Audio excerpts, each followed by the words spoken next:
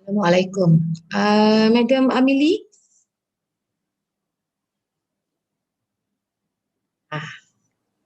Salam. Okay. Can you hear me? Yes, I can hear you. Can you hear me? Okay. Yeah. Okay. All right. Tak ada video ya?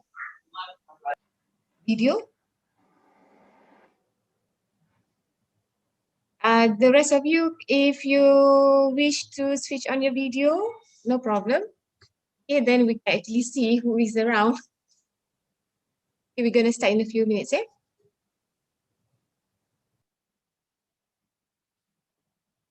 Madam Amelie, anything you want to ask before we proceed?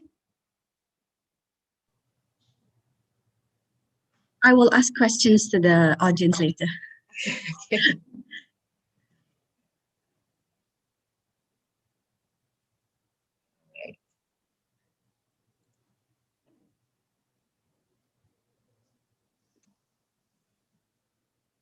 Shall we start ke atau we wait for a few more minutes?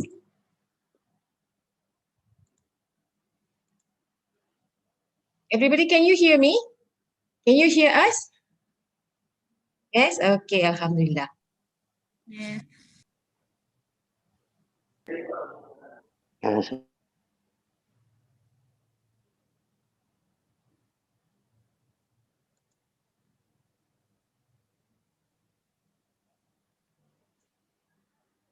2 more minutes, eh?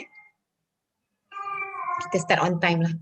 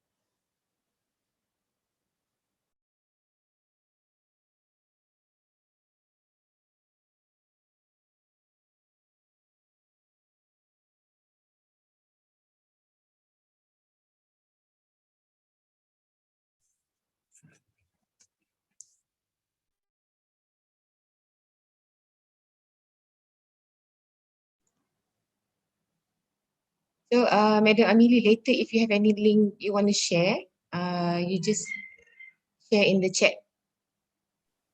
Sure. Okay. Yeah.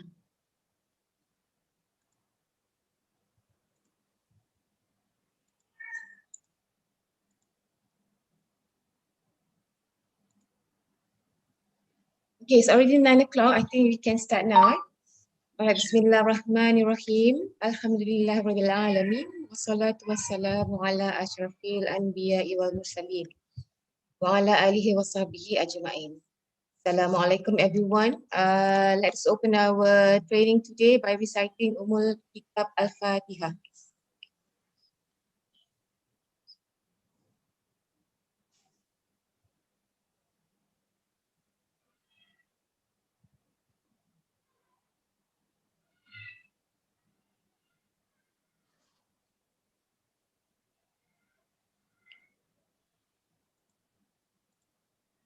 Okay, Alhamdulillah.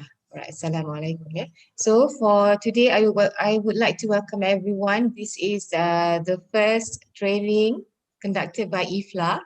So before we proceed with the training, just give me a few minutes to actually tell you a little bit about IFLA.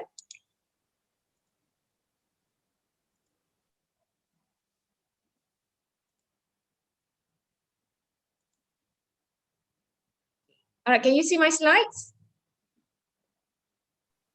Yes. Yeah, Alhamdulillah. Right, so this is IFLA. This is our head of IFLA, Brother Muhammad Senu bin Awang. Sorry, I cannot see your slide. You cannot see my slides. Itu ya?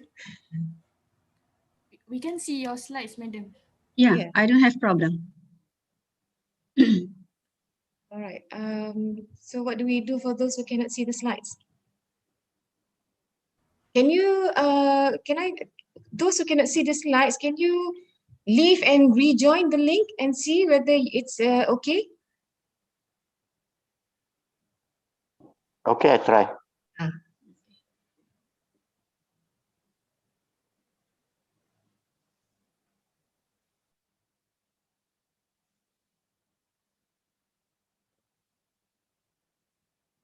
All right, so let me just proceed. So basically, a little bit about IFLA. So IFLA actually was established in 2003. All right. By then, we had our director who was answerable to the Dean of CELPAC. However, later it was actually put under the purview of SBU. It was one of the SBU in UIA under the purview of Deputy Director, Research and Innovation. Okay, and then later in 2005, the University Management Committee decided that all SBU should be under one unit, which is IIUM Crescent, which is now known as IIUM Academy. Okay, and then in 2009, we are back in our kuliah, our own kuliah. So now we are in CELPAC. All right, so basically that is the background of IFLA. Okay, so what I want to highlight is our mission. Yeah, our mission is actually to function as a one-stop center.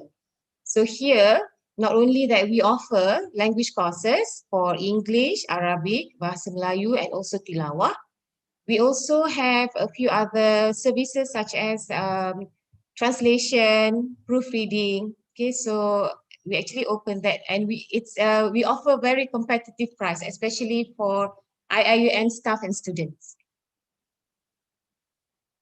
Okay, so reasonably priced, and this is our motto: the preferred center for language excellence. All right, and the team under CELPAC, yeah, we have our head of department, IFLA, head of IFLA, and we have 4 coordinators for each program: Tilawah, English, Arabic, and Malay. And we have 1 representative in Dambang campus, which she is responsible of courses in the East Coast.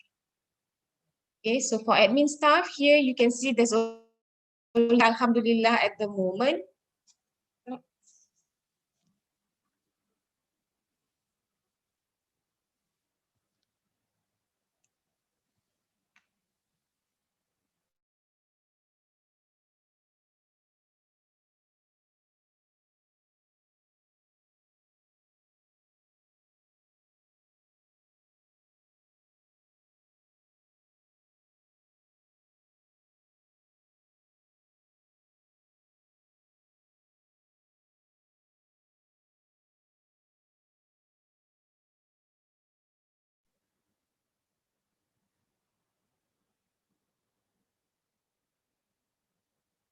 Jaime, Sister Jaime. Oh, Madam Haimi terkeluar sekejap, ya, Madam? I think so. I think she has unstable connection, probably.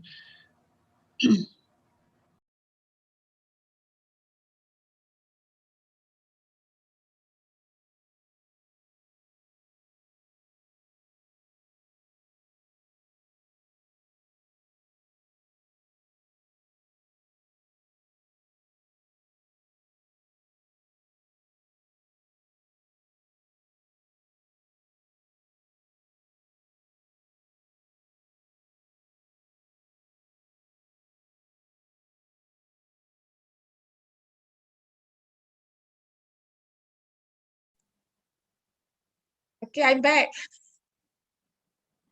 All right. Okay, I think the technology doesn't like me. Anyways. Okay, can you hear me? Let me just continue where I stopped. Yeah? So we have, what was I saying just now? Yeah? The courses that we have in IFLA, apart from the language courses, we also have translation. We also offer services for translation and also proofreading. Yeah. Okay, so I think without further ado, do you have any questions for me? Otherwise, I will just hand over this training to the presenter today. All right, the instructor today is Madam Noor Amili Abdul Ghani. This is one of our CELPAD lecturer, very experienced in business English. Okay. All right, so without further ado, if you don't have any questions, I really hope that, if possible, if you are able to actually interact or respond to the training. If I'm not sure whether Madam Amili, you have any activities that requires them to actually speak or They can speak if they want, ah. Or they can type on the chat box. Okay, so because this is not webinar. But then we don't have Alright, so if you are anyone to look into the questions if they ask on the chat box. Later I will just. We have representative from MSD. I see. Sister Atira and also Sister Siti. So then probably yeah. we will have to pause at a few slides if there's question, and then we can go through the chat box for answers, questions and answer session. Okay. All right. So, but I think the rep from MSD will also help assist, Madam Amili, if there are any questions from the floor. Audience. Yeah, sure. Sure, sure, Madam. Yeah, thank you so much. All right, thank you very much. Okay, Madam Amili. Yeah. All yours, ready? Yeah, thank you so much. All right. Okay, Assalamualaikum. Waalaikumsalam.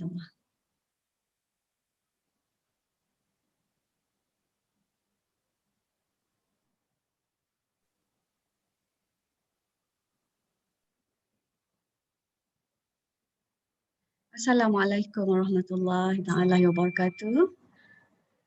Bismillahirrahmanirrahim. So my session will be a two-way communication. So just in case you need to ask question, you can always stop me, or I can go through the chat box and I will try to respond to the questions immediately, yeah, if I am able to do so. All right, now let's look at my slide, if you are able to see, yeah.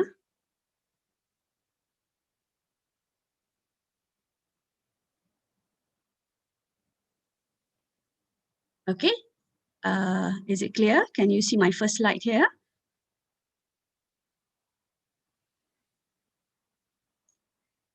Can someone answer? At least one person? Okay, Madam, very clear.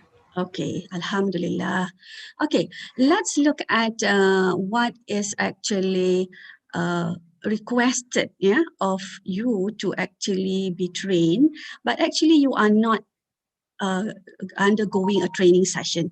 This could be a session whereby you want to share your own experiences, and also I share my own experiences in teaching the English for occupational purposes. And also we look into weaknesses and strength at your workplaces, and then we try to overcome certain problems, and also look into matters that would be able to improve you at your workplaces. All right. Okay. Now my presentation outline will be up to 1 o'clock today. Yeah. Would be what is effective communication. I'll just brief you on how to be an effective communicator, factors that affect the way you communicate, the basis or the fundamental of effective communication, barriers to effective communication at workplaces, and then we move into the 5 C's. Yeah? I'm not sure whether you have heard of these 5 C's. In some English occupational references, they would have 7 C's, but I guess the other 2 C's are quite overlapped. They might be repetition or redundant, yeah, to the other C's that we have here. I will only concentrate on the 5 C's, which I guess most of you did not aware of this, that you are actually have to actually follow this effective communication of the 5 Cs, and we look into briefly the verbal and non-verbal communication, yeah, up to 1 o'clock. Later in the afternoon, I will highlight what would be my presentation outline. Oh, no, sorry, this one is up to 10:45, then you have a short break. Then after that, you come back from 11 to 12:45 for another session, yeah, different topics, yeah, for effective communication. Okay, let's begin, yeah. Okay, let's look at this saying, yeah. No man is an island. Okay. Have you heard of this saying before? No man is an island.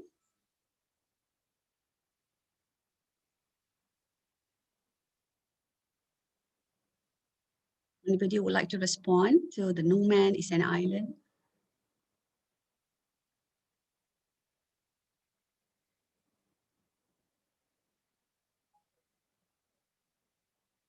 Never mind. Let's see what how does this saying is interpreted. Okay. Now, no man is an island. One will not progress well if there is no communication with others. This is true, yeah? Whether you are communicating among your colleagues, your siblings, your parents, your family members, your children, yeah, your friends, yeah? It's very important that there must be some kind of progress. Yeah, you cannot be alone, yeah? We need to communicate with one another.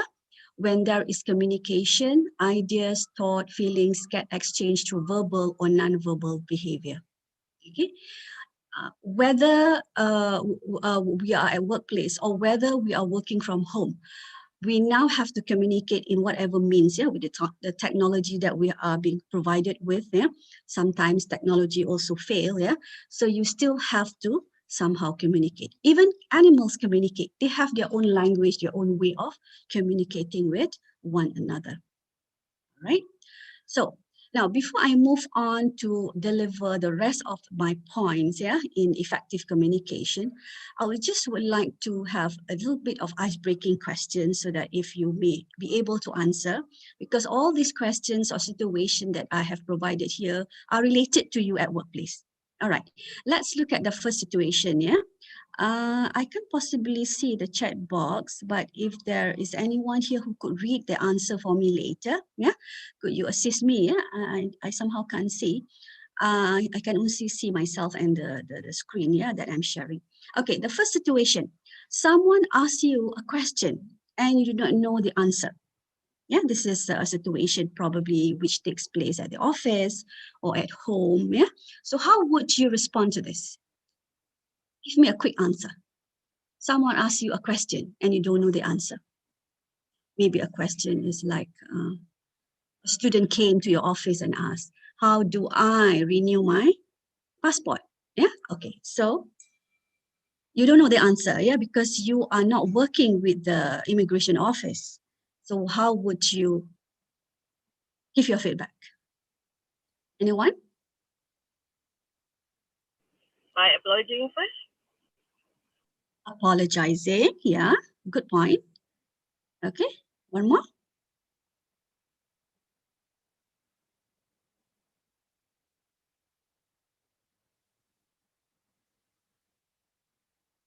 Your own experience, how would you do that? If we know which department related with the student question, we may Yes. direct the student to the correct department. Yes, that's a very good answer. Yeah, that's the way how you actually respond. Yeah. Okay. Now, this is what I have seen or I have experienced, and I think we should always correct ourselves. Yeah. Okay. Never say I don't know. Yeah. It's always all the time. Sometimes you say I don't know. Yeah. Okay. You go and find out yourself. Yeah. Because I think that is not what we should be doing as we are dealing with customers, our client, our stakeholders. We should not be doing that. Yeah. Okay. And you can also say, yeah, you never say I don't know, but you have to try to find out. I am not sure, but I can find out. Yeah. Or like what the sister said just now. Yeah. I am sorry, I'm not sure of the answer right now, but I can find out for you. I can make a call to someone who can assist you yeah, to renew your passport in the university. Okay, all right. Okay, let's move on to the next situation. Okay, or maybe you can say, let me come back on that. Yeah, let me come back on that. Or maybe you can ask them to come back at what time, come back to see you, and you get them some information, yeah, for them to continue or proceed with their renewing their passport. Okay, situation number 2. This is a person who speaks, yeah, to ask for or to request for something. Our client needs this report by 2 p.m. today. Yeah, or probably that person say, I need this report by 2 p.m. today, but you don't have that in your checklist of today's work. It's like something that is on the spot. Yeah, there is no deadline for what this report is going to be submitted to you. So what would you say? Okay, anyone?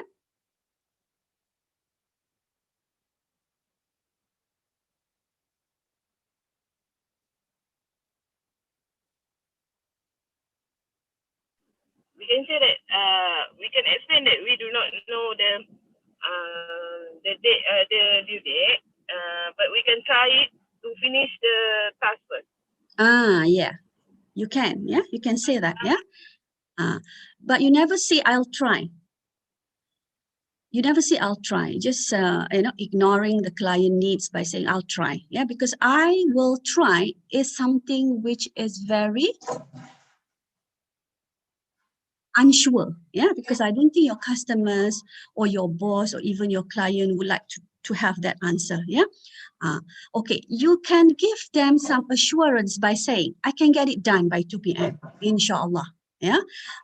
Then if let's say there would be an explanation to, if you cannot get it done by 2 p.m., just be honest. Yeah, be honest.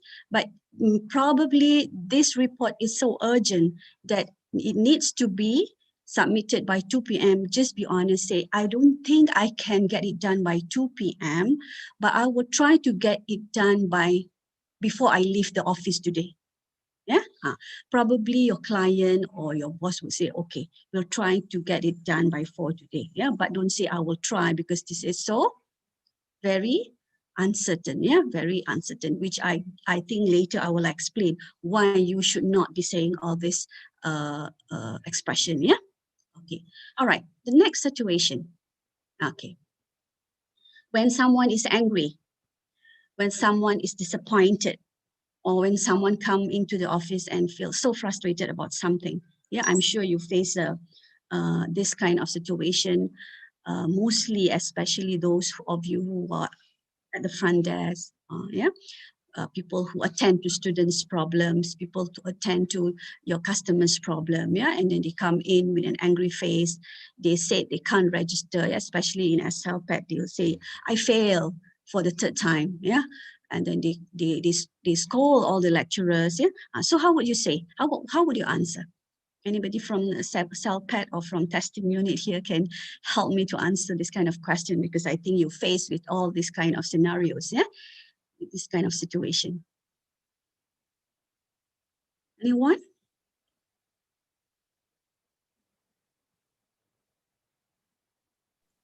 Madam Amili, somebody Yes. answered here in chat. Nur Hildawati say try to console. Try to console. Yeah, if you're good at that, yeah, you can try to console. Anything else that you can read for me? That's all for this particular question. Okay. The rest of you, would you like to respond to this kind of situation?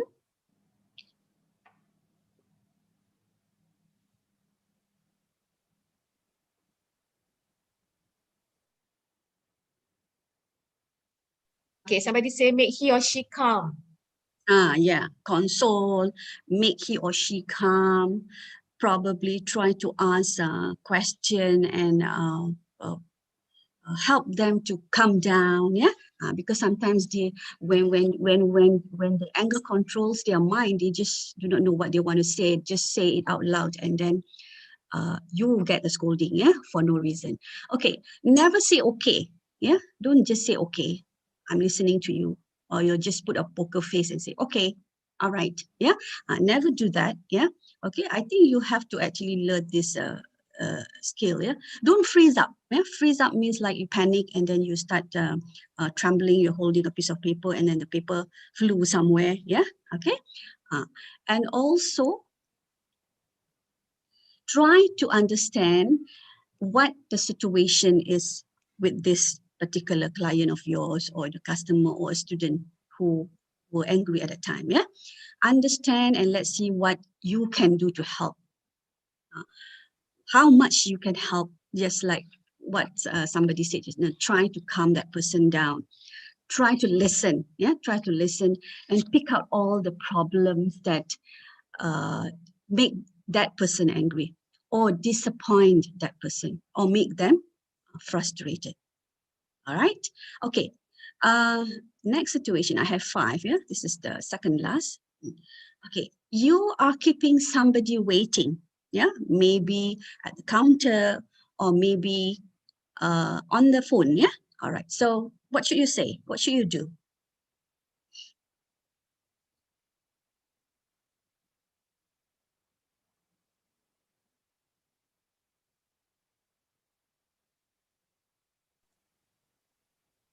Yes, Nurhida says, sorry for waiting. Sorry for waiting, yeah. Sometimes I also heard, over a conversation, phone conversation at the office.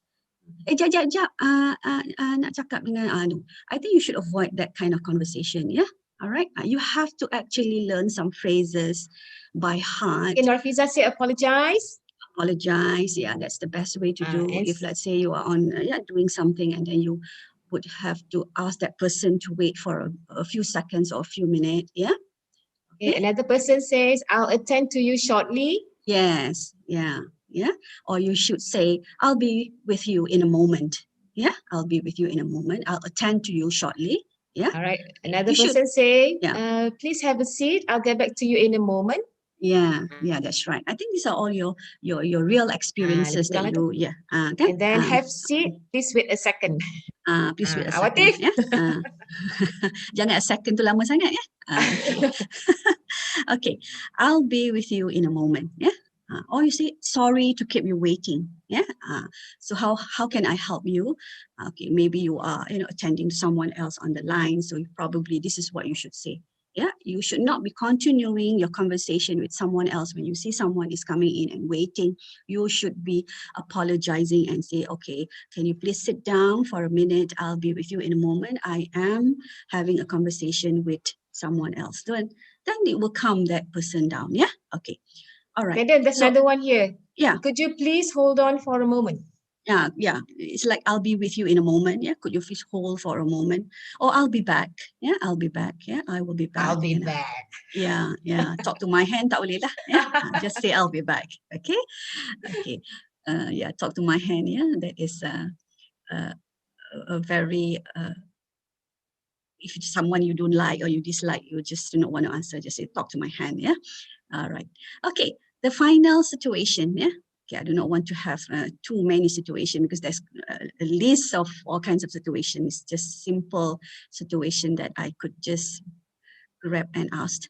When someone asks you a question that you didn't hear clearly, this is so common, yeah, among students, especially even with students, teachers interaction, yeah? They ask you in English, but what you hear is English or German or what language, yeah? So what should you say when someone asks you a question that you didn't hear clearly? It could be too fast, or it could be a language that you would be unfamiliar with, or it could be something that they are asking, but they did not put it in a right sentence structure. So it become confusing and you are, what should you say? Okay. This is very somebody common. say, pardon me, could you please repeat it again? Yeah. Beg your pardon, yeah, maybe. Sometimes they ask you back. What is your bag? I beg to your pardon. I beg your pardon. Yeah, sometimes they ask you, I don't understand you. What is your question, bag? please?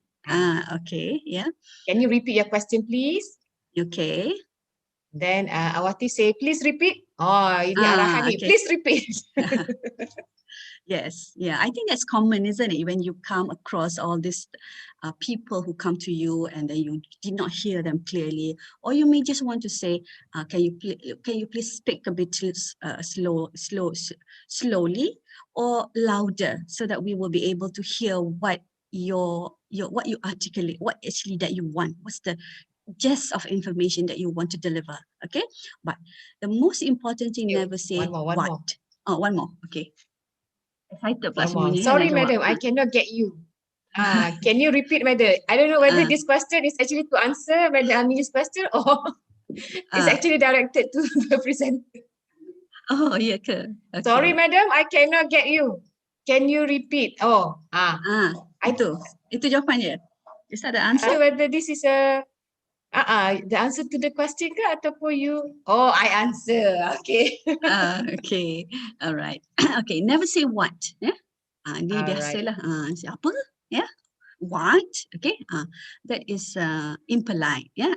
So we will see later how you have to put in this effective communication skills, the 5 C's especially, which I am going to highlight later, into the conversation, into your everyday interaction with your friends, with your family members, even with your, especially at workplace. Yeah. Because this is to concentrate at workplaces. Yeah. Okay, so you said just now, I'm sorry, I missed that. Yeah, could you please repeat? Yeah, or maybe you say, yeah, it's the same thing. Could you repeat? Yeah, but probably you should apologize. Yeah, like please, can you please tell me what you wanted to, or explain to me what I hear from you, which is not clear. Yeah, so don't say what. Yeah, okay. Apa? Okay, all right. That is so. Yeah, that is quite common also. Okay, so after looking at the 5 situations, yeah, we realized that these are all the common communication phrases, communication dialogues that we face every day. Yeah, okay. But we try to actually improve, yeah, our communication skills, yeah, from day to day. Even if you have been working in the organization for 20 years, there are new things that you need to learn. There are new information that you need to gather. This is why you have to actually come back and have this some kind of refresher course or reminder. Yeah, okay. What is effective communication? Yeah, okay. It is not just about exchanging information, just like how the situation that you had just now. Yeah, it's not about the person asks you a question, you answer them. Yeah, it's about understanding the feelings and emotion. Yeah, you must understand what that person is feeling and in what stage of emotion that person is actually experiencing. Yeah, so that you don't have any conflicts. Yeah, to actually get to the effective communication. You will also have to understand a person, because this is not easy. Yeah, understanding a person. Sometimes the person change, sometimes this person will become another person. Yeah, sometimes this person have a different non-verbal cues and then you think that is what they want, but actually is something else. Yeah, in order to get effective communication, you really have to actually have to create a positive environment. Yeah, a positive work environment is very important, so that you will achieve an effective communication. If somebody wrote an email, yeah, this is an example, somebody wrote an email and then the email does not come or did not get across, yeah, you don't understand, yeah, then there's a problem. Probably the email says that you need to come for a meeting. Yeah, there's a meeting which is going to be carried out next week, but you didn't get the message across because spelling error probably, or maybe there is a problem with conciseness. Yeah, so you are not creating positive environment, and people may think that you are just simply forgetting about the meeting, or simply do not know how to actually come up with a proper email. Yeah, okay. So effective communication will also try to solve problems, just like how the situation that we have just now, the situation which are very common with problems like, for example, if you have a boss who asks you to actually submit the report by 2, you're trying to solve that person's problem as well as your own problem by trying to assist. Yeah. and also enhance personal and professional relationship. Yeah, when we're talking about effective communication at workplace, it's more on professionalism. You have to show how professional you are when you speak, when you are dealing with writing letters, when you're dealing with email writing, or even when you are, now we are in working from home. Sometimes you work on campus, sometimes you work from home. So you have to also learn all this technology on how to get the communication across. Yeah. Is there any question on this part? Because I think I am going to move on. I hope that I'll be able to stop at 10:45 for No short questions, break. madam. Tak ada, ya? Okay, I move on. Yeah. Okay. Okay, what are the factors that affect the way you communicate? Yeah. Okay, so the first thing that would affect you is your personal characteristics.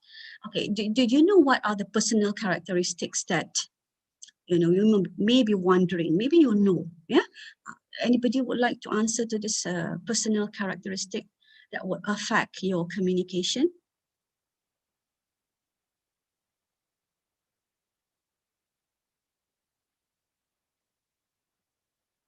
Or if you think it will be delayed, then I might just want to give my answer and probably you, okay, this could be correct, yeah? Age, yeah? Age, yeah? Gender, what else? Education background, yeah? Family background.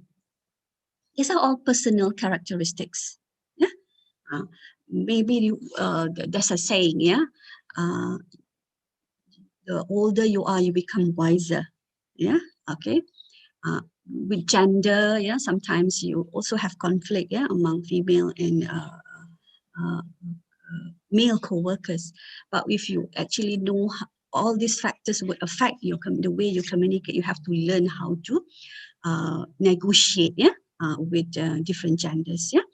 Education, yeah, education. Sometimes you said that people with tertiary education are better, but sometimes this is a general statement. Yeah, you cannot say that. But people with experience, yeah, would be better because experience help you to learn more. Yeah, but in terms of education, you have to actually find ways on how to learn more, to Google search for information that sometimes you somehow do not know. There are all many kind of ways nowadays, yeah, with the technology, with Google, with so many things that are free online that you can learn. Yeah, it's not necessarily to be in the university to do masters or PhD that you built effective communication. Yeah, there are other ways. Family background, yeah, the way you speak. Madam? Yes. Personality? Somebody Personality. answered personality. Personality also, yeah. Personality also, yeah. Experiences, yeah. A lot of you have so many years of working experiences, yeah. So I guess that this will also affect, yeah, the way you communicate, yeah. And habits, yeah. Certain habits are good habits, positive habits, yeah. But some habits which are not good, I think would affect, yeah, the way you communicate, should be eliminated. So you have to actually learn how to look at the other side of your bad habits, yeah, so that you can improve, yeah, the way you communicate. Okay. Other than that, yeah. Okay. Other factors would be your audience. Yeah. Now, who are your audience? Yeah. Your audience, that who you are speaking to. Like now, myself, my audience would be all of you, yeah, who are watching me, yeah, who are listening to me. Your audience could be of different category, yeah. Okay, your audience could be if you are working, you are actually dealing with a counter. So those are your audience. They will come. Your customers are your audience. They will come and see you. Yeah, and whoever who is around you, who speaks to you, they become your audience. Yeah, because you have to communicate, because communication is a two-way. Yeah, it cannot be just one way. All right. Okay. Adjust the way we communicate depending on the audience. Yeah, you might want to look at how you speak to your boss, how you speak to your family members, how you speak to your what we call that, siblings, or how you speak to your parents and how you speak to your children. So you adjust the way you communicate. But if you sometimes speak to your friends and by saying like, hey, jom minum teh tarik, can you do that to your boss as well? If there is certain barriers between you and your boss, you might have to actually have some kind of limitation to that also. Yeah. Okay. So you have to adjust the way you communicate depending on what kind of audience or target audience that you have to deal with. Yeah. Okay. So I mentioned this already just now, for example, parents, siblings, or your own colleagues. Okay. Now, factors that affect the way you communicate. All right. Now, you have reason why you communicate. Yeah, the purpose of communication. Can you name me some of the purpose of communication at workplace that you know? What's the purpose? To do what? To request, to anyone would like to share the purpose of communication? Faizal Misali said to understand. To understand. Oh, okay.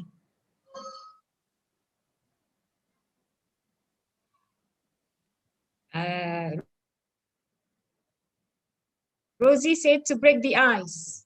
To break the ice. This is sometimes when you're breaking the ice, you are like giving salam, giving greetings, isn't it? Ada lagi? Deliver messages. To deliver a message. Yeah, correct. To express feelings. Express feelings. To solve problems. To solve problems. Ada lagi? Waiting. I'm still waiting.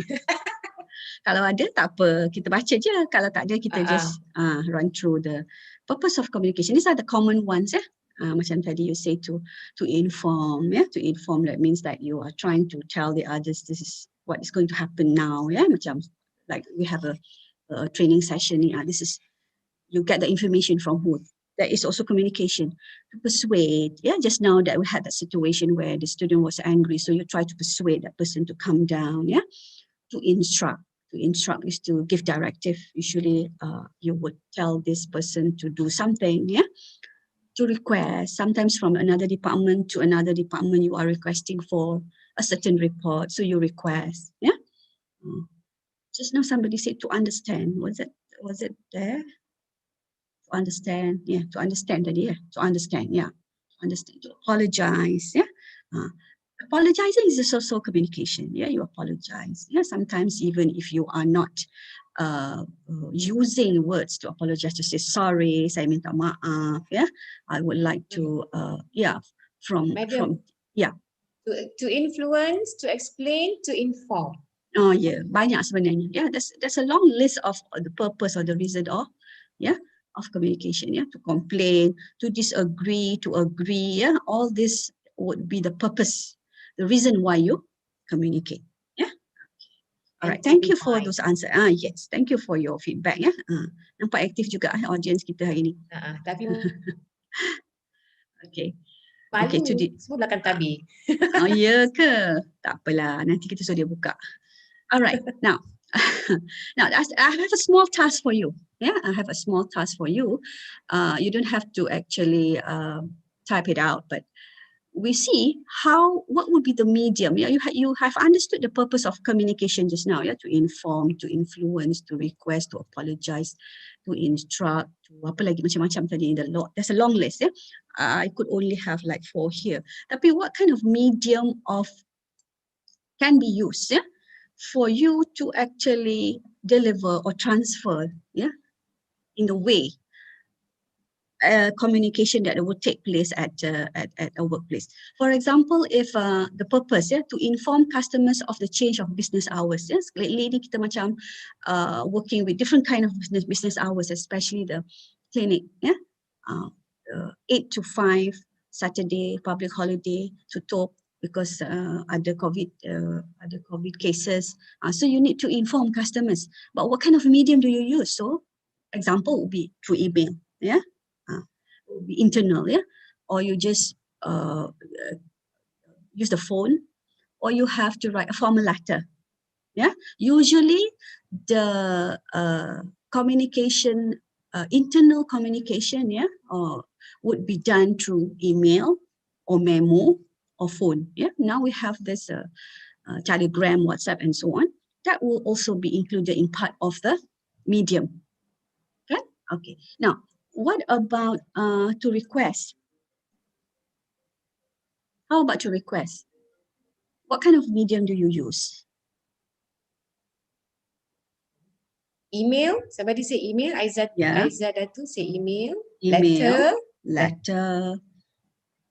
Letter would be from you to, it's a correspondent that is not internal, it's more to external. Yeah, unless within the organization, if you need to give a letter, a resignation letter, then it is within your organization. Yeah, but somehow in within your organization, for example, in UIA itself, you just work with the email or phone, yeah, or memo. Yeah, okay. Ada lagi? By call. Amai cakap call. Senang call. WhatsApp. WhatsApp. WhatsApp. WhatsApp, yeah. Memo. Yeah. Person to person. Yeah, one-to-one. Yeah. Okay. So those are the medium. I think most of the purpose of the communication would be using almost a similar medium. What about to apologize? Are you using the same medium? Kalau I WhatsApp je. Awati say For Zoom meeting. apologize, it's better for us to face with the person. Oh, okay. You feel it better to have a face-to-face meeting, yeah? To apologize, yeah. Okay. Azman said same medium. Semua itulah. Sama, Hantar memo juga lah. Hantar memo, yeah. Okay. We sometimes follow the standard memo. I think we will have a series of memo pula nanti kan. Later, Later kan. This is just a basic effective communication. Nanti kita tengok macam mana nak tulis memo, nak tulis email supaya it will be effective also. Yeah. So the purpose and the medium of communication are quite similar. Yeah. Now we have phone, we have WhatsApp, we have Telegram, we have IG. Sometimes kat IG pun you boleh apologize, or you want to share things. Yeah, that is how you also communicate. Yeah. Okay. So there is no problem. Yeah. Okay. Now, the next thing is basis of effective communication. Yeah. This is also important. Yeah, to look into. Yeah, when you are going to start the conversation or you want to have a communication, you please make sure that first of all you gather your thoughts. Yeah, gather all your thoughts. Apa nak cakap sebenarnya? Yeah, okay. Before you start, yeah, okay. Choose your words carefully. Okay, this is very important. Yeah, it's very important, especially at workplace. Yeah, to avoid conflict, to negotiate, you have to actually have careful choices of words. Yeah, in order to make sure that the communication will be delivered, yeah, effectively. Yeah, modulate your voice appropriately. Okay, some people are monotonous. Monotonous ni macam flat lah, macam ada perasaan orang kata kan. So kena ada the variation, yeah. You have to modulate your voice appropriately. If you're feeling angry, you try to control, because when you are angry, your voice will show. Yeah, the voice will show. That is the non-verbal aspect. Okay, use non-verbal language. Yeah, non-verbal language is actually something that you sometimes are not aware of. Yeah, it is automatically will react to whatever that you say. Like macam sekarang, when I am saying something I want to emphasize, I am using my hand movement. Kan? That is actually I did not notice. Automatically, it will be there. Yeah, that non-verbal language. You will see afterwards what are the non-verbal cues that you can actually see. Yeah. Okay. Now, listen attentively. Okay. Now, what is listening attentively? Because listening and hearing, because I think I will also talk about this aspect, listening and hearing afterwards. Yeah. We'll go into this deeper. Yeah. Later. Yeah. Listen attentively. Attentively ni macam mana? What do you mean? What do you understand by listening attentively? Focus. Someone say focus. Yeah, focus. Yeah.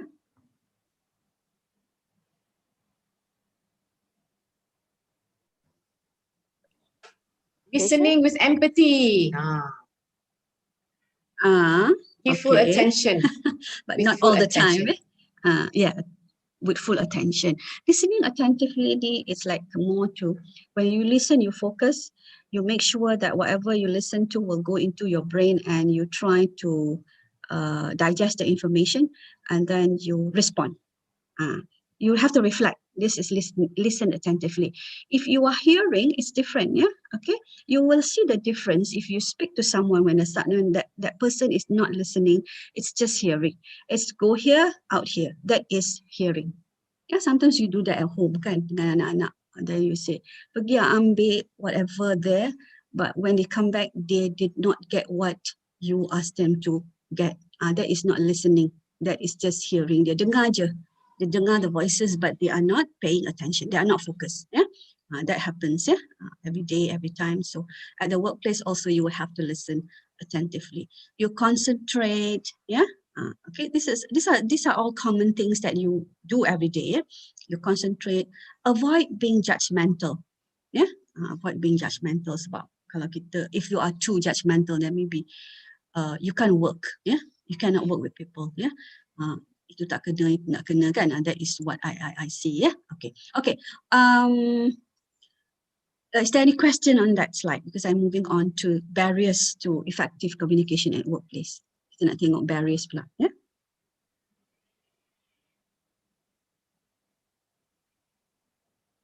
No question, but Muhammad Isnan say also choose an emoji icon carefully. Wallahualam. Yeah. Sekarang ni macam-macam kan. Takut salah emoji, salah emoticons, nanti kan orang salah judge kita. That's right. That's true also. Yeah. So that means that you have to learn all this. Yang senyum ke, yang ketawa ke, yang menangis ke, yang whatever the emojis that you have now. There's a long list of emojis in your WhatsApp kan. So you kena study lah juga. You cannot just play around with that. Yeah. Okay. Anything else? Caps lock is also to be used carefully, kan? Yeah, true. Yeah, caps lock. I remember last time when I started using phone kan, macam malas je nak tukar-tukar, caps tu buat je lah. Caps lock besar semua kan.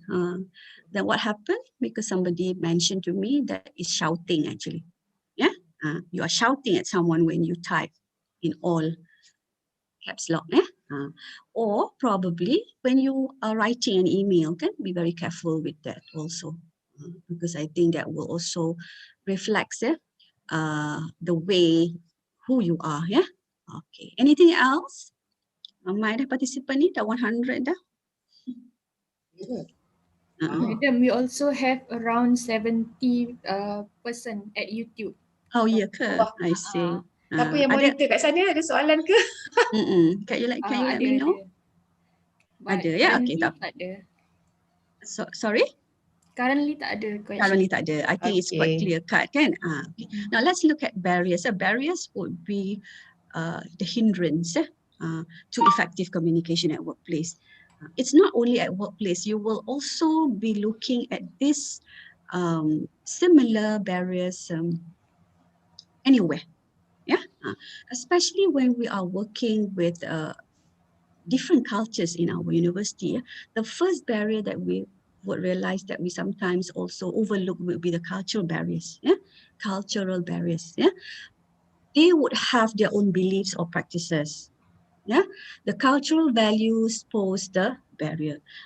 For example, this is a very simple example when we look at the Arabs, especially my students. When I see my students, when there are so many Arabs in the classroom, you will notice that when they come to classes, they will hug each other.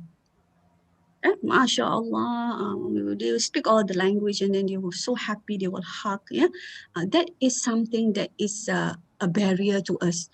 We don't do that. Yeah, we normally shake hand. Yeah, shake hand. Yeah, kita salam. Yeah. Tapi for different gender, we don't do that. We will apologize for that. We don't do that, isn't it? Even Indonesia also sometimes they overlook that. They want to salam you because they say they respect you. Yeah, they not shake hand dengan kita, the students, the opposite gender. But tell them that it's not allowed. So just say nicely to them because this is cultural. We have to learn. Yeah, we have to learn all this. Yeah, okay, all right. What are the cultural barriers that you come across? Do you want to share with with this group? Ada ke?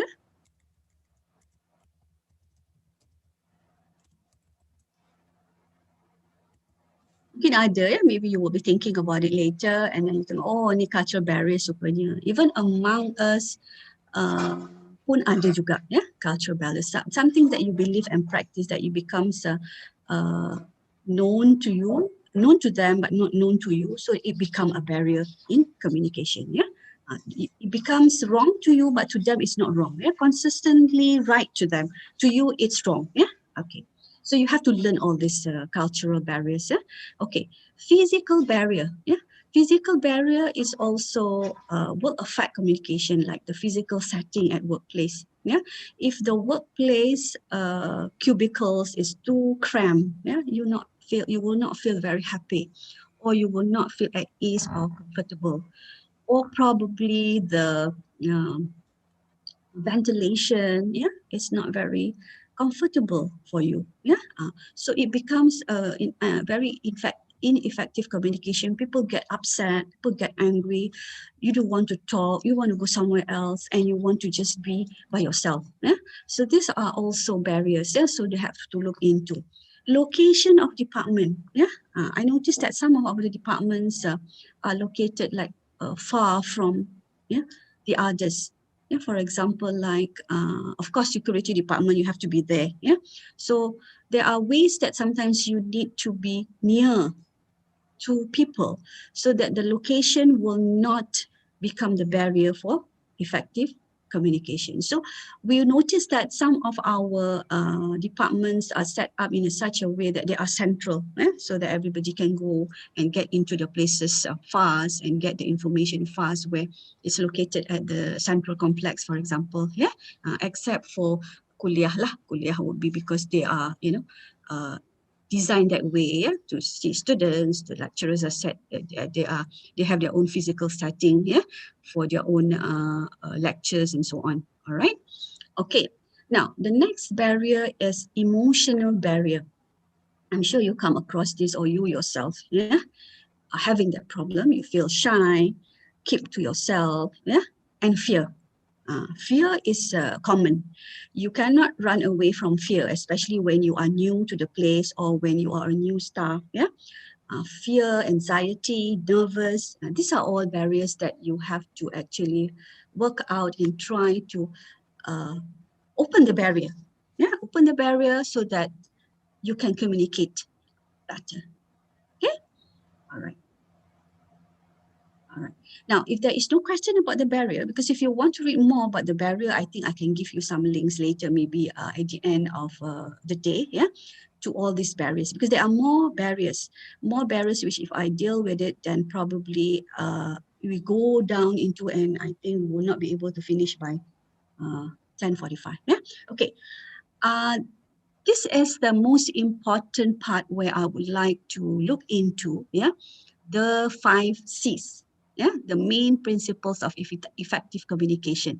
Yeah, whether you are at workplace or whether you are at home with the family members, I always tell my students, when I am teaching the English for occupational purposes, before you get into the workplace, make sure you study this effective communication, and you are not too late, yeah, to actually know and correct yourself, become a better person, yeah, if you actually try to look at these 5 C's. Yeah? So what are the 5 C's?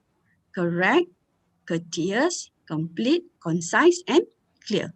Yeah, sometimes they overlap one another. In correctness, it also is completeness. There's also courteous.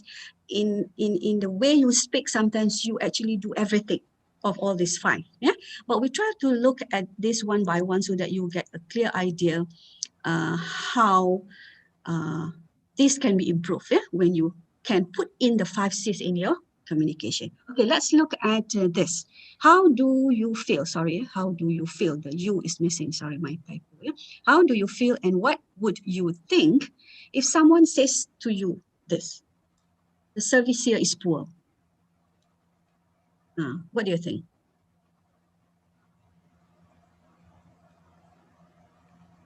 How do you feel? Someone says this to you. Come to your office and say, your service is poor. And somebody answers sad. No, sad. Yes. Ada lagi? Sad. Sad. We need yeah? improvement. Yeah. The service here is poor. You should leave or something like that. Macam mana perasaan you? I'm truly sorry for you to feel that. Oh, ada ya? Okay. Ada yang tolong jawab lah. Okay, thank you. Okay, another one, yeah? I have been here since 9 this morning and I'm not happy because I need to see someone to help me with my problem. Yeah, mungkin dah pukul 10 and that person is still waiting. Yeah. I have been here since 9 this morning and I'm not happy because I need to see someone to help me with my problem. Again, you would want to, this kind of situation, you might want to have your own phrases and your own ways to deal with all the situation. Or come and see me tomorrow so we can do something. Don't disturb me now. Sometimes I do that also, but not all the time. With students yang jenis yang very persistent. I want my work today. I want my essay to be marked today. So I would say, come and see me tomorrow. Don't disturb me now. But not all the time. Yeah, but you still have to actually use your politeness strategy, your courtesy actually, yeah, by right. Yeah. Okay. Apa lagi? How do you feel? All staffs need to cooperate together with their manager. This one is a different error actually. Yeah? It's not just about courtesy ke ataupun conciseness ke, but there's something wrong with the grammar actually. Yeah. And the final one, you are stupid. Yeah. Why didn't you write the letter properly? You had to ask me because you are work with me. Are you understand? That is very common. Are you understand? Okay. Are you understand? Yeah. Okay. Sometimes when you teach, especially the lower level, your grammar also becomes rotten. You become, are you understand also? Yeah, because they don't understand you. Yeah. All right. Okay. Let's see what we have here. Yeah. Now, what do you understand about the 5 C's? Yeah, with all these five C, the capital C written for each of the words here. Correct, concise, courteous, complete, and clear. Do you want to say something about this? Or do you know this already? Or you know more than 5 C's? Like I mentioned just now, there's 7. But I'll just have to make sure that the 5 is clear because the 7, the other 2 C's are actually embedded. They are actually repeatedly mentioned in either conciseness or clarity. So I just keep it to 5 because most books would use 5 C's. Yeah. Anyone would like to share the first one? Correct. Let's look at the first one. Yeah. Correct. What is correctness? How do you deal with correctness? Is there anything of that sentences that I gave you earlier in the earlier slide would have to be corrected? Grammar, probably? Yeah. Yeah. Okay. Correctness deals with mistakes in information or language use. Yeah. So when you are looking for, when you are to speak or you want to look at this idea of this 5 C of correctness, you will only look at the grammar, spelling, or sometimes the choice of word vocab. Yeah. Because some spelling will give you different meanings, so you have to be careful. Yeah. Grammar tak apa juga lagi. At least we still can understand. Yeah. It's not too bad to understand if the grammar is a problem. Okay. All right. So the next one, concise. Yeah, how we talk about conciseness. Conciseness is very important, especially in the writing part. Even if you speak also, you do not speak with kita kata in Malay bahasa berbunga-bunga, isn't it? Wordiness. Yeah, okay. Straight to the important point. In the fewest words possible. Okay, that is conciseness. Okay. Now, the next one is courtesy or courteous. Yeah, everybody wants to apologize. I'm sorry. Yeah, please. Yeah. So what is it that you have here? You have to be polite, thoughtful, and not too emotional. Yeah, that is courtesy. Yeah, we'll go back to that the sentences just now and see whether you can include all the C's. Yeah, to improve that sentences. Okay. The final one is the final one. Okay, it's completeness. Yeah, or complete. Yeah, you make sure important information is included. Yeah, answer the question of who, what, where, when, why, or how. All right. For example, if let's say somebody asked or request for an A4 paper. Yeah, and then you say A4 paper. So you would trigger. Yeah. Who wants the A4 paper? You know who the person is. What is it? It's an A4 paper. When do you want it? That is not complete, isn't it? In the statement of the request. Why do you want it? Probably that you should not want to know why do you want it. Or maybe how do you want it? Yeah. How many do you want it? You want the whole ream? You just want what we call that, 2 pieces. You want the A4 paper with we have different sizes, isn't it? 7 gram, 80 gram, whatsoever. So that is very important. Yeah. If not, the person will be waiting, where's my A4 paper? But you are not giving a complete instruction or a complete statement of to what you want. So that is what is lacking. All right. Okay. So you also have to be very specific. Yeah. That comes under the next C, which is clarity or clear. Yeah. So that you can be easily understood and does not cause any confusion. This is especially with dealing with emails or even when you speak. Yeah. Okay. We have a meeting today. Today, what time? Where? With who? So it has to be very specific, the information that you deliver, so that you will be able to get across all the message by using all these 5 C's. Okay, now try to improve the sentences given in the earlier slide using the 5 principles of effective communication, which is the 5C. All right, okay, just now I have given you that. I'll try to go back to that slide.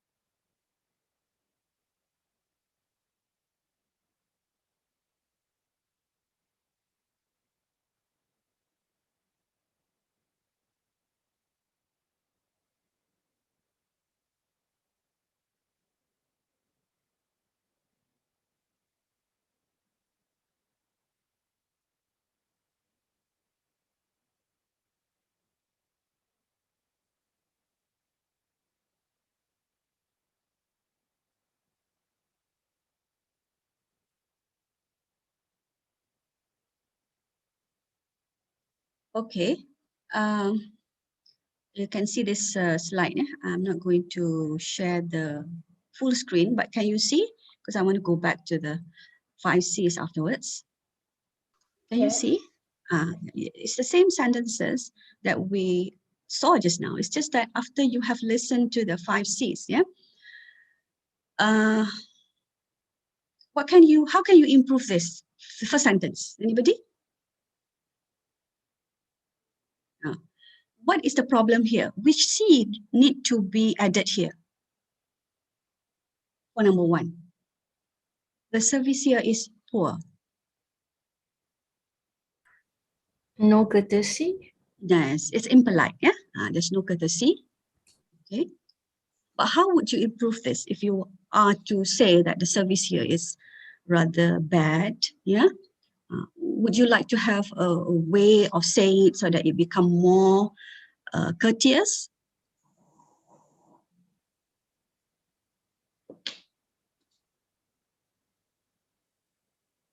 You really have to say it, but there must be a way to say it so that there will not be miscommunication, there will not be conflict of interest, there will not be people who will blame you for being impolite. Yeah, okay. So how do you say that? What do you add to that? In your own experience.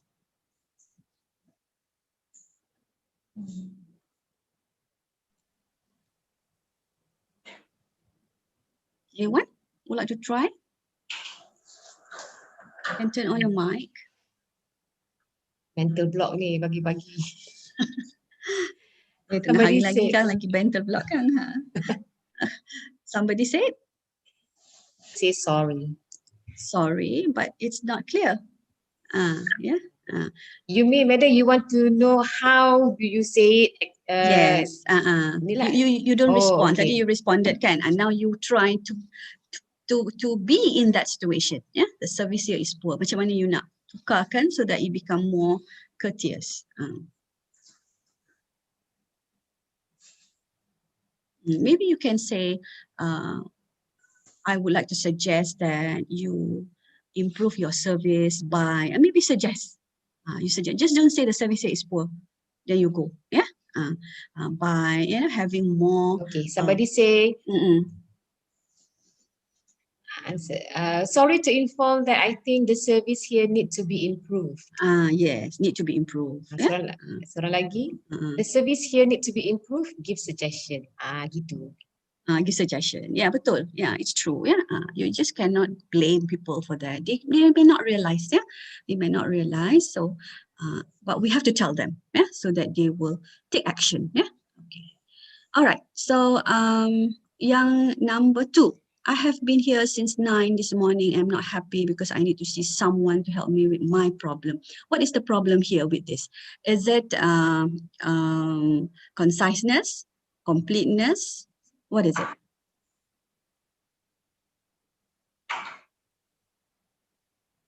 Dia orang tengah Google ni, tunggu sekejap. I guess if you are looking at the points I gave just now, yeah, on correctness, conciseness, and all that, I think you can identify already what the problem with this sentence. Kan? Rosie say punctuality. Okay, betul. Cuma madam, you want the exact word eh? What do you add here? Space here. I'm angry with you. Kau? Angry too is it's actually a very negative word also. Yeah. So actually this one is the earlier part is okay. I've been here since 9 a.m. and I'm not happy because I need to see someone. That someone is ambiguous. Siapa yang dia nak jumpa sebenarnya? Yeah. Probably you name that person. If let's say I want to see someone. I want to see Watif, for example, to help me with my claim, for example. Yeah. So you will be able to see that when you add the clarity or the conciseness or the completeness to your sentences, to the words you say, to what you wrote, your communication will be better. Yeah.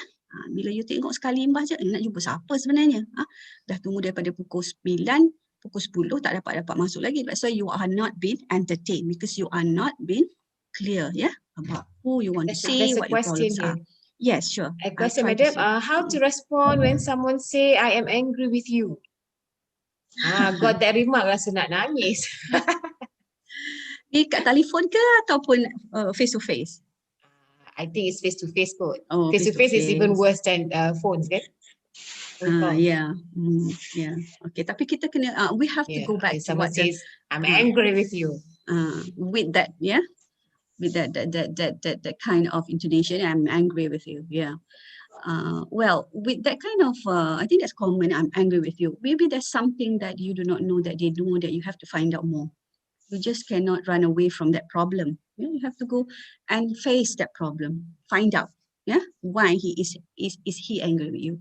Yeah, you just cannot let it be like that forever. And then they come back again and say, I am angrier now. No, tak boleh. Yeah, so you have to actually deal with the problem so that you will not live with nightmares. Yeah, every time you want to come to the office, alamak, orang ni lagi nak cakap, I'm angry with you. I'm angry with you all the time. Yeah, you try to solve that problem. Okay, so what about number 3? Come and see me tomorrow so that we can do something. So the come and see me tomorrow tu dah okay, yeah. But what is the something here? The don't disturb me now is impolite. That of course obviously is impolite, and you don't add the courtesy there, yeah. Okay. Maybe you can say, please come and see me tomorrow at what time, so that you be clear, yeah, what time that your student can come or someone can come and meet you up, yeah. And we can do something. That something is also vague. What is the something that you want to do? You want to help out with the problems that that person has, yeah. Don't disturb me now too. Or maybe you say, I am in the midst of completing my assignment or completing the work or task that is given by my other colleagues. So we can discuss this tomorrow at 11. Where? So be more precise, be more complete and polite, yeah, on how you answer to this or how you deal with this kind of situation, so that the communication will be delivered effectively. Madam, there's a question here. What to respond when customers say you are the worst staff in IIUM? Marah I would sangat. say thank you. Thank you for the remark. Yeah. Tapi of course we will feel bad, yeah, because you have been labelled as the worst. Worst tu yang mana satu, WORSE ke WORST, because the worst is the superlative form tu is the worst, yeah, among all, yeah. Okay. So again, like just like how somebody said, you are what was that just now tadi?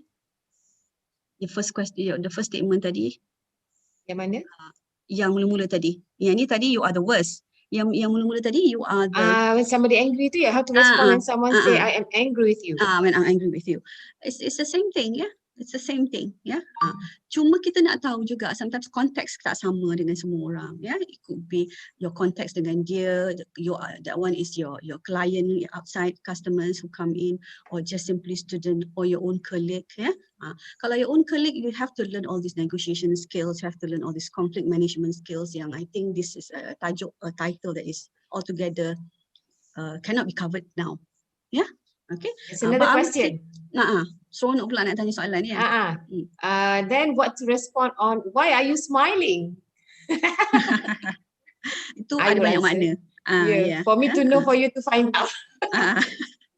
That one is actually depending on what kind of situation or context you are with that person. If you're dealing with something serious and when you're smiling, the smile might be, you have to read between the lines. Kan? Macam you kena infer lah pula.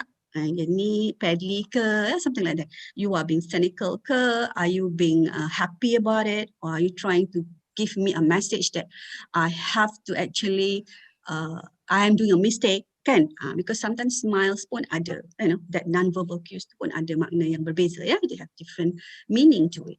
Okay, all right, we'll move on to number 4. Yeah, all staffs need to cooperate together. Okay, now I always see this problem. Yeah, staff need eja spelled with S, which is totally wrong. This one comes under correctness. Yeah, because correctness, you deal with spelling, you deal with vocab, you deal with grammar. Here, the staff should not be spelled with S. And then when you say we should cooperate together, this is very common. You find people, you will listen to people speak, cooperate together, cooperate together. Actually, if you are cooperating, you are together. There is no need for you to repeat all staff need to cooperate with their manager, or all staff need to be together with their manager. Either one, you either use cooperate or you use together, but the cooperate together is a redundancy if you actually put this in a sentence. Yeah. Another common mistake would be repeat again. Repeat again is actually repeat. Repeat is repeat. When you say again, that means you buat dua kali. Repeat, repeat. Yeah. So when you say, I would like to repeat this, don't say, I would like to repeat this again, because it is a redundant word. So cooperate together, repeat again. Those two words are actually redundancy. So don't repeat this mistake again. Tak boleh. Again cannot. Yeah. Okay. So staff with a S. Yeah. Staff is considered as a collective noun. Yeah. Dia tak ada S, just like furniture. Yeah. Traffic. Yeah. So they become collective noun. So if you want to have it put with S, you say all members, then you can have that as a plural noun, yeah, with S, we spell with S. Okay, so this one, we have two errors here. One is the spelling with the S, another one is the redundancy. That comes under correctness also. Okay. That this one, you are stupid, why didn't you wrote the letter properly? You had to ask me because you are work with me. Are you understand? Okay, so there's too many things here that need to be improved, isn't it? The one, you are stupid, is obviously is impolite. So you have to take that out. Yeah. Why didn't you wrote the letter? This is a grammar problem. Yeah. Why didn't you write the letter properly? You had to ask me because you are work with me. Is that right? Sama-sama tu. Because this is you are talking. Yeah. This is passive form. Active form. Yeah, say you have to ask me because you are working with me, not you are work with me. But I guess I listen to this so often that it becomes correct. Yeah, but that is actually wrong. Yeah, are you understand? Are you understand? Ke? No. What do you say? Do you understand? Yeah, but it's very common that you hear. Are you understand? Yeah, are you understand? Okay, I am agree. That is also quite common. So with all this number 1, 2, 3, 4, 5, after looking at the 5 C's or the 5 principles, that you can try to improve the way you write, the way you speak with others, so that you become an effective communicator. Okay. Madam, somebody say, I is understand. I is understand. I is lah tu. Which is totally incorrect. Okay, now let's go I think this is to also influence from the current ni kan, people now can they always, I don't know, very maybe it started off as a shortcuts. joke. Yeah, as a joke, Started and off then as a sometimes joke, you tapi yang lain people, sometimes you type your WhatsApp to guna all kinds of short forms, yeah, and then it becomes shorter. Yeah. Okay. Yes, somebody is speaking. netizen language katanya. Yeah, probably. Kan? I is nervous, I is jealous. Kan? If you know that is wrong, sometimes you just make fun of that kind of modal verbs. Yeah. Okay, let's try to work this out. Yeah. What are the possible improvement for this? Yeah. Let's say if I am not able to move on with verbal and non-verbal communication because you need a break, I will just continue right after 11 lah, because I think I need to emphasize on certain things under the 5 C's ni ada lagi. Yeah, we will start at 10:45 kan, Madam Haimi, untuk break sekejap. Boleh. Untuk minum air sekejap. Tarik nafas. Ya, nak pergi washroom ke. Okay, tak apa, kita buat ni dulu tengok. Okay, the first one, yeah. What possible improvement can you do with this?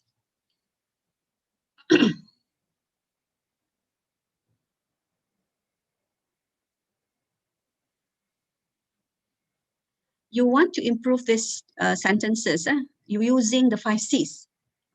So I have highlighted some, I've color-coded the one red and also indicated a punctuation mark, there is a question mark there. You may want to have those sentences improved, yeah, by looking at the 5, yeah, correctness, conciseness, completeness, courtesy, and another one is the clarity. Yeah. Okay. Anybody nak cuba? Baca je, tak apa. Salah pun tak apa. Kita belajar. We all learn, yeah, from each other. Anybody? We plan to have meeting. Which one? The first one. Let's do the first one dulu. Oh, sorry. Who is speaking? May I know your name so that I can easily call you lagi? Confirm tak ada. Tak adalah. Aiza Kan? bukan nama sebenar macam tu. Okey lah, bukan nama sebenar. Menyamar ya, samaran. Okay. Alright, let's try the first one.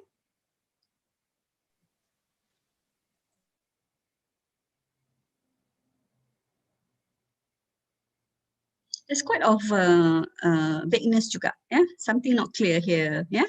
Last month, the personnel manager look at all what applications? Application apa?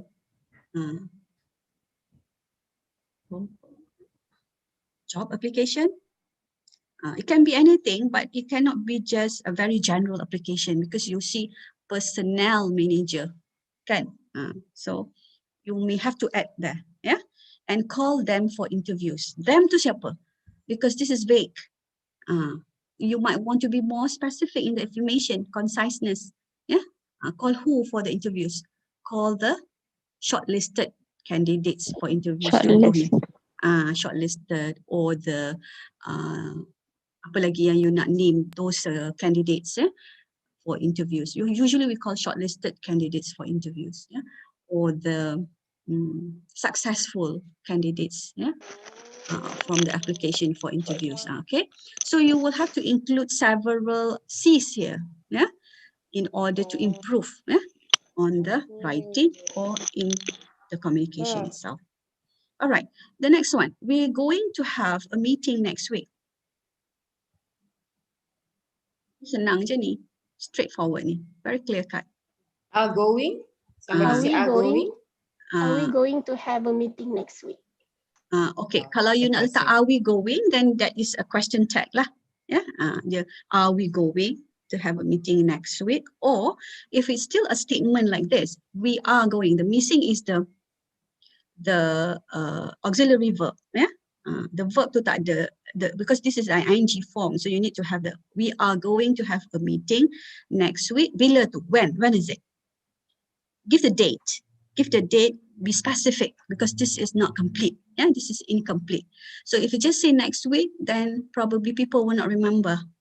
Yeah, so you need to put that in the calendar. You have to give a Gmeet link or Zoom link so that people will remember that this is effective. Yeah. Okay, so the next one. Please borrow me some of your books or notes. There's a difference between borrow and lend if you are aware of the usage, yeah? Because I think people think that borrow is borrow, lend is lend, sama. But actually it's not the same, yeah? Probably the action of borrowing and lending tu macam sama, is similar. But then when you use it in English, yeah, I borrow from you, yeah, you use the borrow with from. I borrow from you. I lend it to someone. You use the lend with to. Yeah, I borrow from. So what is the best answer for number 3? The courtesy is there. Please borrow me. Is it please borrow me? Please lend me. Please lend me, yeah, some of your what notes? Be specific about the notes because it's not clear. Some of your physics notes, for example, whatever notes, yeah, notes lah, whatever notes, yeah, lecture notes ke. But be specific what notes. Lecture notes banyak, could be finance notes ke, Islamic finance notes ke. So that would be more specific. Then you know that what you want and what that person want, yeah, what you can help, yeah, how you can help. Otherwise you will be confused also. Okay, now this one I mentioned to you just now. Madam, a few people answered lend me. Lend me. A few people answered lend me kat dalam chat tu. Ni betul ni straight A student ni. Lend to me, yeah, lend to me. I borrow from you. That's the yeah. I borrow from you. You lend it to me. Yeah, not borrow there. Okay, okay. The next one, number 4. I cannot listen you. Apa benda ni? You repeat again, please. Okay, somebody This one is answer common here. when students come. Yeah, what is it? Here, I can't hear you. Hmm. Here, itulah. Those are the answers lah in the chat. I cannot hear you. Yeah, I cannot hear you. Yeah. I cannot listen to you is a different meaning altogether. Yeah. Cannot listen to you now. Yeah. Or maybe I cannot hear your what. Yeah. You repeat again. So the repeat is just you repeat please. Or you please say it again. Yeah. You can say it again, but you don't say repeat again. Is to repeat again, it becomes overlapping or redundant. Yeah. A few people answer, could you please repeat, please? Could you please repeat, please? Yeah. Could you please repeat, please?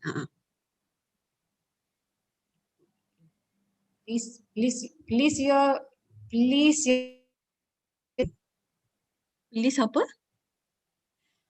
Please your repeat again. Tak boleh. You cannot have please repeat to me again, because the again will still be the same function or action as repeat. So you still are actually not following the 5 C's, which is actually the usage of repeat and again together tu tak boleh. You cannot use them together. Yeah, just like cooperate together. Yeah. So not sangat dengar sebab dia commonly somebody use. Say somebody say I cannot hear you your request clearly. Can you repeat, please? Can you repeat, please? Yeah, correct. Yeah, as Pokoknya, long as you don't use it. request. I cannot hear your request. Boleh. As long as the repeat you do not use with again, mana-mana pun you letak again tu is still wrong. Yeah. If you want to use again, you just say again. Not you repeat. If you say repeat, you just say repeat without the again. Yeah.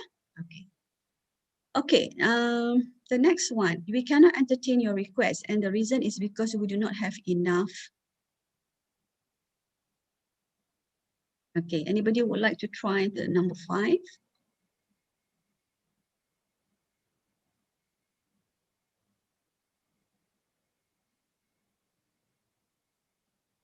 Madam, we have also a few in YouTube. YouTube.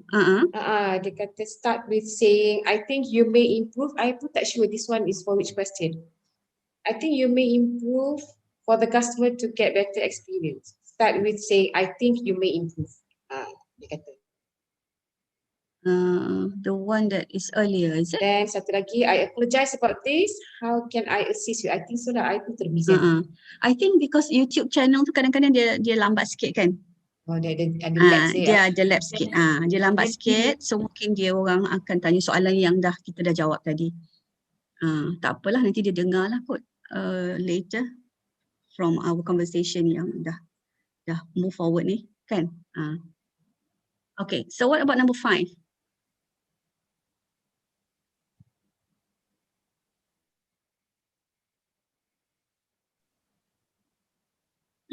We cannot entertain your request. Somebody say, I am sorry, at the moment we would not be able to fulfill your request due to our minimal strength. Ini template office ni. Minimal strength our office time is from 9 to 1 je, macam tu like that, isn't it? Alright. But you have to be very specific. Even if minimal strength tu daripada pukul berapa, from what time to what time, you will have to be very specific because you need to be complete in the information that you are giving to your customer. Yeah, if you say I am sorry, you say like I apologize that we cannot entertain your request today as we are working at minimal strength from what time to what time, and then give them suggestion or option. Can you come back to see us tomorrow at this time to see who? That becomes more specific and also very complete, and your communication with your customer, with your students, with your colleagues will also be delivered successfully. Yeah, inshallah. Yeah. So the last one, we must meet. Aimi, can you read that? Madam, ada lagi. Ada lagi jawapan. Dia kata, we are sorry that we could not entertain your request due to lack of manpower. Okay, yang itu satu, lagi satu. Currently, we are unable to entertain you. Could you leave your contact details and we will call you later? Okay. Manpower ni pun is actually a word that sometimes we overuse kan. It's macam sexist, macam gender bias kan, manpower. Kan, because we rarely, at workplace we rarely use manpower dah sekarang ni, sebab kita pun ada woman power kan, so we would say what will we replace with that manpower? Anybody? Use minimal strength. Minimal strength. What about that power itself with the staff? Do you still want to use manpower? Someone said Staff. personnel, madam. Staff. Staff. We are under staff. Person in charge. A person in charge. Yeah. There's quite a number of books for business communication. They would not want to have those sexist language, yeah? Gender bias language, manpower. Yeah. Madam, in YouTube ada soalan. Yeah. Dia kata, what about attach herewith? Is that redundant? Yes, that is redundant also. If it's attached, it's just attached. Attached herewith. Because that one becomes very wordy, yeah. But when we start writing later, when you have that business communication, the writing bit of that one those phrases should be covered. Because I am covering only the communication part. Tapi if I need to answer to that, the herewith tu tak perlu because it's also redundant. Macam repeat again juga. Yeah. You notice that a lot of our university letters are very wordy. You don't get to the information lepas you dah baca 2 paragraph baru you nampak, oh, this is actually what is said. Yeah. Punyalah panjang kan. You have to learn how to write information. Concise writing. Simplify. Yeah. So itu nanti later kan we will cover that one. Itu next session. Next session tak tahulah siapa. Yeah. Okay. What about number 6? Amy, can you read me that one because it's covered by my. Okay. We must meet together to discuss about this problem. Ni yang together ni tadi ni. Meet together. Yeah? Together. Yeah. So it's simple enough. We must meet, or we have to sit together, or we must have a meeting to discuss. Madam, ada orang respon, Azman Asari. Dia kata, agree with you, madam. Surat kiriman, grandmother story.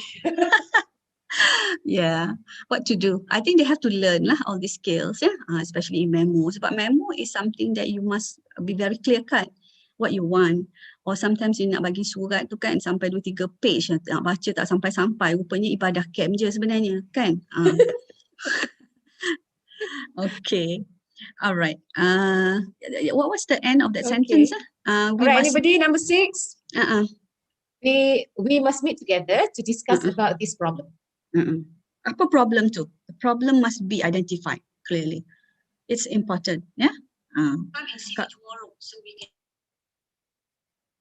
Or you want to be specific about the time or the date or where you want to meet, and then we want to discuss this problem of wordiness in writing. Contohnya, that is a problem to you kan? Panjang sangat nak tulis, lepas tu tak tahu apa sebenarnya point yang you nak cakap. Yeah? Okay, any other question? Okay. We need to have a meeting on this matter as soon as possible. Seorang lagi. As soon as possible. How soon is that? That soon as possible tu pun is ambiguous, ya. Dia tak clear. Dia tak ada conciseness on the time. Yeah. There's another question here. Can we use sit down together? Sit down together. Sit down together. Sit down together.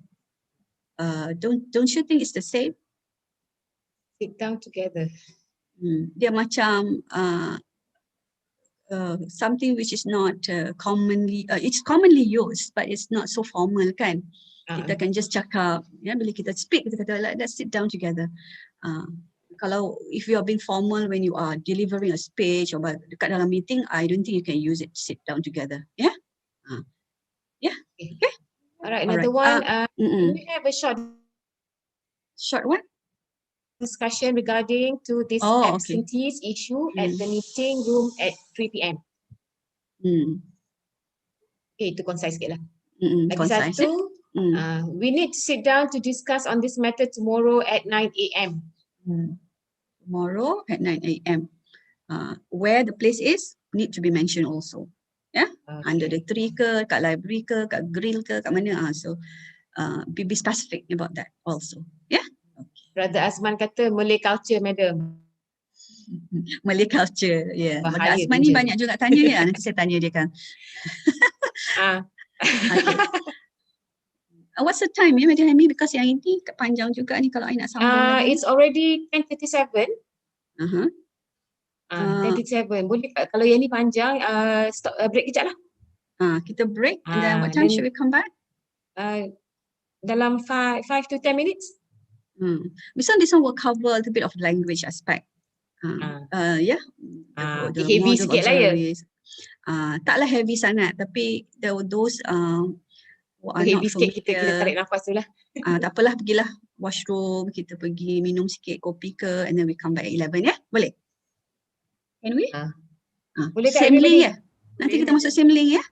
Same. Tak payah Stay. lah, madam. Terima kasih. Jangan lah. You stay. Cuma I stay? I nak pergi washroom. tak apa. You Just turn tutup off your video. Okay. video dengan mic Sure. je. Alright. Okay. Alright, So we'll then, come yeah. back. We'll come back. I will just stop sharing now. Yeah. I'll come back and continue with the slides on model auxiliaries, and then I will stop for the non-verbal communication before we come back for the other topics. Okay, madam. We continue at 11 ya? Yeah, 11 insyaAllah. 11 lah. Siapa nak pergi buat air ke, nak pergi have coffee.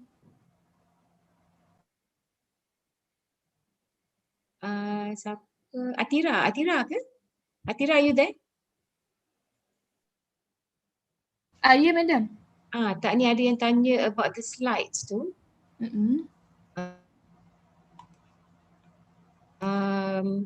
Yang ni kalau nak share tu macam mana? Biasanya kami share dekat Facebook MSD. Facebook. Oh, maknanya kalau nak slides you just tengok yang dekat Facebook punya tu je lah kan? Tapi okey ke nanti saya akan tanya Madam Amelie lah whether dibenarkan atau tak untuk share slides. Alright. Okay.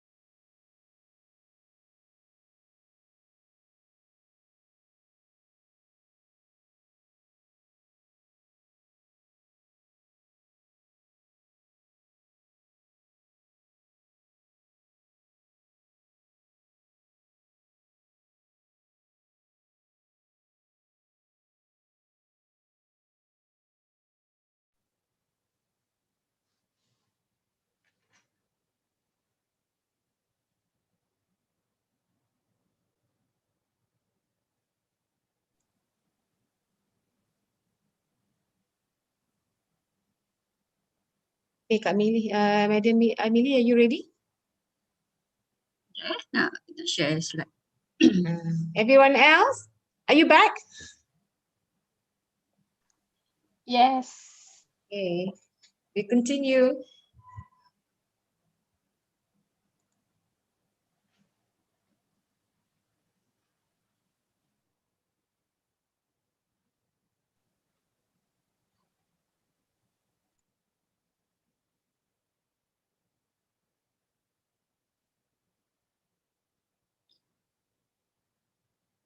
Okay, Assalamualaikum. I'm back.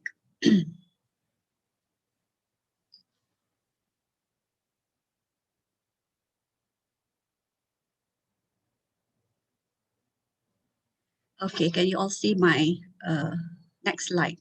Page 27 actually. Yes, madam. Can ya? So we move on to looking into the language aspect of effective communication, yeah, other than knowing the 5C's effective communication skills. We also need to polish a little bit of grammar, yeah, but not too much, just a little bit. At least you will be able to understand certain usage of modal verbs, yeah, or auxiliaries, yeah. Okay. So what are the auxiliaries to support the 5C's? Because they are integrated. You can use them when you write. You can also use them as you are speaking. Okay. So what are the common ones? Yeah? Maybe you are familiar with all this. Yeah. Can, we, might. What else? Should, had, better, must, will, would. Okay. So what are these modal auxiliaries for? They have their own functions. You can't use can and could together and you say it was the same. Right? And the degree or the meaning would not be the same as if you use must and you use should. Okay, so let's look at the examples and also the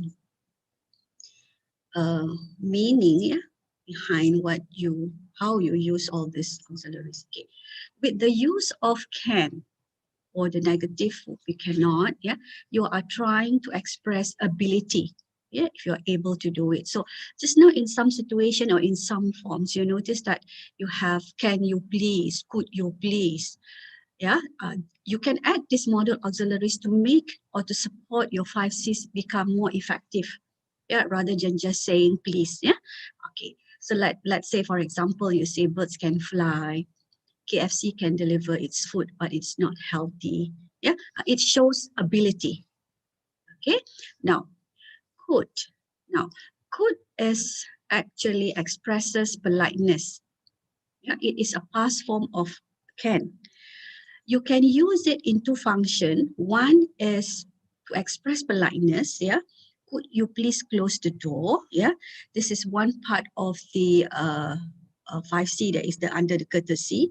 So you can also add could you please close the door, or could you please speak loudly so that I can hear you. Yeah.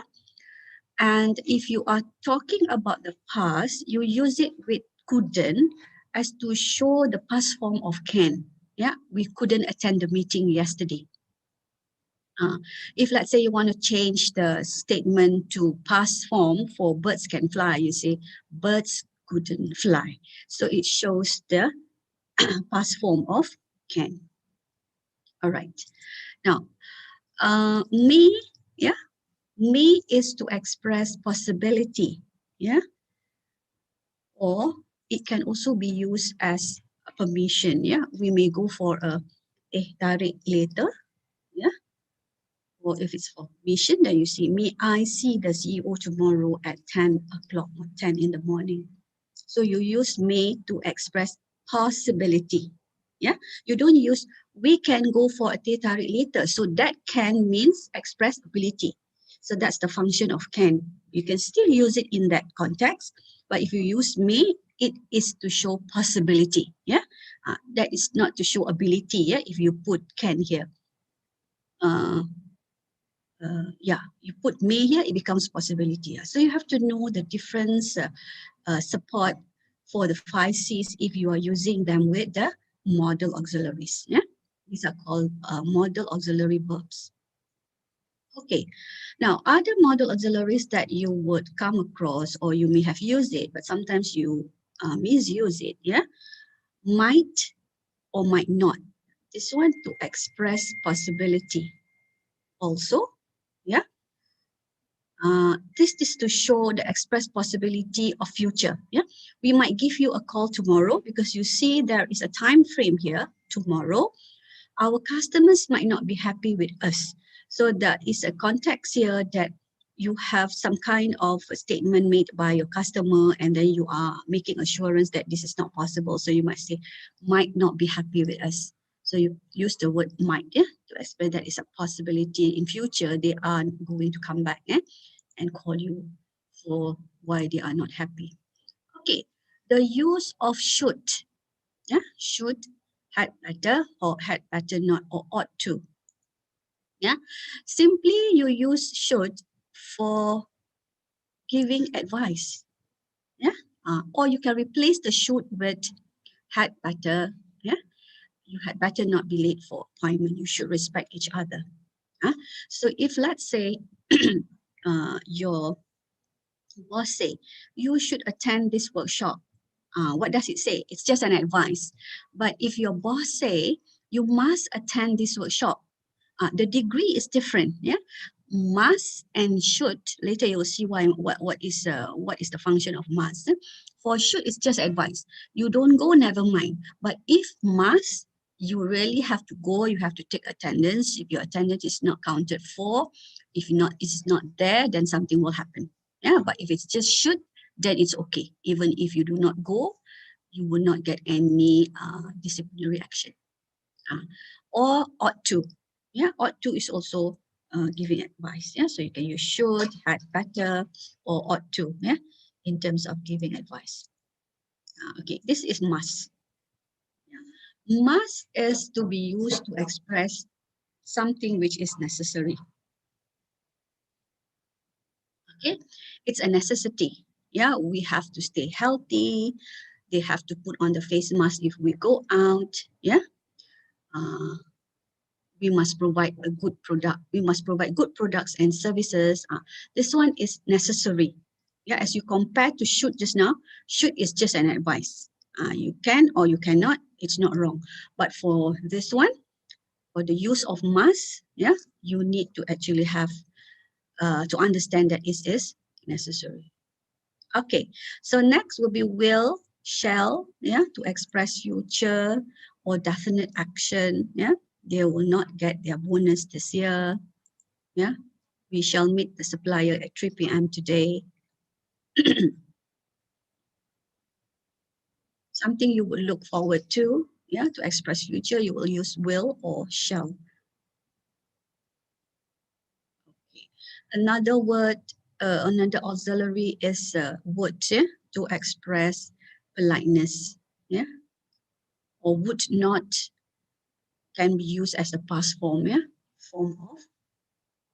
past form of will. Yeah, if let's say I will go tomorrow, I would have gone yesterday. Yeah, that is examples from would and would not. Okay, is there any question on the use of auxiliary here? It's quite straightforward and clear cut, yeah, on the usage of the different modal auxiliaries. As you have to know, these are the common ones, yeah. So you know now, so you do not worry about using it if it's correct or incorrect, yeah. Then you know that those are the reason why you are using it. Madam ada cakap dulu-dulu, teacher, may I go to the toilet? To show politeness lah, to me kan. Politeness, yeah. But if you say I want to go, itu dah memang desperate lah nak pergi kan. No option. No option.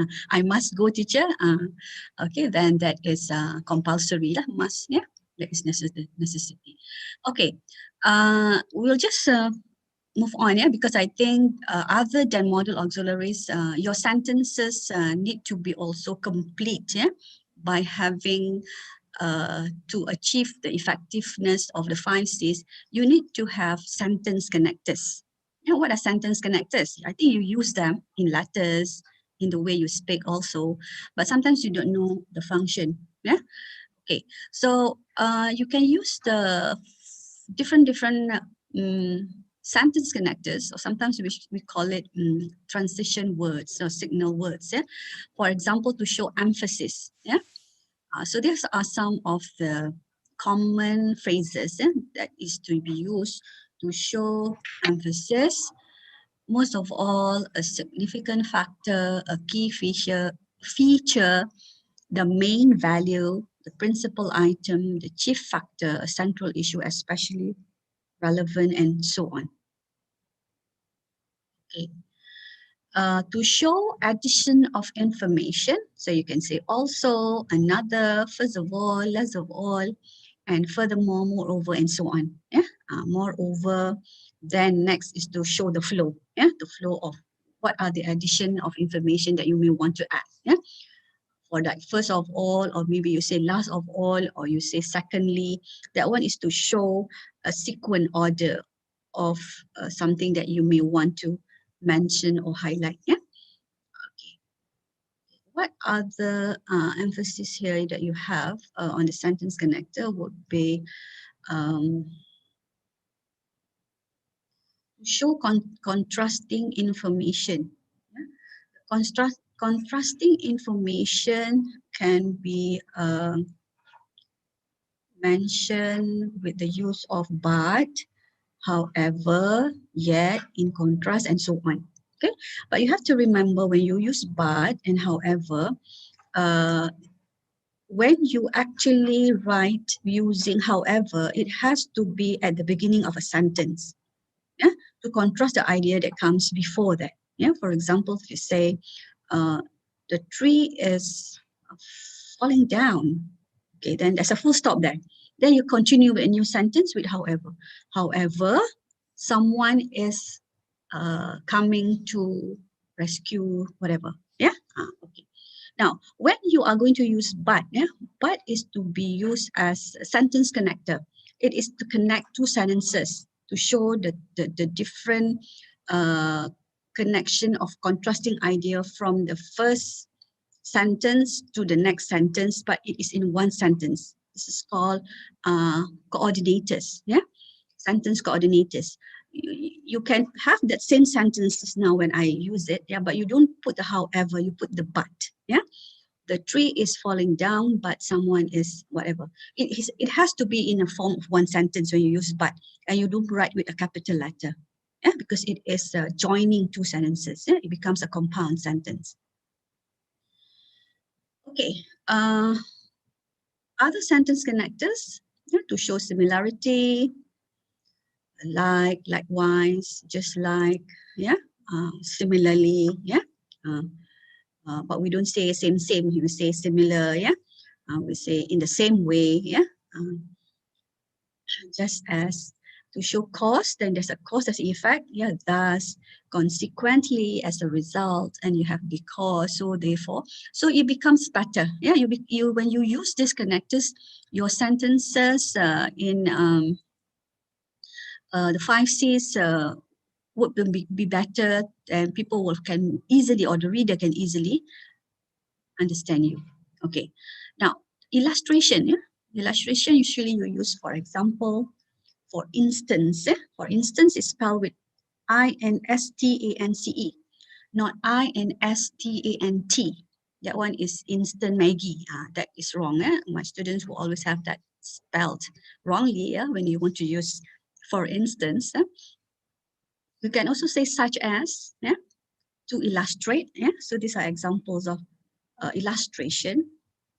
Okay, all right. Any question on that? On the models and also sentence connectors. I think it's quite straightforward. You just have to use them.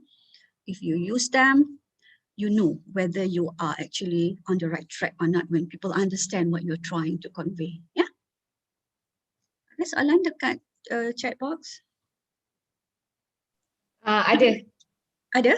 Okay, how about instead? Can it be used at the beginning of a sentence? Instead, they're together with of, right? Amy, instead of, Yeah. instead of, yeah, it is used at the beginning of a sentence.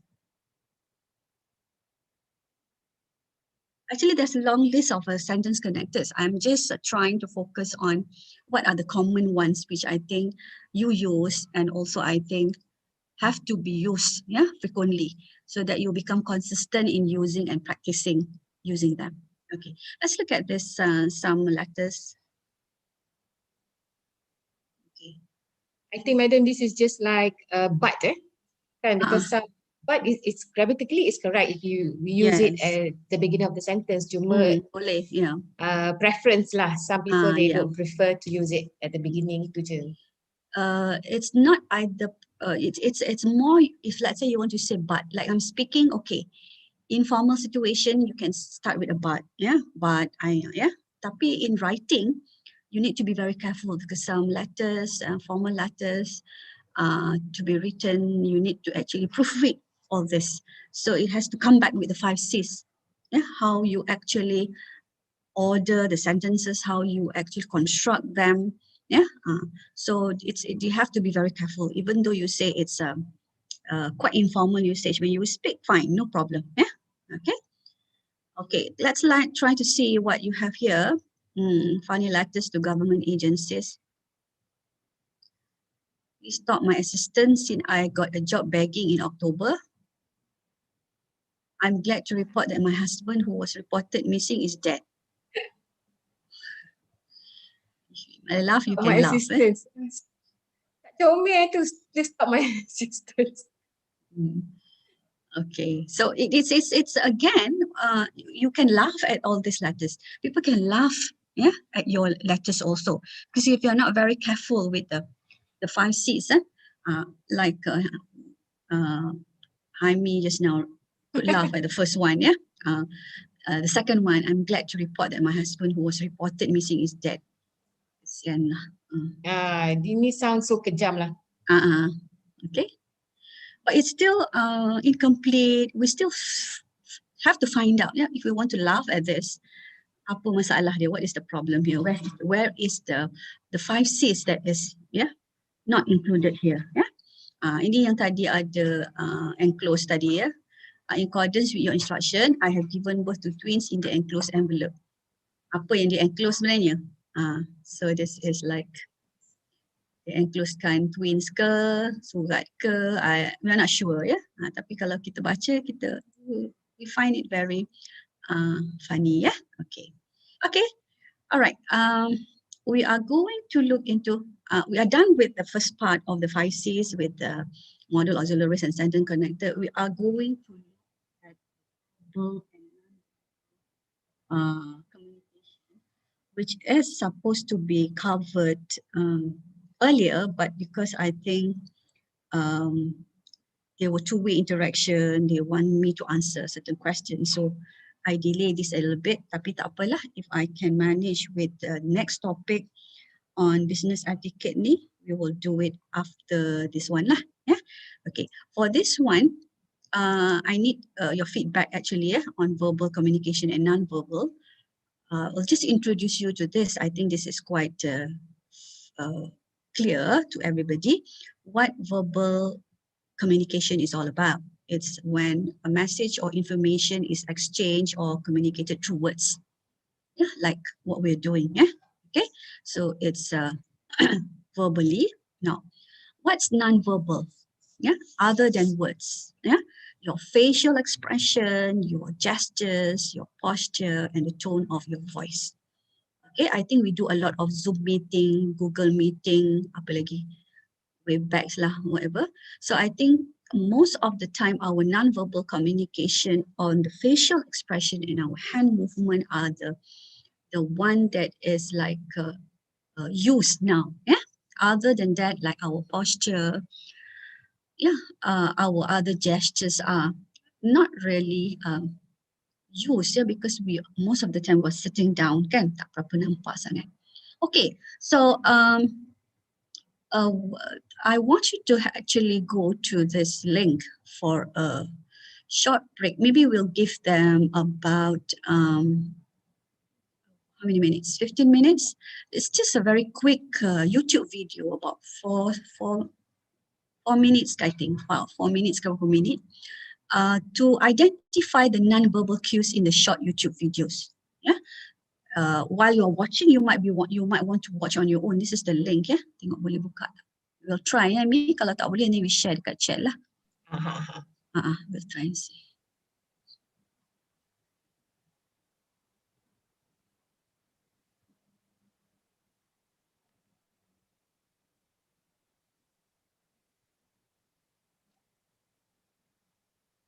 Okay, I'll stop here for a while. Do you want to do it on your own or you want to listen as we go along? Because I might want to give you about 15 minutes to identify the non-verbal cues from those videos. Any idea?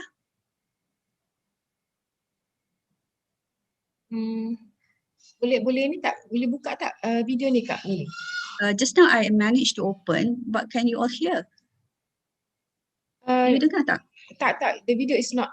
It's not there. Ya ke? We can only see the link.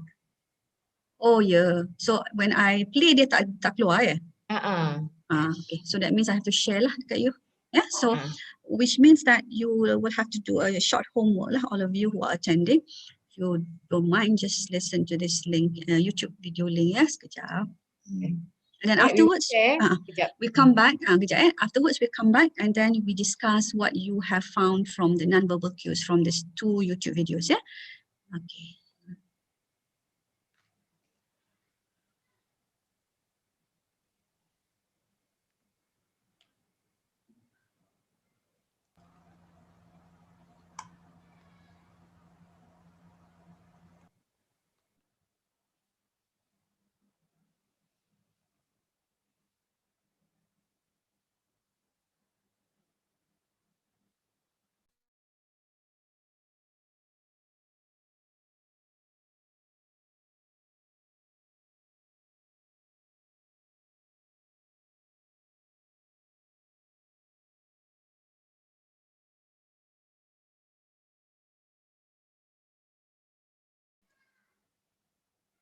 Hold on everyone, we will share the link in chat afterwards.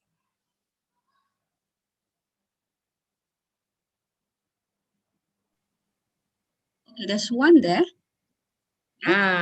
Yes, there's another one. Yeah, there's another one.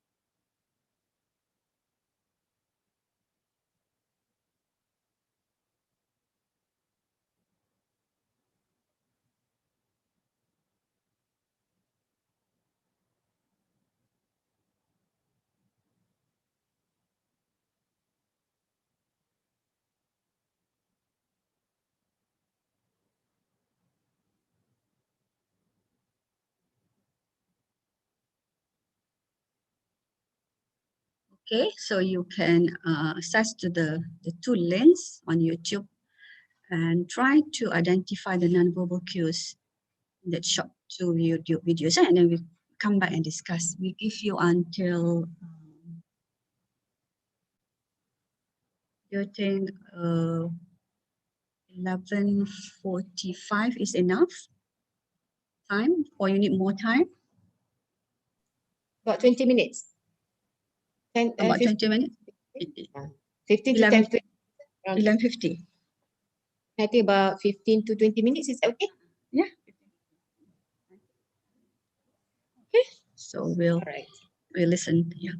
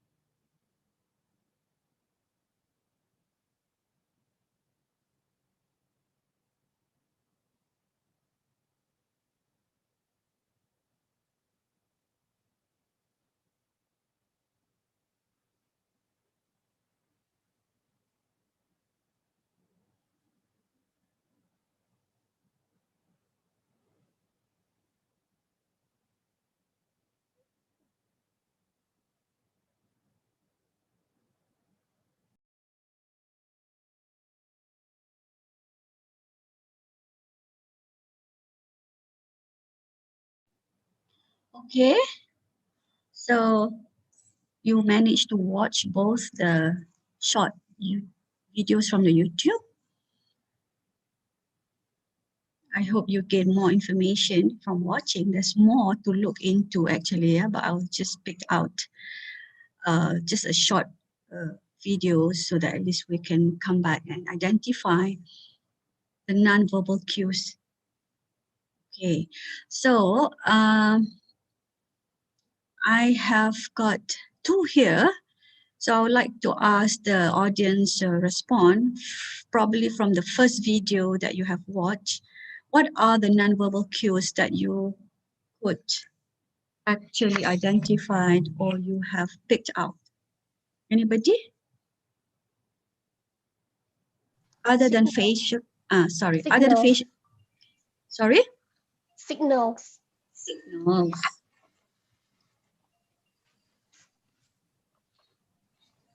Anyone else? Hello. Hello. Yeah?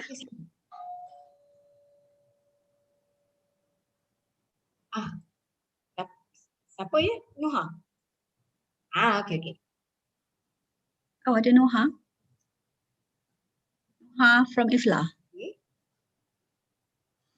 Okay. Boleh. Amy? Are you talking on the phone? Aja lah kalau ada. Nanti kalau saya bukan saya. Yeah. Rasanya Madam Haimi tadi tak unmute. So yeah. But what can you see from the chat boxes?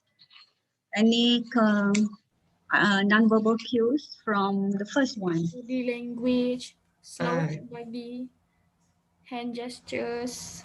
Yeah. We have here facial expression, body movement, and posture. Yeah. Facial expression susah sikit, Madam, sebab pakai mask. Yeah. Nowadays, yeah, because we only see the eye contact, the eyes. Yeah. Tapi from that YouTube video, I think we'll be able to judge lah, yeah, on the facial expression part. Gestures, lagi eye contact, kan, touch, yeah, space, voice.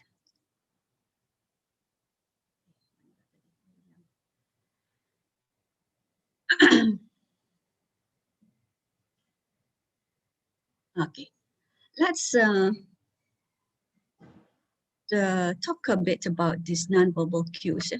The facial expression part, yeah, because I think when we are in our situation now, yeah, we are having meetings through online, Zoom meeting, all this platform, like Google Meet, yeah, we can only see our eye contact and also the gestures or hand movement or our facial expression, yeah, because humans are very expressive, yeah. If you are not expressive, you're not using your non-verbal cues, then something is wrong, yeah, with that person, because you might be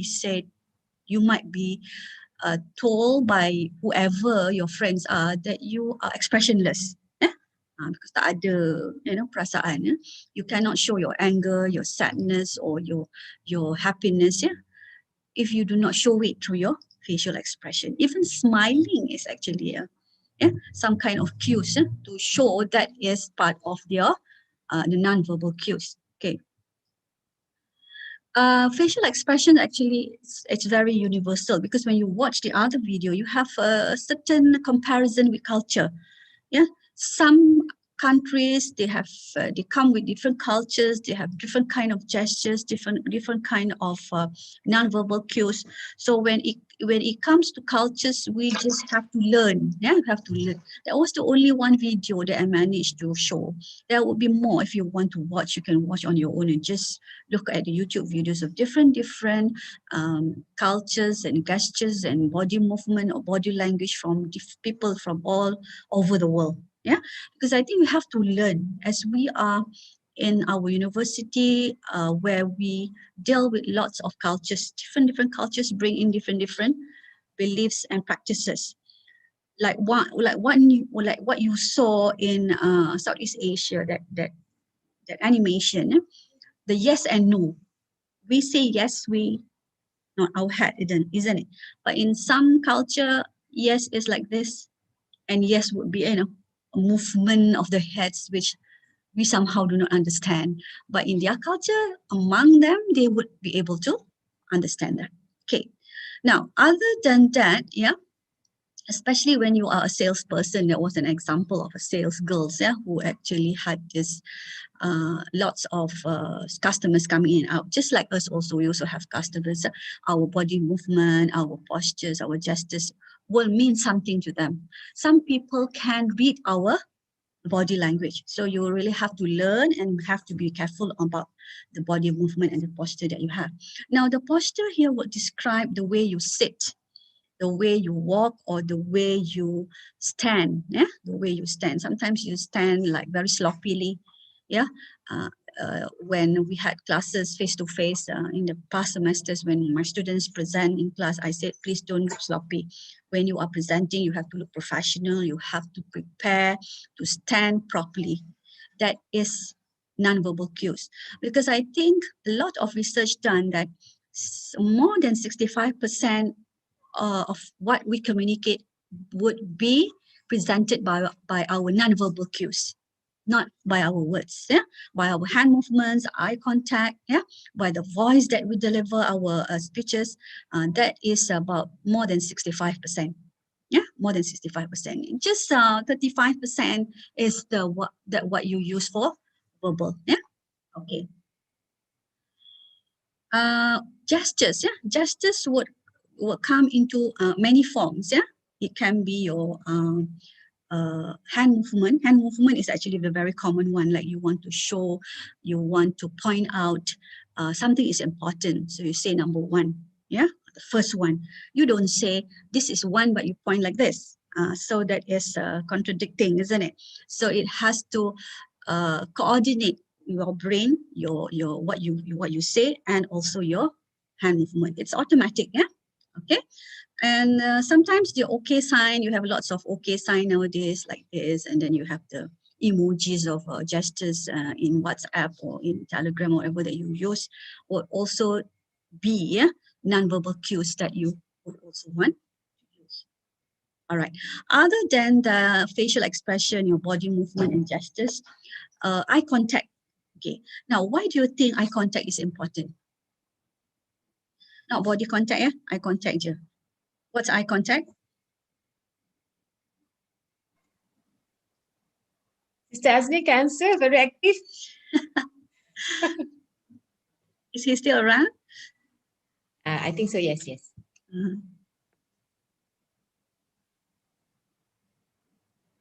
Why do you think eye contact is important? Eye contact is important. It shows how confident you are when we spoke with the person.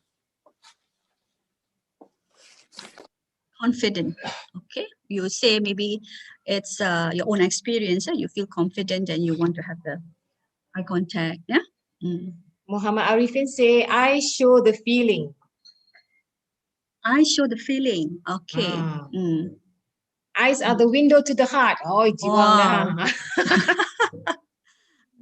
Very deep, yeah. Eye contact sometimes is very dominant, like what you said just now. Yeah? What is in your heart is reflected in your eyes. Kan? It's very dominant for most people. But when you speak to people, when you do not have eye contact, you feel that, let's say if I speak to you, you turn somewhere else. I feel I'm not valued. Yeah? Macam tak dipedulikan, something like that. Yeah. So it's very important that the eye contact is to actually show that you appreciate everybody, you value people. That's why you have this very dominant feature of the nonverbal cues, that is the visual sense in you, that is your eye contact. Yeah. Okay. To get their attention. Yes. And also manners. To get your attention, to catch your interest, and you feel appreciated, and you are also called as berakhlak lah, yeah. Bukan kita nak main mata. That is not the reason why you need to have that eye contact, yeah. Okay, okay. Boleh juga. Okay. And then eye contact is also important to show the flow, the flow of your conversation, whether you are engaged or not, whether you are engaged with the person or you grasp the idea. So you tengok dia punya eyes. Sometimes students kan, dia buat kerja dekat belakang, right at the end of the class, there's no eye contact there. You are looking from one end to another end. This person is eyes open tapi sebenarnya tidur. So you are sleeping with your eyes open. So as a teacher, A few I think comments here. Cikgu pula. tak apa, cikgu biasalah tu. Itulah, because you said teacher, automatically I translate into cikgu. Okay. In YouTube, somebody said eye contact shows our feelings and expression. And then eye contact also like adab when talk with someone. Body language. Jangan main mata tadi, that was your statement kan? Here in the chat, it says it's not appropriate to speak to someone when you turn your eyes away. And it's a sign you need to show someone that you understand what they are talking about. Yeah, true. I think I did mention that just now, yeah? Okay, I did emphasize on how you engage the communication. So that is important, the eye contact in everybody, every time you are speaking. Yeah, even if you are giving a speech, 1 to 1,000, you still have to maintain eye contact. You have to learn the skills of public speaking, yeah, in order to maintain what we call the eye contact. Yeah. We get misinterpreted also if, like, say, you overuse, yeah, your eye contact. Yeah? Kadang-kadang orang salah anggap pula kan, macam kata nak main mata tu kan. So that one you have to learn lah, all the good skills and all the right skills. Okay. Now, what about touch? Yeah? Touch is not touching is not something that is our culture. Satu, yeah, even our religion, yeah, doesn't allow us to use handshaking when with opposite gender, yeah. Lagilah now with the pandemic, yeah, we are not allowed to touch people. We have to stay 1 meter away from people.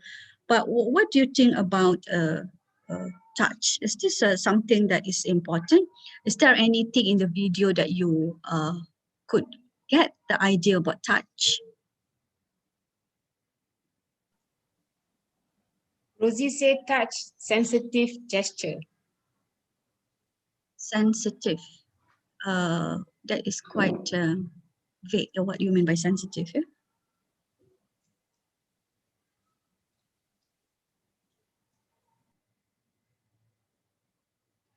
A lot of people. Yes. Sorry. Sometimes touch sorry. Yeah. Sometimes touch can show how we try to tenangkan a person. Oh, I see. That kind of touch. Okay. Yeah, maybe among friends lah, among colleagues, maybe same gender probably. Yeah. But in business, yeah. Or somebody else want to answer? Okay. Go on. Afterwards, I will. Sister Aznin Yeah. active. To show more friendly. Ada a few say friendly, and then shake hands only to the same gender if necessary. And Muhammad Izlan say, look at the forehead. Look at the forehead. That's not eye contact kan? No eye contact, it's forehead contact. Oh, okay. Macam-macam, yeah. Okay. All right. Now, in the business world, kalau if you notice or if you learn, all this prominent leaders in the world, kalau you perasan, if you notice, they have different kind of handshake. Also, people who deal with business, yeah, when they have a very weak handshake, that means something else. Yeah, macam it's like you dislike someone or something is wrong somewhere. Yeah, but if your handshake is firm, yeah, especially in business, okay, congratulations, you get the job, you get the business. So the handshake means something else. That is where the touching of the non-verbal cues will take place. Yeah. So I think people who deals with customer outside, who deals with tender ke apa ke, proposal, budget ke apa, then you must learn all these non-verbal cues, yeah, because sometimes all this will tell you immediately of the answer that you want, yeah. Action speaks louder than word, yeah. Tu orang cakap lah, kita cakap macam tu. Alright. Now, other than touch, we also have space. Space ni macam mana? Because I think space is not so much that you would want to say as a non-verbal cues, but people who can read non-verbal communication cues, they would know what the space means if somebody is, let's say, not happy about something or are not interested in something. Yeah. So for example, if you feeling very uncomfortable about something, you might keep a distance. That's the meaning of space. Yeah, keep a distance during a conversation. You do not want to be too close, or you want to try to invade a space. Yeah, because you want to be that near to that person. There must be personal reason or business reason. Yeah, so that space that you actually created, yeah, is actually giving that non-verbal cues. You usually will sit next to your best friend. Tiba-tiba on that meeting itself that yesterday you did not. Then your best friend will say, kenapa? Yeah? Why is it that there is a space there? Unless there is a reason. There's no chair because there is 1 meter away, so you need to sit far away from her or him. Yeah. But if you are colleagues, your office mate, you can actually read this non-verbal cues. Yeah? On the space part, yeah. Okay, so sometimes the closeness of relationship among your own staff mate, your own co-workers will also be able to be determined by the cues that you have in the non-verbal messages that you would signal, yeah, when you actually use the space non-verbal cues. Okay, voice, yeah. Just now we had what we say that like now, yeah, voice. I have my voice to speak. I say my sentences to accomplish my verbal communication. But the word voice itself, what do you understand by that? Yeah. It has to do with the tone of your voice. Yeah, it is not just what you say. Yeah? It's how you say it. Yeah, it's how you say it. Okay, when you speak, other people can read. Yeah, can read your voice. Yeah, people who will understand would know that if you express the word very, yeah, very, especially in our Malay culture lah, we sometimes use English. We say very macam tu, macam panjang sikit. That is showing that it's very extreme lah. Yeah. So that could be the reason why you have the voice, the tone up and down to show sadness, happiness. You will say Yahoo. Okay. That is to show the non-verbal cues. The voice is happy. Yeah. So the voices would pace and the timing of whatever you say in the voice that you make clear. This is eager, this is happy, this is sad. Yeah, will also give the non-verbal cues to those who can read, yeah, your non-verbal communication. Yeah. Okay, all right. What about the video on the second YouTube video on that culture part here? Are you aware of that? That we have that kind of non-verbal cues to relate with different cultures? But you would like to share what you feel about that second video? Maybe you have you came across those culture differences in using those cues. Yeah. Anybody? Or you have any other non-verbal cues that is not there in the YouTube videos that you know that you want to share?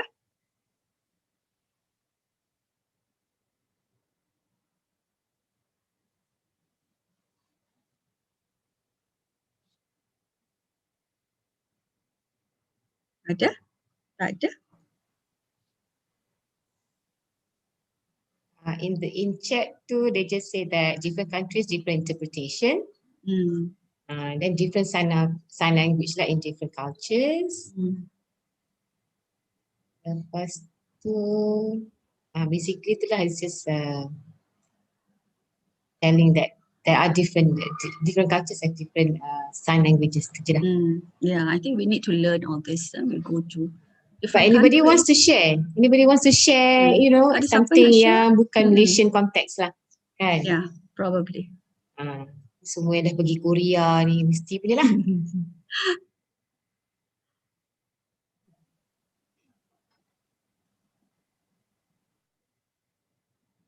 I think you can always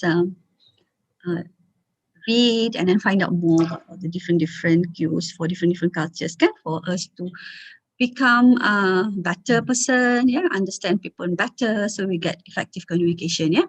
So we coming back to that non-verbal communication, yeah, on the cues, yeah. Why is it important? Yeah, because I think it plays certain roles, yeah. It is one is repetition, yeah. It repeats and often strengthens the message that you're making verbally, yeah. Just like what I'm doing, I'm trying to emphasize certain thing. I would use my hand movement and eye contact as much as possible. I'll put a smile, yeah. So that is to repeat and strengthen whatever I want to say. If I want to contradict the idea or the message, I would indicate in my probably in my gestures, yeah. Or probably sometimes you have that facial expression that will show that I don't think so, that is right, or something like that, yeah. When you say it, you will also have it expressed, yeah, on the face, yeah. Or a substitution, yeah, it can substitute for a verbal message. For example, your facial expression often conveys a far more vivid message than words ever can, yeah. When you see somebody's facial expression, you know whether that person is sad, happy, yeah. There's a mood there, yeah, on that facial expression itself, yeah, because like I say, many research that has done that 65% is when we communicate is actually using our body language, yeah. Okay, two more roles, yeah, for the non-verbal communication that would take place, yeah. It is actually complementing, yeah. It adds complements to the verbal message, yeah. For example, if you are a boss, yeah, you pat the back of your workers, yeah, to give praise, yeah, congratulations, you did a good job, yeah. So this will increase the impact of the message you want to convey, yeah. Or nowadays, boss would buy you food or bring cakes to office. That is also clues to show that it's a non-verbal communication to show that you are being appreciated, yeah? Okay, rather than just saying thank you for whatever that you have done, yeah. Okay, the last one is assenting, yeah. It's assent is or underline a verbal message, like you hit the table, yeah. That is to show that this message is important. You hit the table or you just clap on the table, yeah. One palm, then you want to say that this is important, be careful, do it right now, or else we are going to lose this whatever, yeah. Okay, so all these communication roles, non-verbal communication roles are taken from the source, yeah, the importance of effective communication by Edward G. Okay, before you ask me questions, because I'm moving on to a different topic, a little bit different, yeah, listening and speaking skills, yeah. Maybe I can just ask three questions here, yeah, for you to think, yeah. Maybe you want to ask me later, or maybe you want to talk about it before we move on to the next title, yeah. Question is, can non-verbal cues be fake? Can we improve our non-verbal communication? And can we misjudge others' non-verbal cues? This is something that you can ponder upon. Yeah, if you want to give the answers now, you want to talk about it, maybe we can have a 5 minutes talk about this. Yeah, because this is quite important, because sometimes you don't really understand the non-verbal cues. Yeah, is it fake? Betul ke ni? Dia punya non-verbal cues ni, ya? Ataupun for you to improve, can you improve your non-verbal communication? Can we misjudge others' non-verbal cues? Okay, ada jawapan? Is there any answer?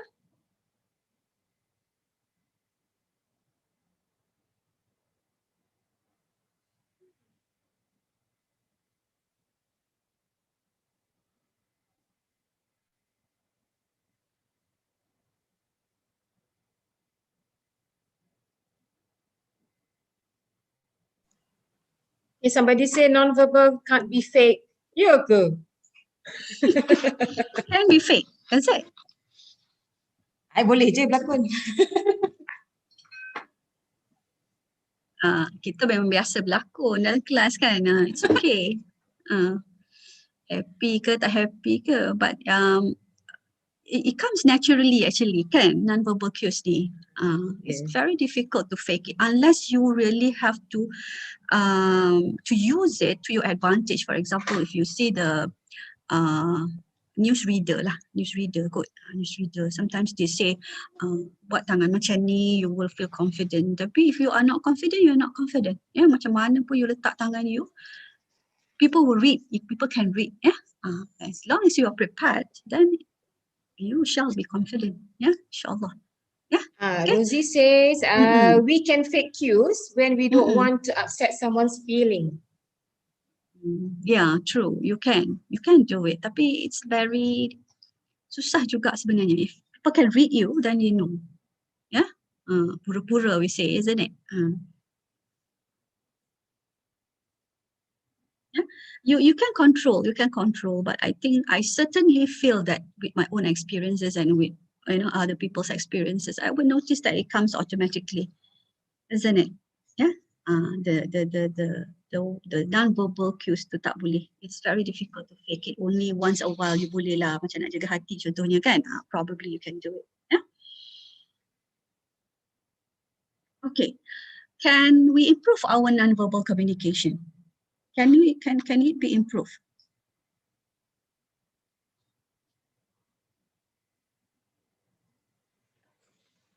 Ada yang mencuba how to improve non-verbal communication? Ada, jawab can je.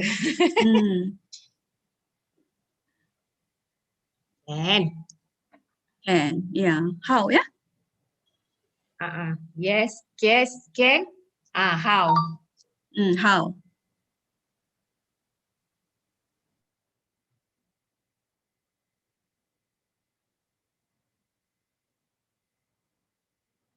How? I think you have to manage your stress level, yeah? Manage your, you have to learn all this conflict management. By observation, By says observation. Rosie. Yeah, by observation, yeah. Practice makes perfect. Practices. And it depends on our heart's feelings. Right. Yeah. It Depends depends on our on feelings lah. what situation you are at that point of time. Yeah. So you can just jump automatically because you are happy about something. Yeah. That's how a non-verbal communication cues would act also. Yeah. Okay. All right. So it's all about if you want to improve it, it's all about doing it over and over again. And you are doing the right thing over and over again, and you can control the ones that might be judged as fake or original ones. Okay, the last question. Can we misjudge others' non-verbal cues? Dia macam soalan yang pertama juga tadi, but this one is you judge whether that's betul ke tak betul. Can you misjudge others' non-verbal cues? Anyway,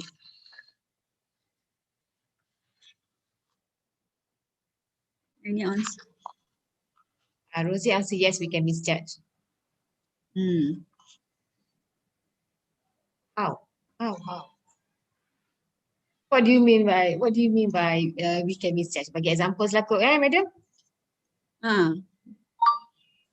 Misjudge like apa ya, Henry? Misjudge like you read somebody's body language tapi sebenarnya that's not what it means by that person. It's just Is like when saying yes tapi you geling kepala kan? Yeah, something like Itulah that. dia Or contradict. you say or sometimes you say yes tapi you punya yes tu the voice tu lain macam sikit, yeah. So it could be an answer to the yes, but then the yes has some kind of mixed feeling of, you know, and then you are misjudging. Ya, tak, sebab orang tu tak akan beritahu you apa sebenarnya the yes, probably. Yeah. So you might misjudge others non-verbal cues. So you have to learn to observe this non-verbal communication, especially among your colleagues, among your friends at workplace. Yeah? So that again, you will not deal with conflicts, you will not deal with anger management yang too heavy to handle. So these are actually very important. So in order to be good in it, you have to actually practice more, mingle with more people, talk to people, yeah. Learn your own mistakes and then try to not to get angry with people who would tell you these are your mistakes and you need to actually improve, yeah, from that also.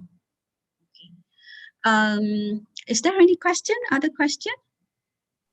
No question so far. Just somebody say, Wani says that sometimes misjudge the facial expression. Sorry, again? Sometimes misjudge facial expression. Oh, all right. Oh, ada example. Rosie bagi example. When someone frown, dia apa tu? Forehead tu kan. Yeah. That does not mean he or she hates you. It's just his or her habit to do that. Yeah, sometimes it's a habit or thinking, yeah. Berfikir yang dalam tu, tu yang you don't misjudge that, yeah. It's not fake. Okay. All right. We still have got like 20 minutes lagi ke habis pukul 1 ke macam mana? Is according to the slot, we should be finishing by 12:45 for lunch ke 1?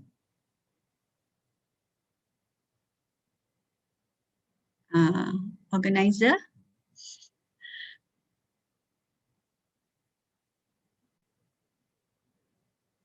Are you with me? Can I move on?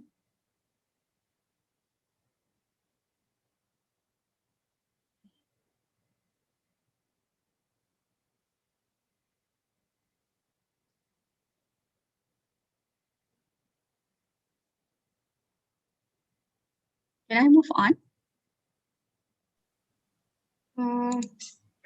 Yes. Yes. Yes, yeah. This one I will not be dealing with too much of the participation because I just want to inform you on the active listening and speaking. A very quick look at active listening and speaking, yeah, as part of the business communication etiquette at the workplace, yeah. So you just have to polish this active listening and speaking skills. So if you have question, you just stop me because I think I'm going to run this very fast.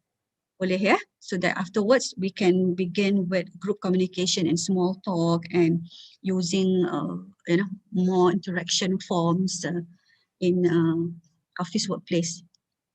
Is that right? Boleh lah ya, kita buat cepat sikit ya. I hope that you are not rushing to go anywhere. Once I'm done with this, if you need to ask me questions, you just let me know. Okay? All right. So let's take a look at the next topic, which is active speaking and listening.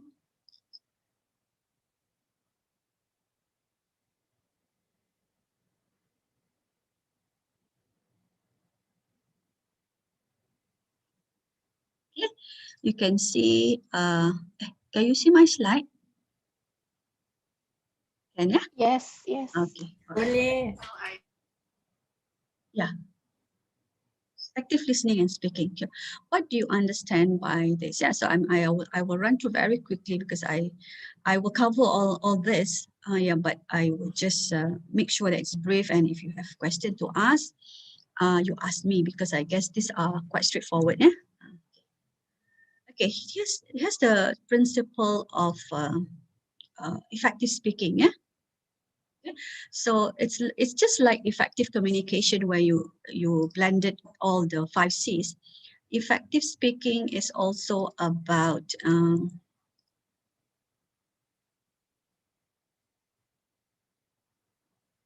effective speaking is incorporating the body language to convey the message to the receiver. Yeah. So it's whether you are able to deliver the message effectively. Yeah.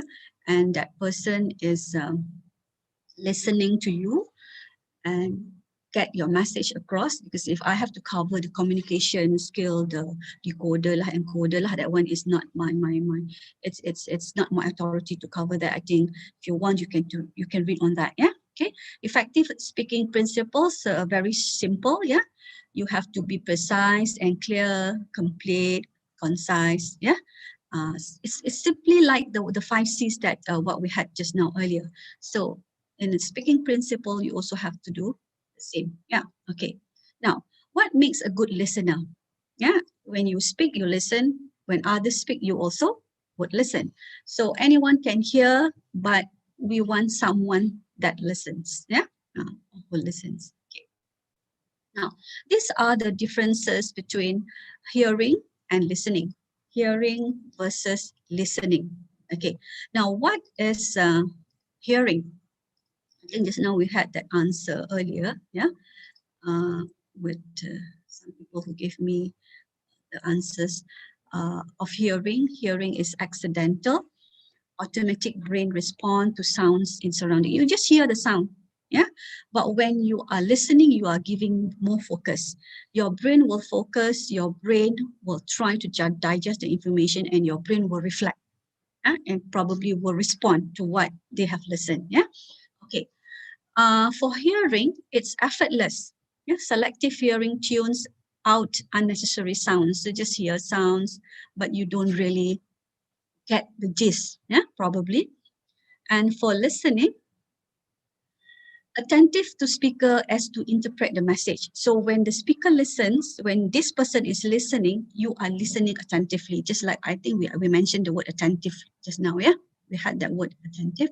You listen, you focus, and you try to interpret the message. And if you can give feedback, that is actually listening. Yeah, good listening. Yeah. Okay. Hearing is involuntary. Yeah, possible to multitask other activities while hearing. Yeah, yeah. Women would do that. Yeah.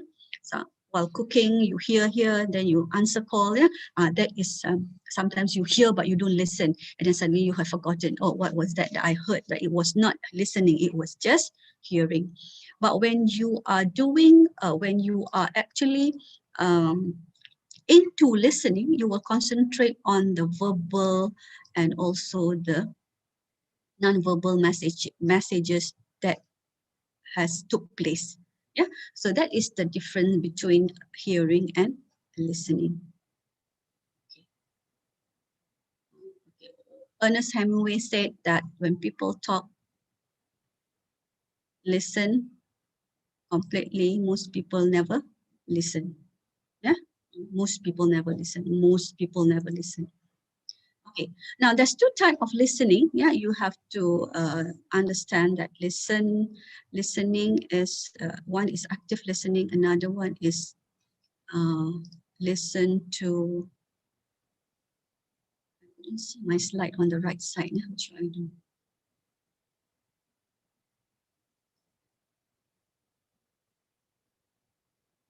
Mana? Passive listening, madam. Listening to hear. Passive listening.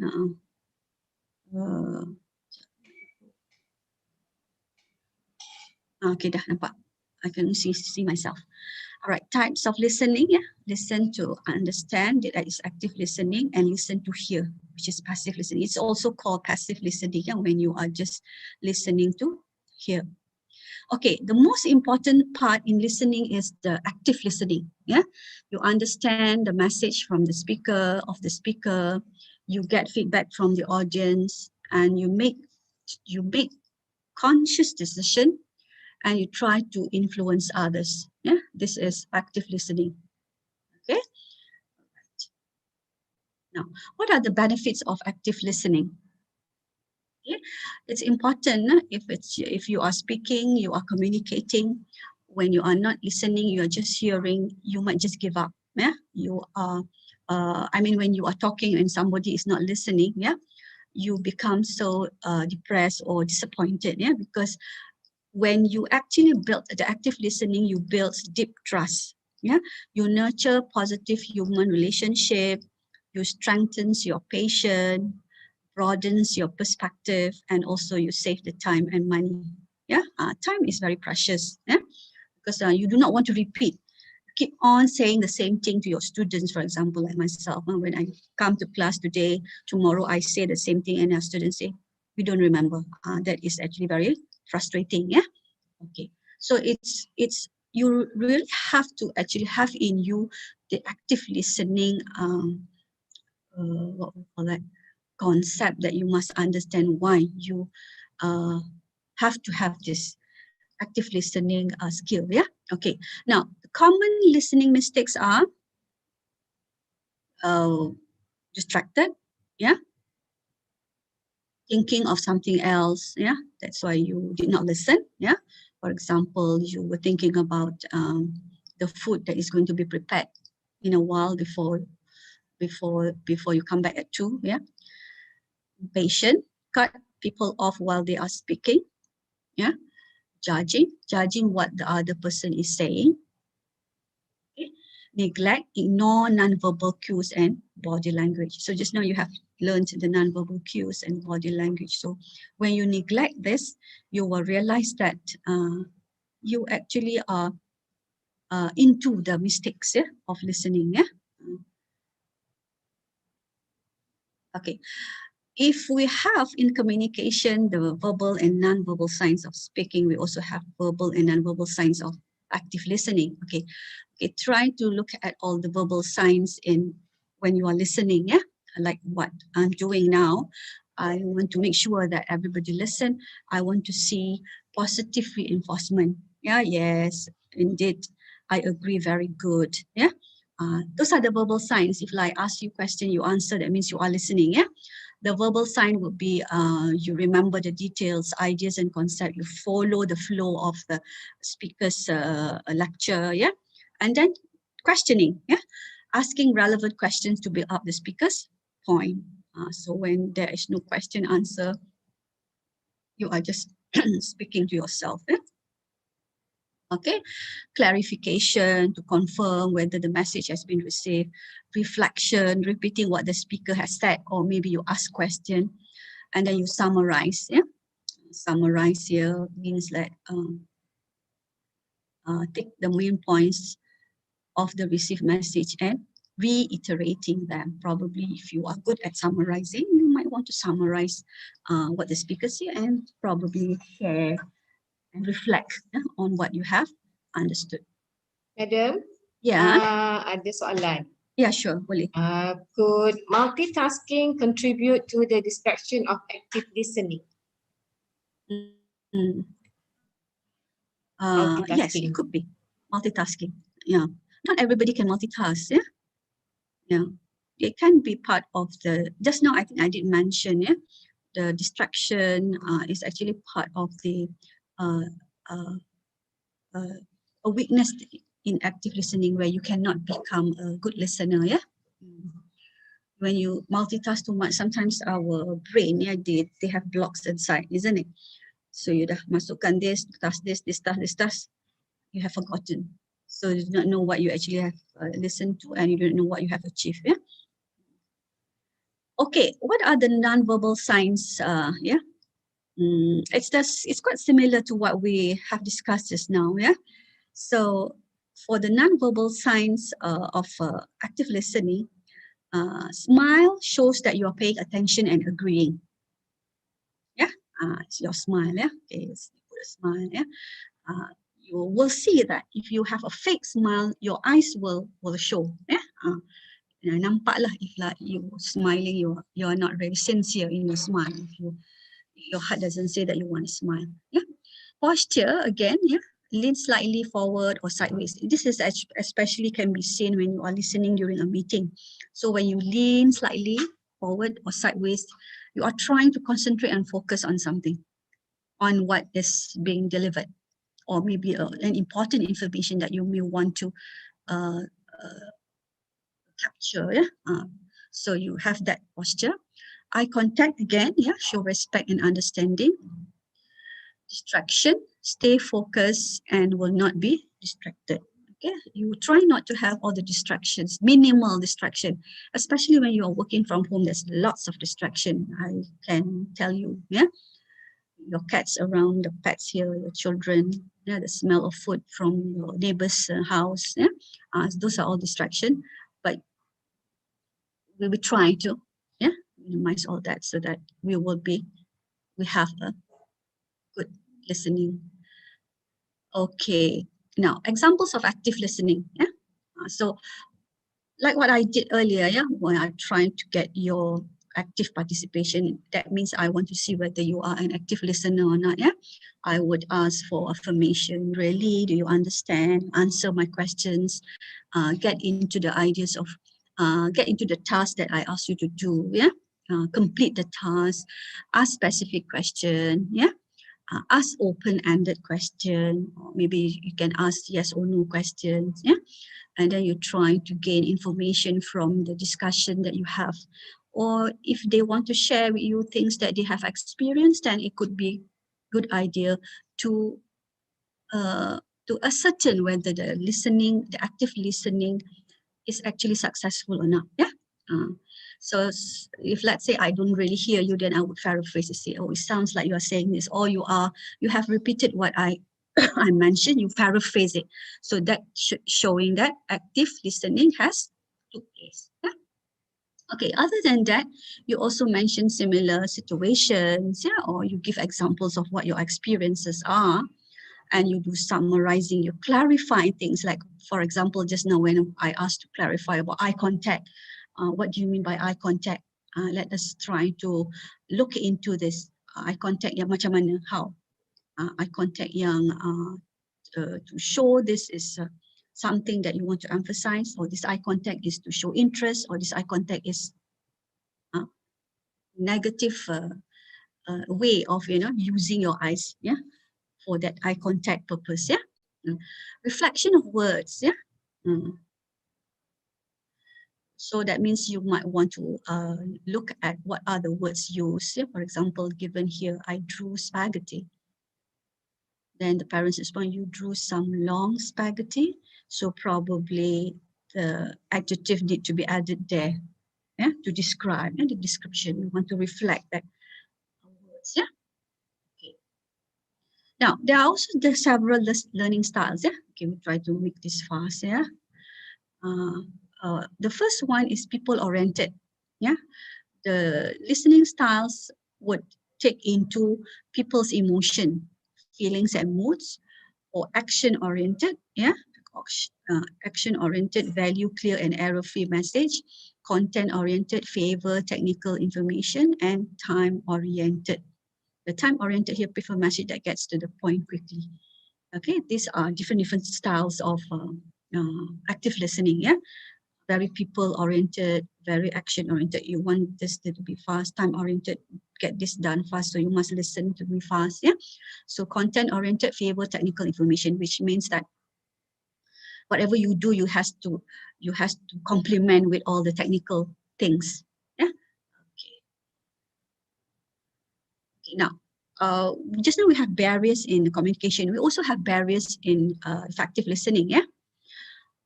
The normal one, the common ones that you would know would be noise. Yeah, noise would be the barrier. Yeah, either physical or psychological, physiological. Yeah? Physiological is the body, yeah, the brain, yeah, and semantic, yeah, what you actually say out, yeah. So that would be the barriers. Sorry.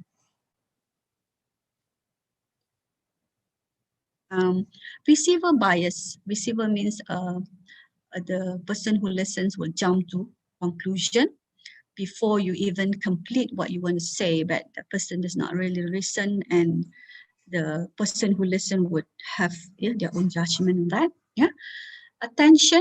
Yeah. Attention here means focus attention for a finite length of time. Attention span, which means that some people, they just cannot like small kids, or when they are focusing on something, their attention span would just be very little, isn't it? At this point of time, I know your attention span is very little because you're hungry, you want to eat, you want to come back at 2 o'clock on time, yeah, for the next session, yeah. Okay, listening apprehension, fear of inability to understand the message. Yeah, you have this fear. This is common. Yeah, this is natural. You have the fear that you are not able to get the ideas. Maybe today the meeting is with a person from British Council, and this person speaks very British accent that you just cannot. You anticipated this already, so you have that fear. You are afraid that you will not be able to understand. So you have this kind of barrier. This is actually very natural. Yeah. Okay. Now, these are some of the tips. Yeah. Face the speaker and maintain eye contact. Again, eye contact. Eye contact plays many roles in every communication. Yeah. Be attentive and relax. Yeah. Attentive. You listen. You reflect. Yeah. Keep an open mind. Do not interrupt or cut them off. So when you listen, you don't have anything to say. You just let the speaker speak. If you want to speak, we'll be giving you time to speak. Ask question, yeah. Ask question and summarize to ensure understanding. Try to feel what the speaker is feeling. Give the speaker regular feedback and pay. Number 9, pay. What is it, Jaime? My screen is too big. Pay attention to non-verbal cues. Yeah, non-verbal cues again. Thank you. All right. So these are the Sebaik tengah active listening. Itulah. That's all lah, on time, yeah. Thank you for listening actively. Is there any question? Because it's time already, kan? Jam dah 12.45 je. Almost. Belum. Anybody Okay, has so any? I can entertain few questions. Yes. Any questions, anyone? Tengok YouTube. Anybody? Anyone? Ke semua dah ni menghadap meja makan. Dah penat dah. Semua dah ada dekat Faham. meja makan dah ni. Okay, so far YouTube pun tak ada soalan lagi. Here it says crystal clear. Good sharing. Okay, Alhamdulillah. Okay. Later, towards the end of the session, petang nanti I will give my email address and then I will share. Nanti slide share tu nanti I will share with siapa? MSG lah ya. So they all can letak dekat mana. I don't mind sharing. It's not genuinely all my work. I actually get the credit from all kinds of information from different sources. I put together, I summarize things. So to make it simple, yeah, and straightforward, that would help everybody, especially at the workplace, yeah. So far no question, madam. Just From everybody YouTube say tak ada, thanks. because YouTube dia lambat sikit pun, kan? YouTube pun tak ada. YouTube cakap no question. Okay. Okay. Thank you. Okay. Yeah. So, kalau tak ada, so we'll come back at 2 lah ya. Is that right? At 2, and hope to see the same participants who attended, because there's a flow, yeah, from one session to another. Kalau you miss the first part tu mungkin agak ke belakang sikit, nanti you kena tengok lah balik semula the slides, yeah. You can go back and read, and then I'll give you additional readings if you need to improve yourself at workplace, yeah. So we'll come back later. We'll do more on group communication and small talk, where we will deal with organizing social interaction and recognizing forms. InsyaAllah. Sister Rosie, thumbs up juga. Kejap lagi join lagi ya. Same link ya? Same link kan? I think so. Atira, is Atira here? Sister Atira ada meeting. Oh, okay. Okay, Siapa? kalau nak left pun boleh, kalau tak nak left okay je. Link So yang sama. kalau same link okay, Sister Okay, Siti Fatimah ada alright. ya. Okay. Alright. I'll come back to the same link insyaAllah. So yang Okay. slide tu you nak sekarang ke atau you nak later? Mungkin selepas habis sesi petang ni kot, kita petang akan ya? email. Okay, baiklah. Alright. Thank you, madam. Alright. Thank Okay, you so everybody much. else. Yes, we will see you again at 2, insyaAllah. Sure. Assalamualaikum. Alright. Salam.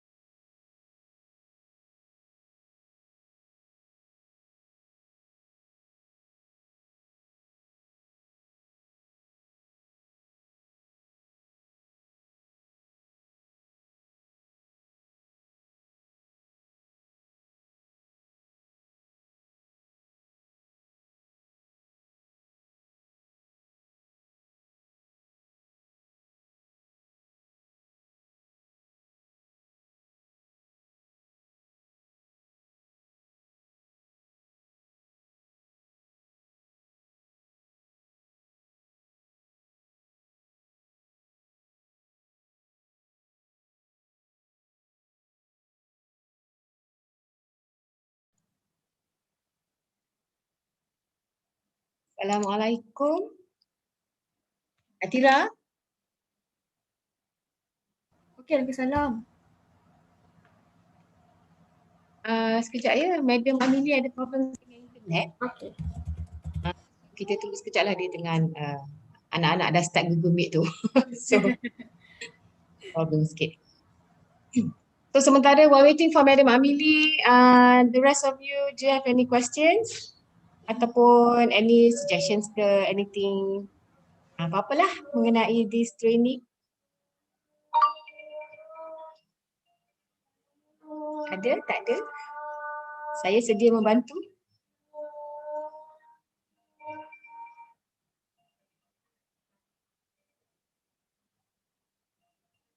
Kita tunggu Madam Amelie sekejap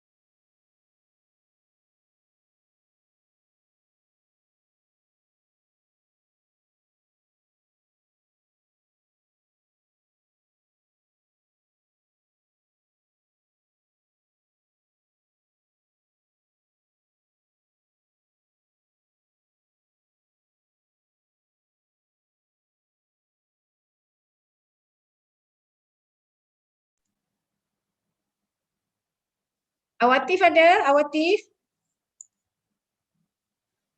Tadi saya nampak Awatif. Ya Kak, saya ada. Macam mana so far, okey ke tak?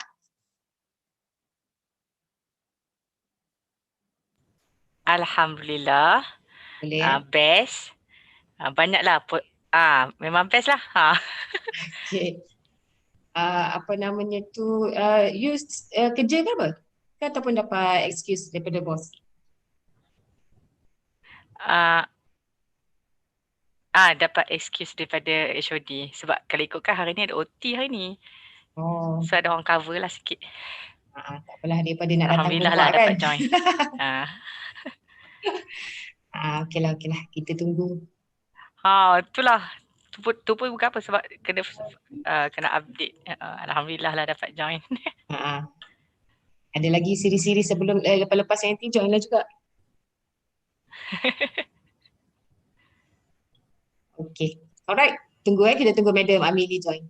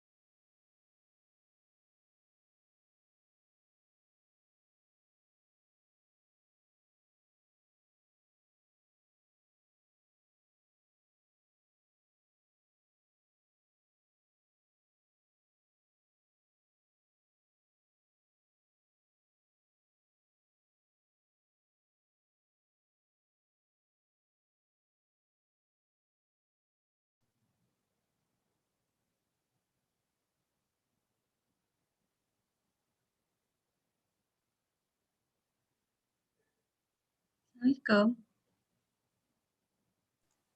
Waalaikumsalam.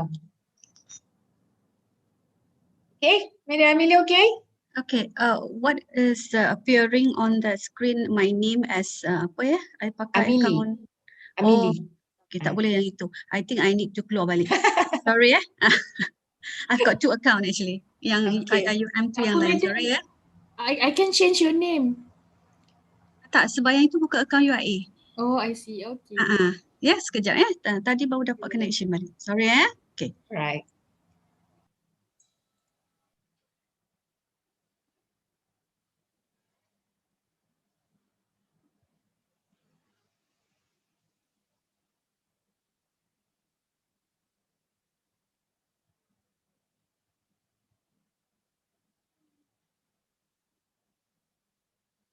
Oh, admin boleh tukar nama ya? Boleh, madam. Tukar nama saya jadi Angelina Jolie ke? Boleh. Angelina Haimi saya Tukar, tukar. jangan tak tukar.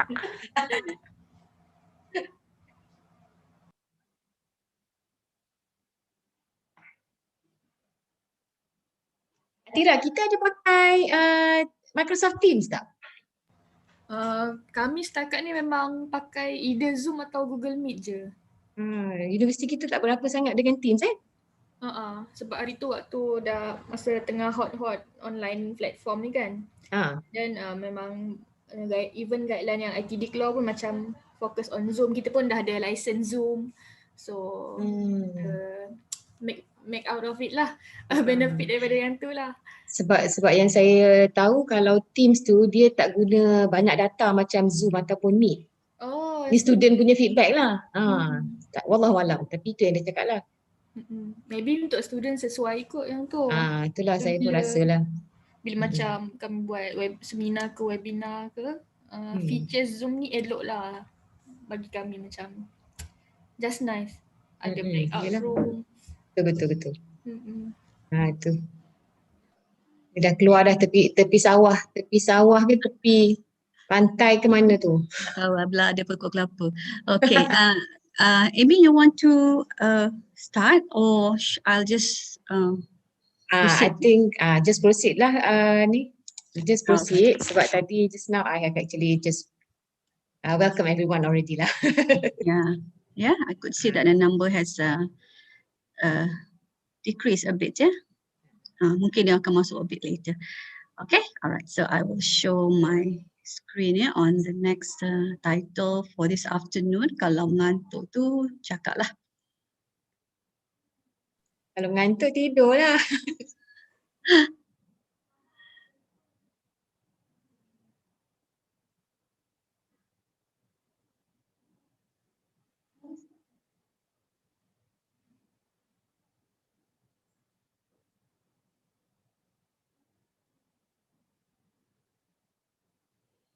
Okay, are you able to see my slide? Yes, madam.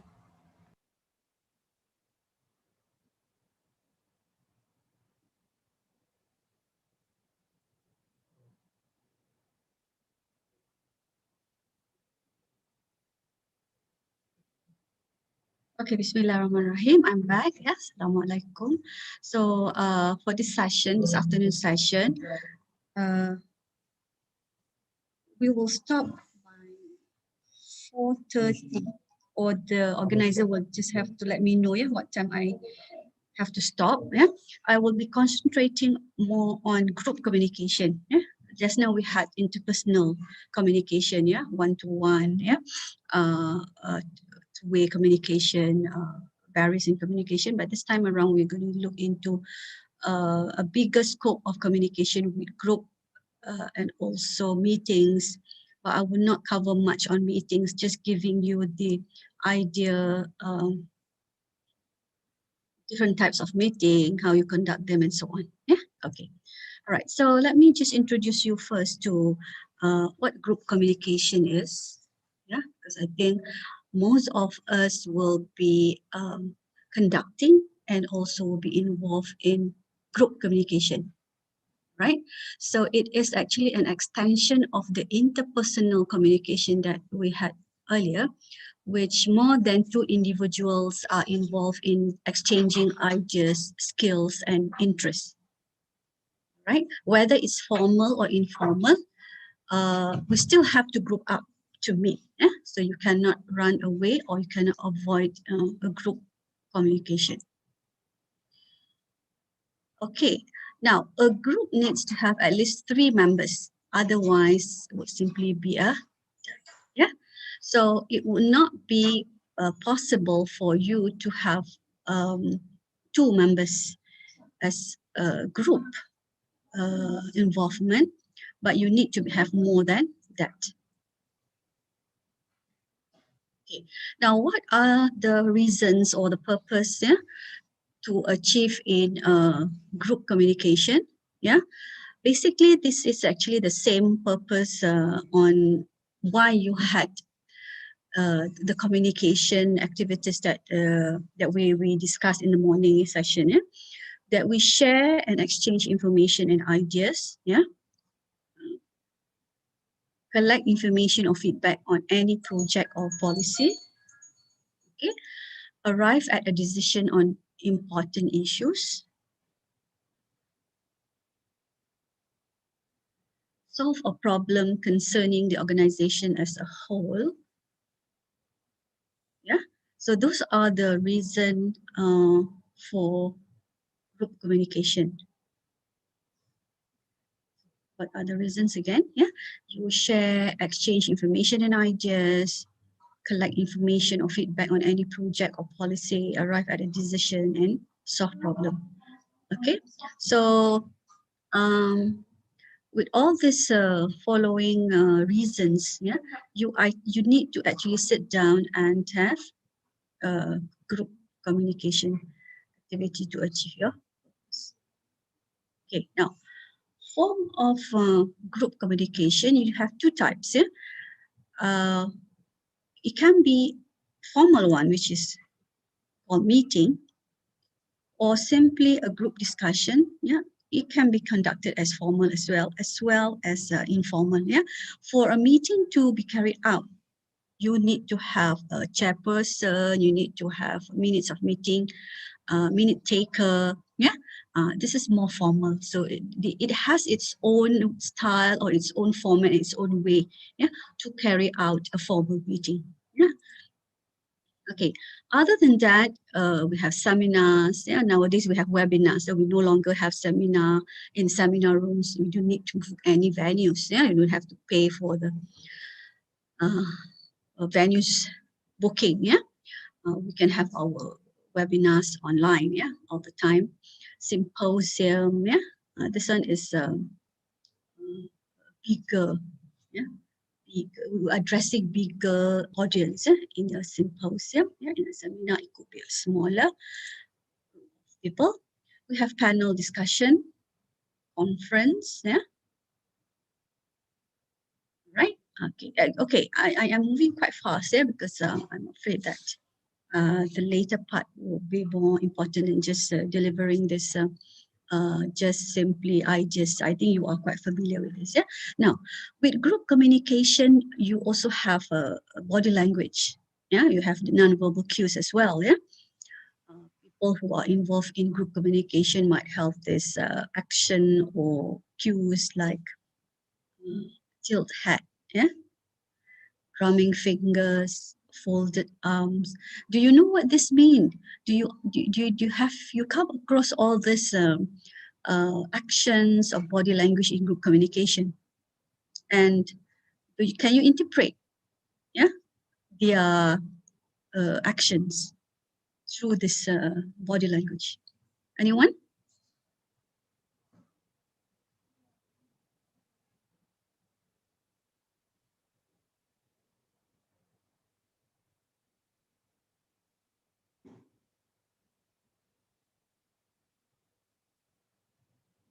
Madam, tiled head, maybe confused. Confused? Yeah. Yes, right. Drumming fingers? Most probably because nervous. Not really. Impatience. Yeah. Not satisfied. Not happy, Maybe. not satisfied. Maybe. Yes. Waiting for answer or quick. Yeah. Tell me what you want to say. Yeah. That could be also, the cues. Yeah, for drumming fingers. Yeah. Folded arms. Defensive. Defensive. You find it like I know everything. Yeah. Something like that. Okay. What are you talking about? Yeah. So you start folding arms. Any other cues? This is especially in group communication. Yeah. You can read their body language, and then you just have to stop or to ask questions if you feel that this will take place in any of your group communication or discussion. Right. Okay. Yeah. Few more. Okay, wrapping while you are in the conversation. Yeah. Starting. Point fingers at someone who's talking. This is a little bit rude. Yeah. Have you seen the head wrapping? But we don't see people with this very messy hair. Yeah. In a different place, different country, probably find this. Yeah. You might ask this person to get out of your meeting if you see this person with very messy hair. But you will see people would scratch their head, yeah, have this body language trying to communicate to you. What do you think of this? So some of our attendees has been saying head wrapping, meaning stress condition, or maybe confused and also annoyed. But if you look at the picture, the facial expression express quite a number of things, right? Not just the hand, the head wrapping, the frowning face, so it's either confused or I just want to leave this meeting, or maybe I should not be here. Yeah, something like that. Yeah. Okay. What about this one?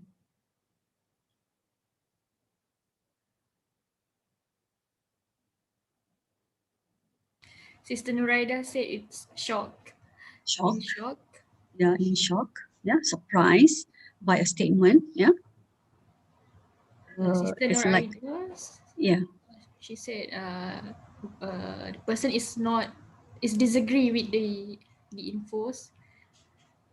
Could be disagreeing. It depends on what kind of interpretation you see, but probably in that person's mind is something else. Yeah, but you would know that facial expression in this group communication with that kind of eyeball would mean something which is like surprise.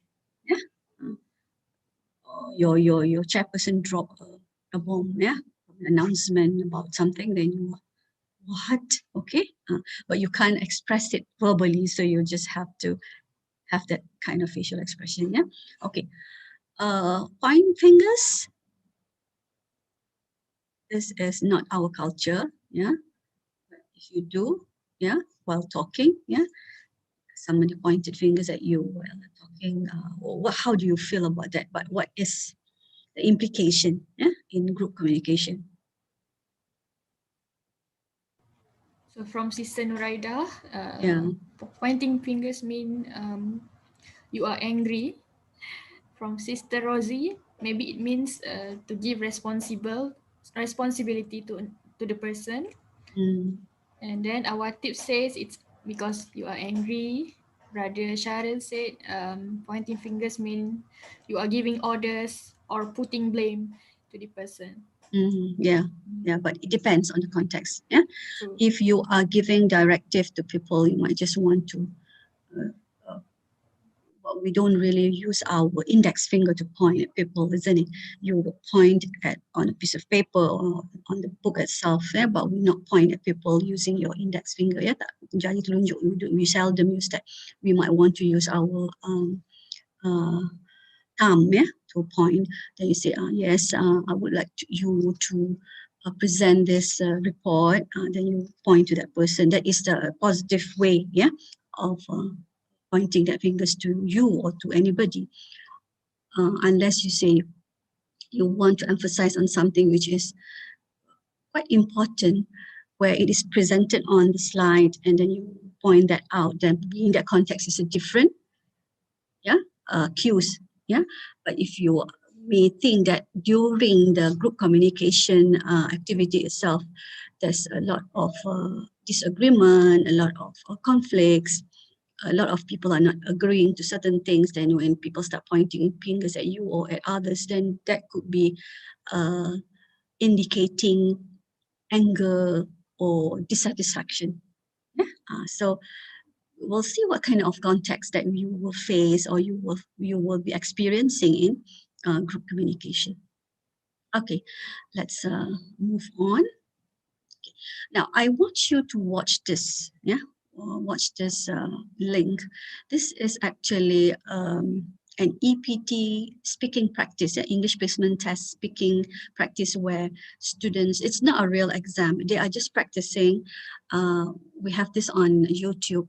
I want you to see how they actually perform in group communication, because the exam in English placement test or EPT requires students to apply the skills of interrupting, discussing, conveying message, introducing others, introducing oneself. So when you watch this, I want you to give some time to actually focus on how the forms and functions of this language expression used in each of the speakers. Then you try to make sense afterwards on the notes that I will be giving you later, to see whether they actually use it properly or they did not use, or what would be the weaknesses or what are the lacks in the group communication from this link. So probably we'll take some time to maybe about 15 minutes. Will that be enough? The YouTube practice of this EPT is, I think, about 8 minutes. You will just sit and listen and try to analyze. Okay, so I'll share this with you on the chat, but I'll have to stop sharing first.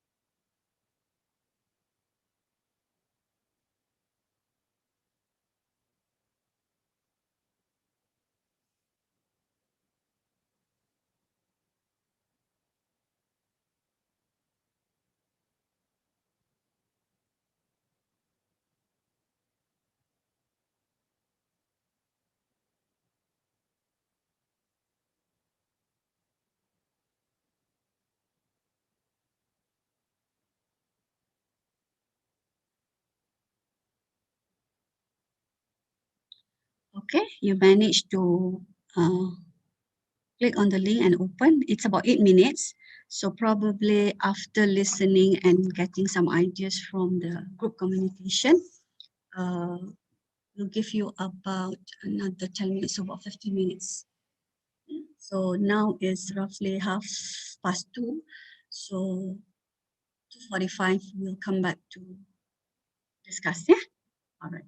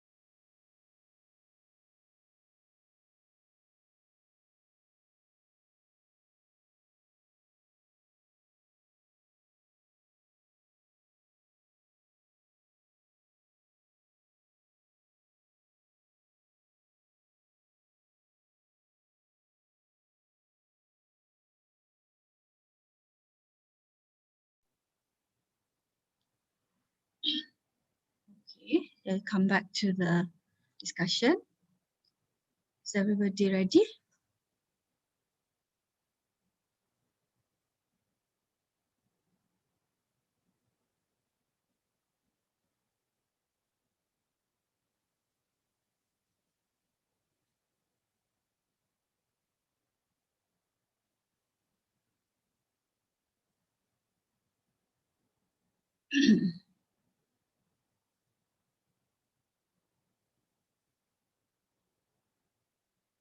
All right.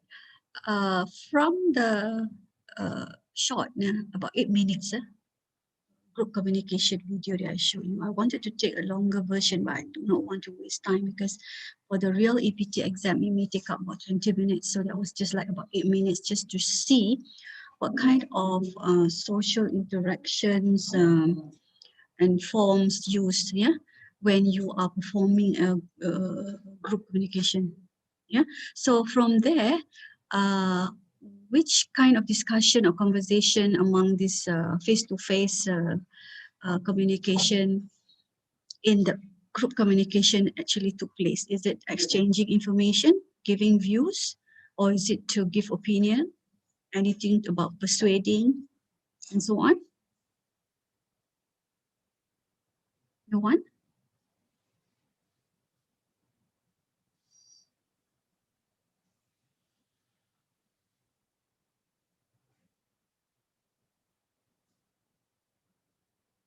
What have you analyzed? Sorry about the distractions in that video itself because it was taken at the cafe. But you can actually grasp some idea, what the students are trying to convey. The title of the discussion was on the use of mobile phone in class, if I'm not mistaken. They have that cell phone or mobiles, mobile phone in class. Any feedback from you?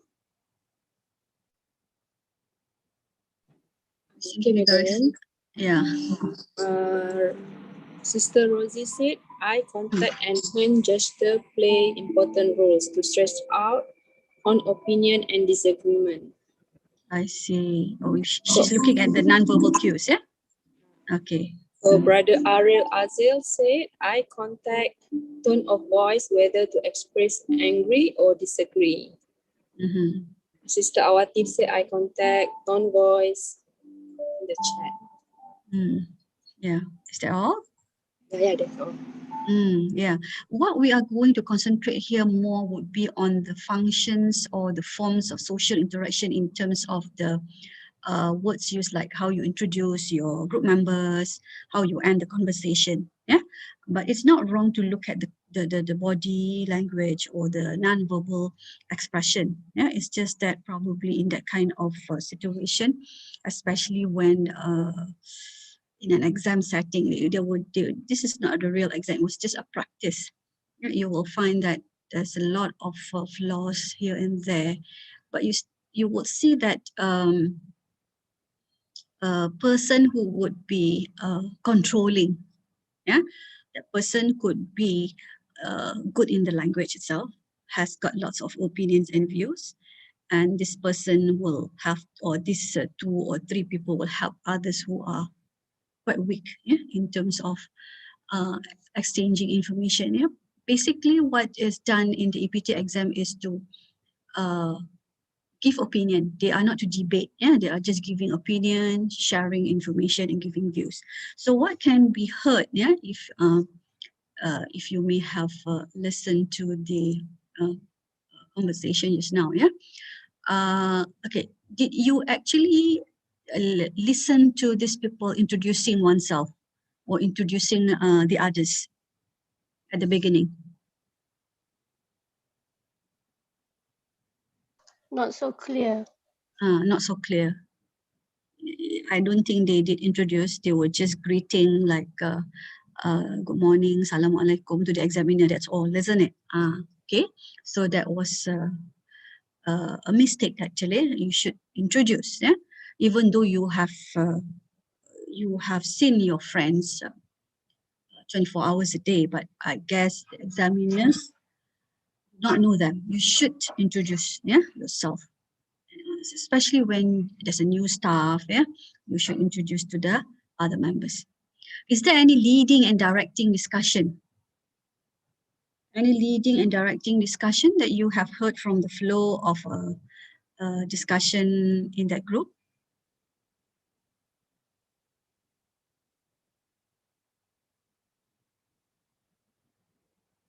Any leading and directing discussion?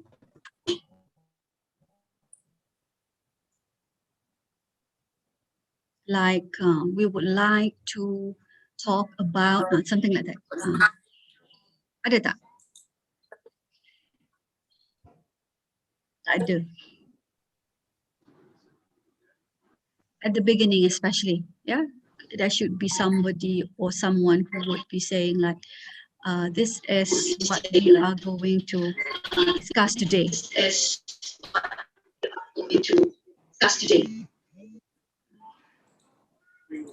Hearing echoes of myself. Okay, macam ada tapi not very clear, I suppose. Dan macam ada tapi not very clear, I suppose. Okay, the next step is, did you feel any agreement or disagreement?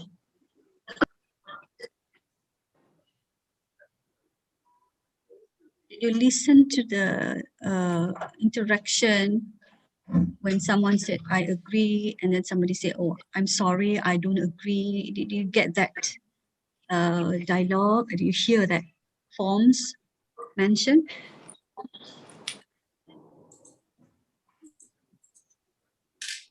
Anything from the chat, sister?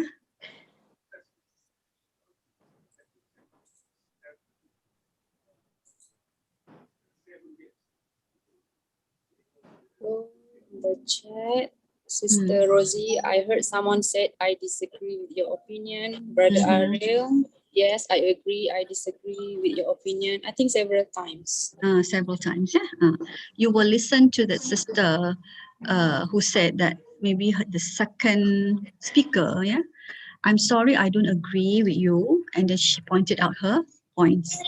So there is a flow of thoughts, and a person who would want to disagree to the idea would say sorry, not just to say, oh, your idea is simply cannot be accepted. No, you need to have that courtesy also in interrupting or in delivering your ideas. Okay. And also you will hear, I second your point, I agree with you. Thank you for your point. Okay.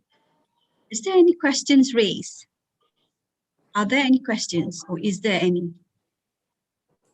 So far, no question, Madam. I mean from the group communication of the video.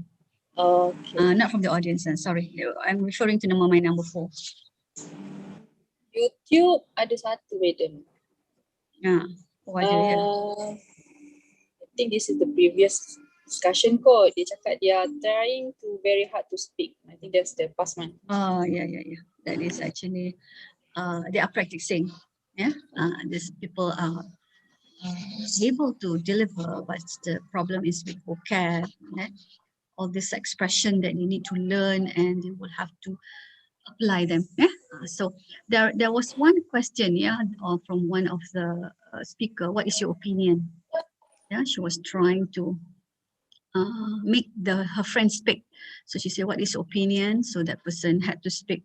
They don't have a choice. If they don't speak, they don't get their grades. Okay. Any effective feedback? Any effective feedback given?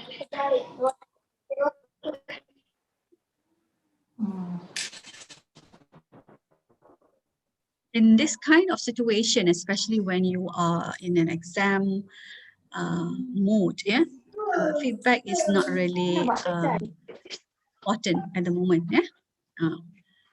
Counseling also tak ada, but they did conclude. They did conclude. They did conclude by saying we should end this, and then they said that I would like to sum up, yeah, or I would like to end this conversation, or like to end this discussion. There's a form there.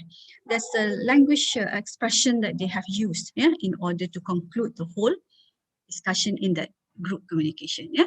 So what I can say all in all, this is what you would have to follow, these steps. Yeah. Functions of discussions 1, 2, 3, 4, 5, 6, 7. Yeah. In certain group discussion scenario, you will have 1, 2, 3 up to 4. Yeah. Or even up to 5, probably up to 5 maximum, giving effective feedback, which means that when you are to have a discussion, you want a feedback, you want to solve your problems, you want to come out to overcome certain solutions, come up with the solutions to a certain problem. And counseling is optional. Counseling will be maybe would deal with problematic issue, problematic people. Yeah, but the number 7 is compulsory. You need to conclude. You need to conclude everything in the group discussion. We just cannot say that, okay, that's it, goodbye. No, I guess there must be some kind of remark, or at least in a few sentences, how you conclude your discussion. All right. Okay, now this is actually very straightforward. You do this every day, but I'll just need to have this mentioned to you. Maybe you will overlook certain things.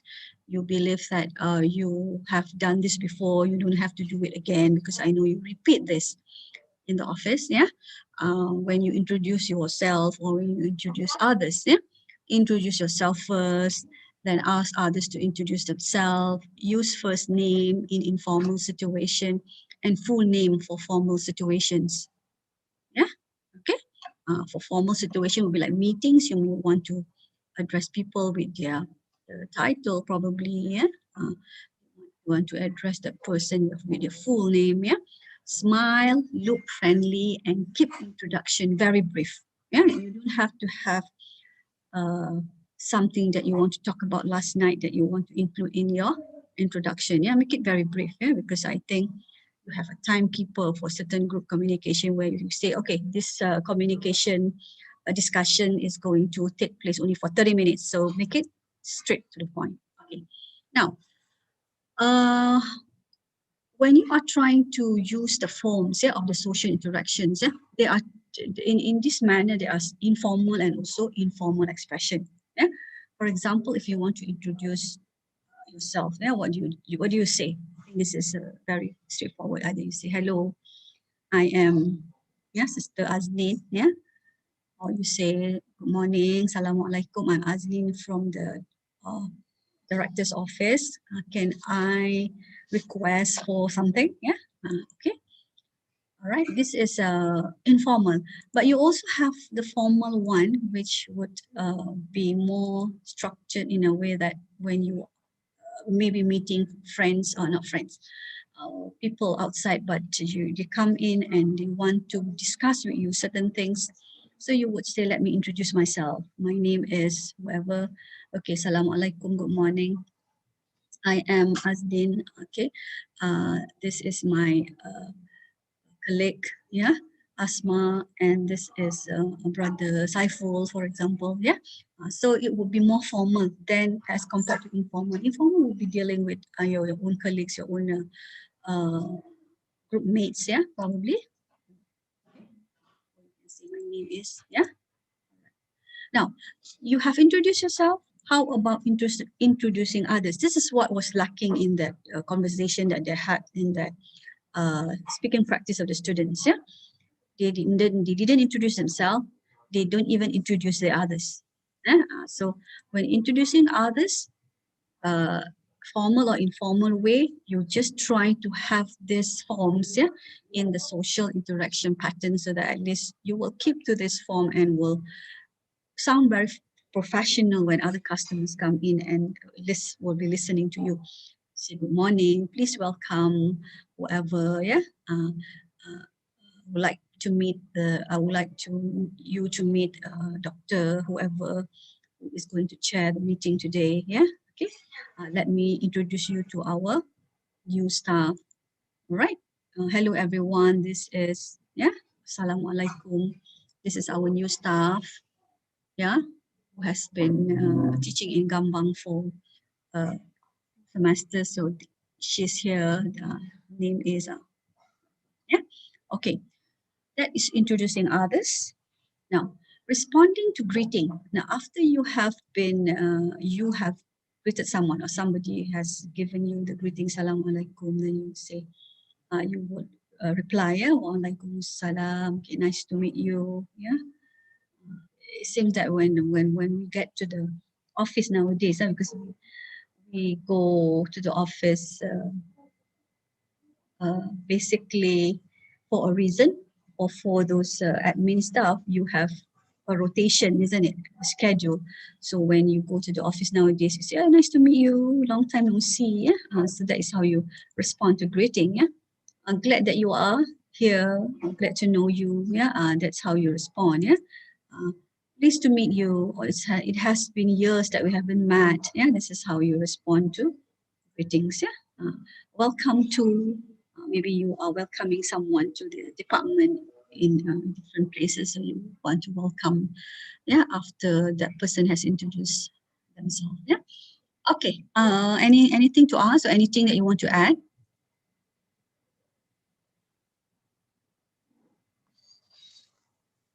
Maybe you have used different forms, but I guess these are the common ones that you use, and also the common ones that you will have to use if you have not used it before. Okay.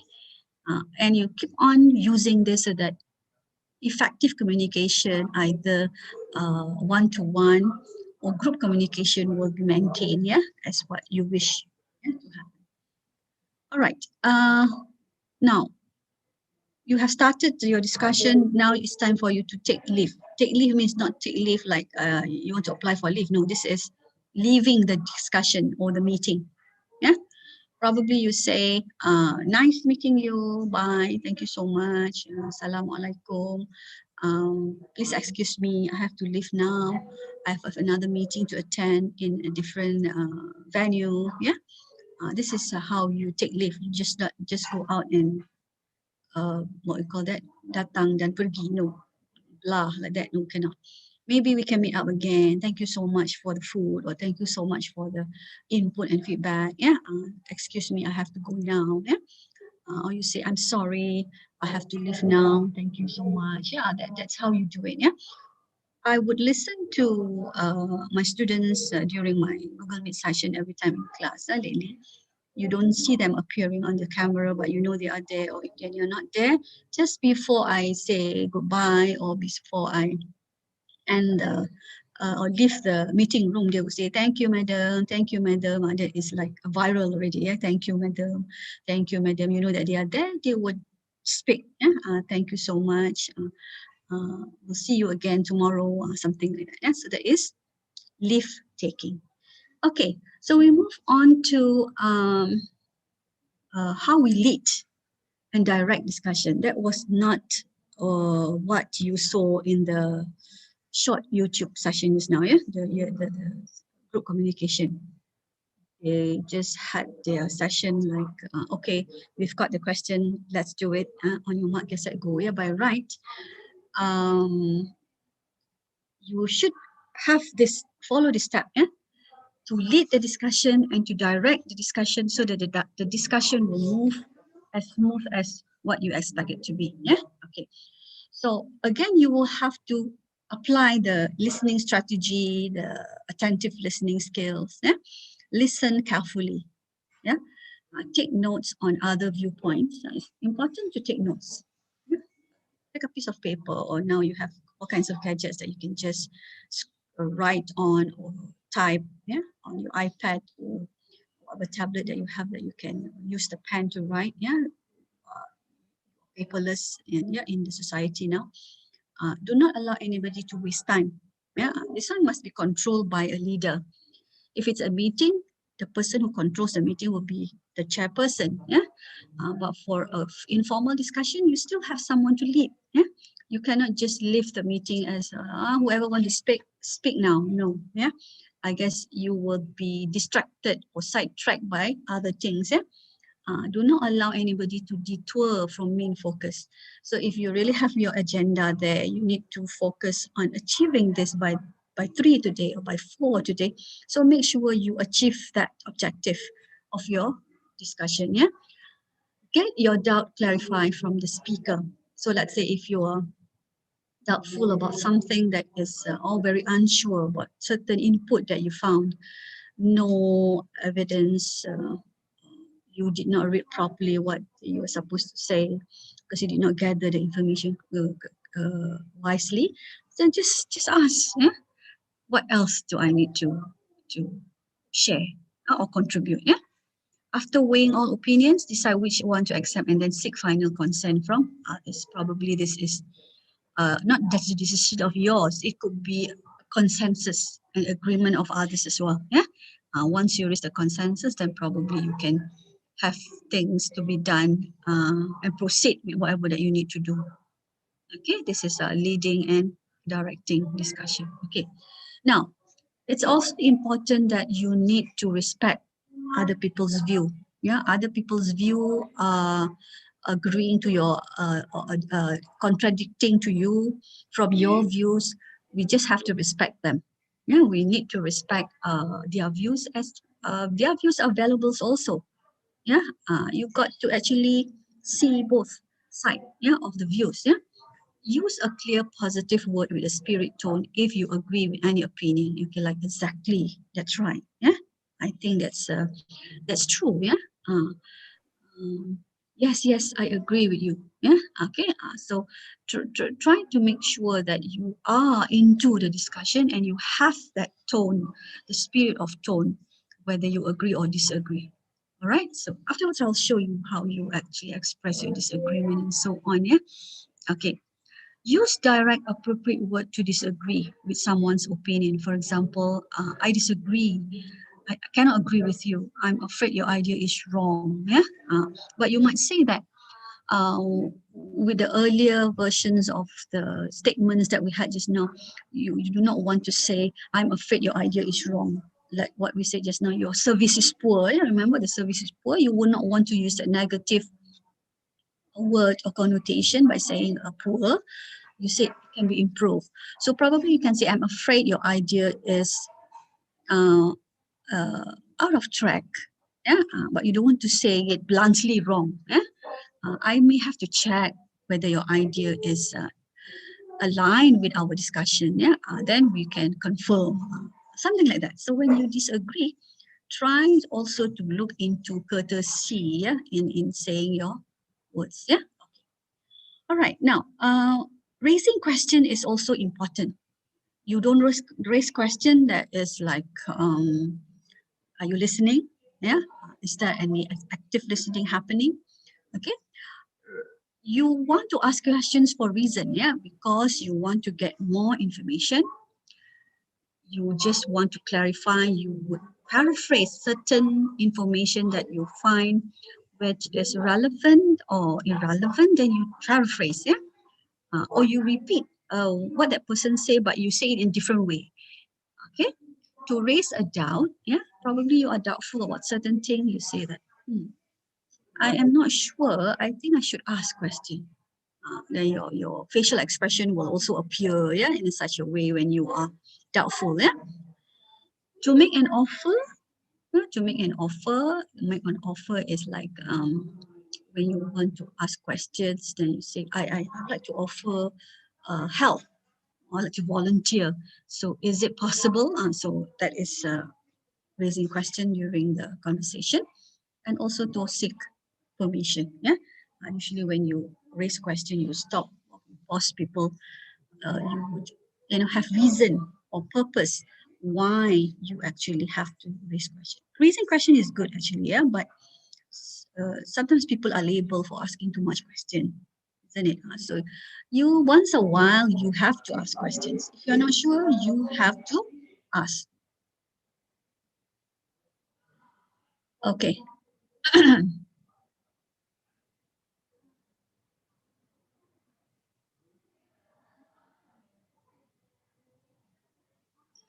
Okay, now this one is interrupting.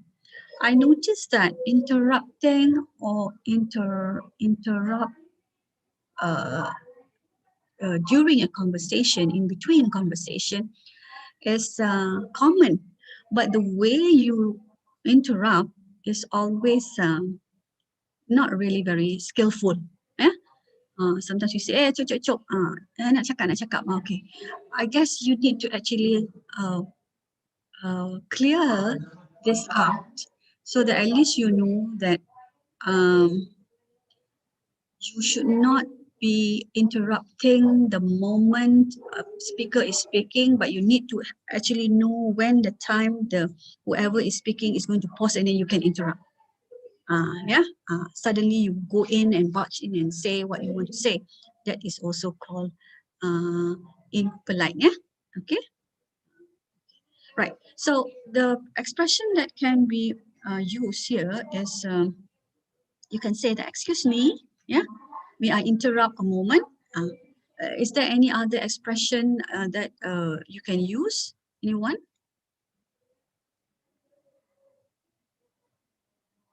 Ready?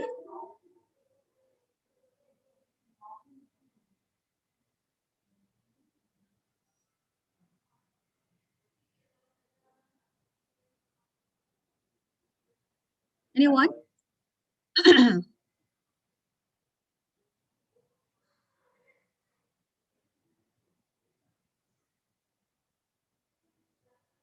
Or you say, sorry, I need to interrupt the conversation by asking question.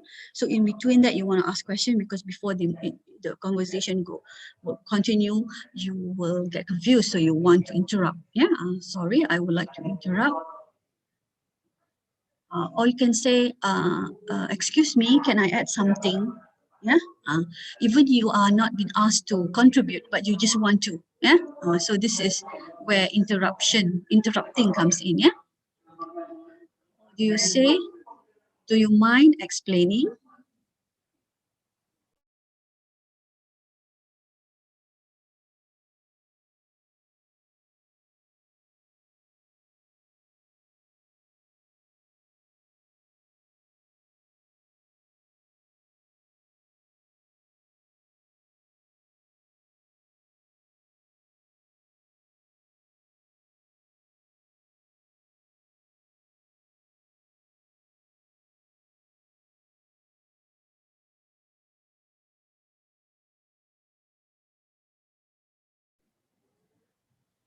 Okay, can you hear me? I got disconnected just now. Dengar tak? Boleh Okay. Dah cuba buka video, kalau tak boleh I will switch off because internet connection ni slow pula petang-petang ni. Okay. Okay. Okay, do you mind explaining anything else with the interruption, with interrupting a conversation? Okay. Sister Norhildawati, I am sorry. May I add something? Sister Rosie, excuse me. May I say something? Back to differ. Back to differ. Very common expression. Excuse me. I'm sorry. You can use them. That one is actually quite common. As long as you are not rude. People will listen to you if you follow. The correct expression and follow the phrases that is being advised to use. Okay. Or maybe you say, let's consider this as important, so let me try to inform you this is happening and so on. So that is how you interrupt. So far we don't see that interruption took place in that conversation that you had in that YouTube just now with the students. Dia nampak straightforward. Can you please detail out? So because you don't understand, so you might want to interrupt in between the conversation. You want things to be clearly detailed, explained by the whoever is speaking. Okay. How do you feel about this? Giving effective feedback.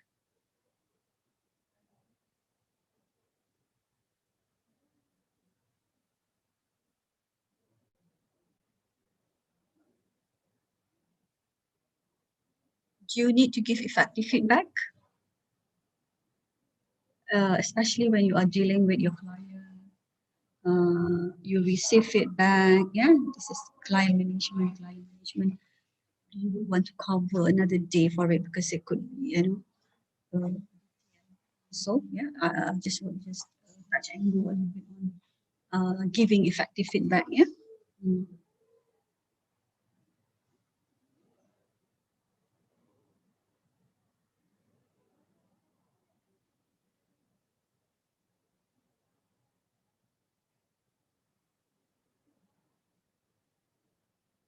Do you need to give effective feedback during group communication when it takes place in your department?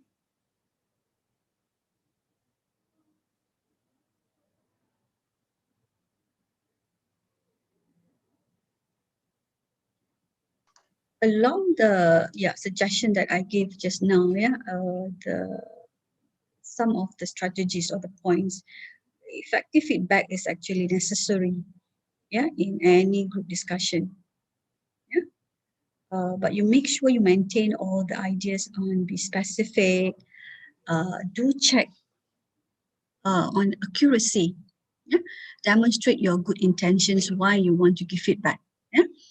Describe you feel about the idea, choose the right time to give feedback. Okay. When is the right time to give feedback? Is it immediately?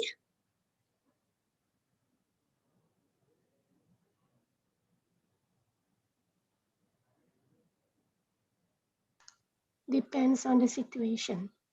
It depends also. Yeah, if your chairperson said that I need the feedback now, so probably you will have to look for to describe. If the right time is not there, then probably nowadays people will give out Google Forms lah, Google apa lagi, survey lah, to get feedbacks lah. So probably your feedback can come in that form also. So probably it's not the right time to share the feedback because you still want to think about it. You want to ponder upon a lot of things through the discussion. So you might want to demonstrate that your ability to contribute as well. So probably the feedback will come a bit later. Unless the feedback is something very urgent, then probably you just have to do it before leave taking, before you urgent the meeting. Okay, now I did mention to you just now this step, counseling. It might not take place in communication, in group communication. But then sometimes counseling needs to be offered also. The reason being is you need to briefly explain what was expected from them. You did not get what you are supposed to get of the target for the week work. Ask politely why they have not met the expectation. Give them opportunity to explain the reason behind their poor performance. We always hear the show cause letter in our organization. Does it still exist? Show cause letter, isn't it? When you do not do something for a certain period of time, you keep on repeating the same errors and same mistake, you will get that. Show cause letter, and then you have to explain. Listen patiently and show interest to develop trust. You really have to be very patient. In conducting this counseling, you need to be patient, you need to analyze, you need to strategize, and you need to show interest. Your listening skill will have to take place here. Because in developing trust is not easy. People will not be able to be so exposed to things. They do not want to reveal their problems. They do not want to tell you what they are not interested in because they are shy or they are afraid. The fear is still there. So to build the trust is very important. Okay. Otherwise you force people to do what they can't do, then it defeats whatever purpose or whatever objective or goals that you want to achieve in that group communication. Okay. Offer advice with examples while it will work. Advice with examples would mean that probably you have role models in the different departments who did the job very well. completed your job on time or even before time. Yeah, so probably you can give this kind of examples to your co-worker or your people who are in your group, yeah, so that they will also be motivated to achieve something like have achieved, those who are successful.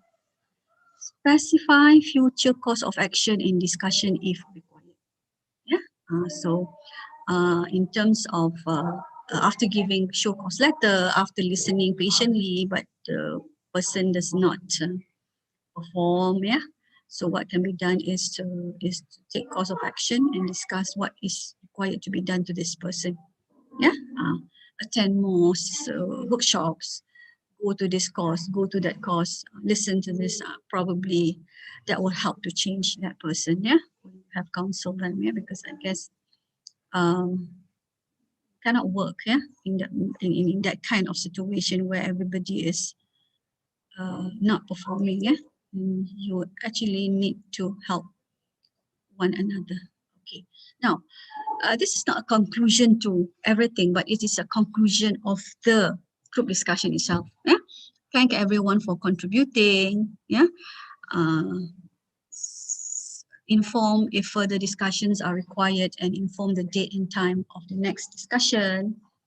Yeah, summarize the major points of discussion and the decisions made. Probably that would make it easier for everybody to recap, yeah, or to look back what's the information that it has been discussed earlier. Yeah, and then you would want to say thank you for attending. Would like to meet you again for another rounds of second round of the discussion to see what actions that you have taken. Yeah, thank people. Yeah, you got nothing to lose. Just say thank you. Like just now, what somebody asked me, what if that person say you are the worst staff in IIUM. I say thank you for telling me that. Yeah, thank you. Yeah, I will go and find out from other people what is that. How would I improve? Yeah, because I don't know. Because if you don't tell me, I didn't know that I'm the worst. Yeah. Okay. All right. Any question?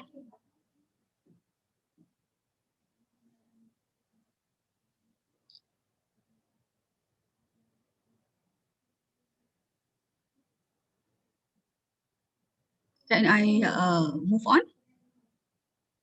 If there's question, I may want to answer that maybe a bit later. Yeah. Please collect all the questions and the feedback. Yeah. Okay. Now, since we have come to the not come to the end, but we are looking at how important group communication is. We'll try to look at the strategies. Yeah, speaking in group discussion. Yeah, discussing problems and solution, creating cordial and cooperative atmosphere, using persuasive strategies, being polite and firm, turn-taking strategies, effective intervention, reaching a decision. Okay, I have explained this just now, but some of them need to be emphasized again because this becomes strategies. Yeah, you need to speak, you need to discuss problems in order to get it solved, or you need to find solutions to the problems. Yeah, you need to coordinate. Yeah, create a cordial and a cooperative atmosphere, which means that you cooperate with one another to deal with problems or try to solve the certain conflict in any of the departments. Yeah, you use persuasive strategies. Yeah, you're not Adolf Hitler, so you have to be ask people for opinion. Yeah, you persuade people. Yeah, try to get others' opinion and respect others' opinion as well. Yeah, being polite and firm. Again, the 5 C's are also included. Yeah, that turn-taking strategies is actually the one that I mentioned, the interruption. Yeah, when you get your turn to speak, you want to interrupt, you want to get the chance to display. Yeah, what are your ideas? Yeah, in the group communication, effective intervention and reaching a decision. Yeah, okay, so intervention, effective intervention is like if you would want to speak to someone who is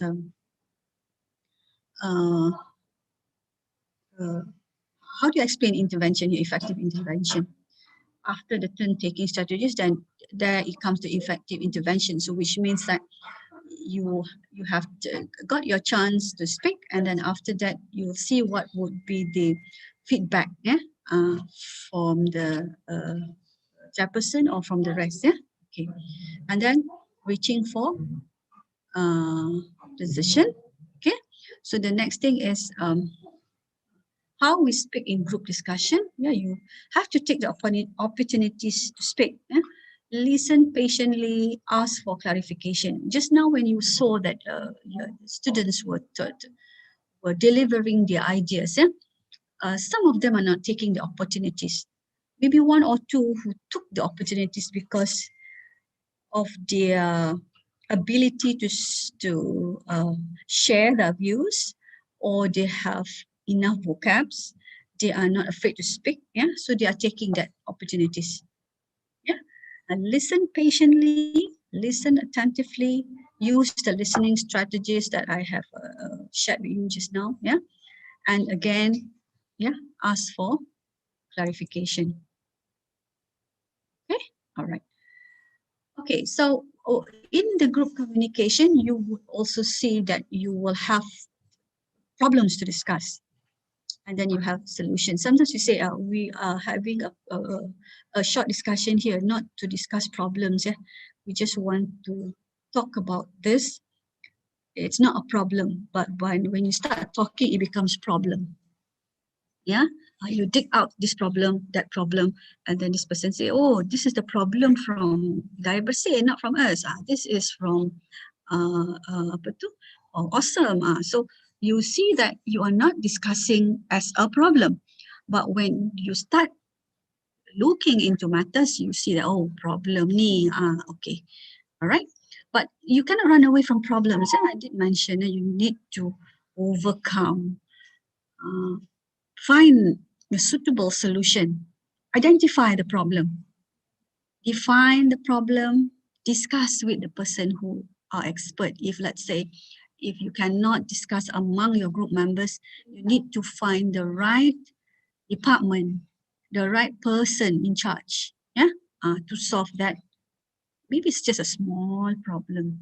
Okay, it's just that because you are not expert in it, so you cannot. Usually, when you have problems with, I'm talking, about myself, like my own problem with my internet connection. When I reach the office, suddenly the internet connection failed. Where do I go to? Of course, I go to ITD or the technician who is there. Because I don't think I can solve that problem, isn't it? So you have to find the expert. Find a solution. If you can't get absolute solution, then you may have to find optimal solution. You can just find ways to actually reduce the problems, and then you will discuss about that. So these are a strategy sometimes you don't notice, but you will actually act in it. And when you see that this cannot work out, so there must be some problem somewhere. It could be the communication breakdown, miscommunication, there's barriers, and a lot of other things. But if you realize these are the important criteria and strategies that you need to actually apply and use, so I guess no harm. Okay, you still can use them. You can add to the new ones, and new ideas, and new knowledge that you have just realized today. Okay, creating a cordial and cooperative atmosphere. This is something very positive. You need to be open-minded. You need others. You allow others to speak. Respect different opinions, develop trust, and then adapt a friendly attitude. We need this. Friendly attitude. We do not want people to talk behind our back or backstabbing us. Now we have this word, what? Toxic, toxification, toxic people. Who are these toxic people? People who influence others with bad behavior, probably. Right? We do not want that. I believe that in our our organization, we we we would have this kind of people, yeah. If we have, it's like adalah biasa, tapi not too many, yeah. But if you go to work at other places, there are many, yeah. People who just like to talk and just adapt, yeah. Adapt, yeah.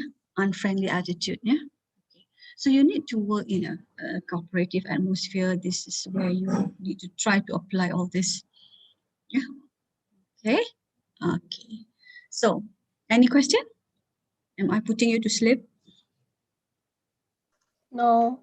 Yeah. There will be not much to weigh, because I need to deal with a lot of points here.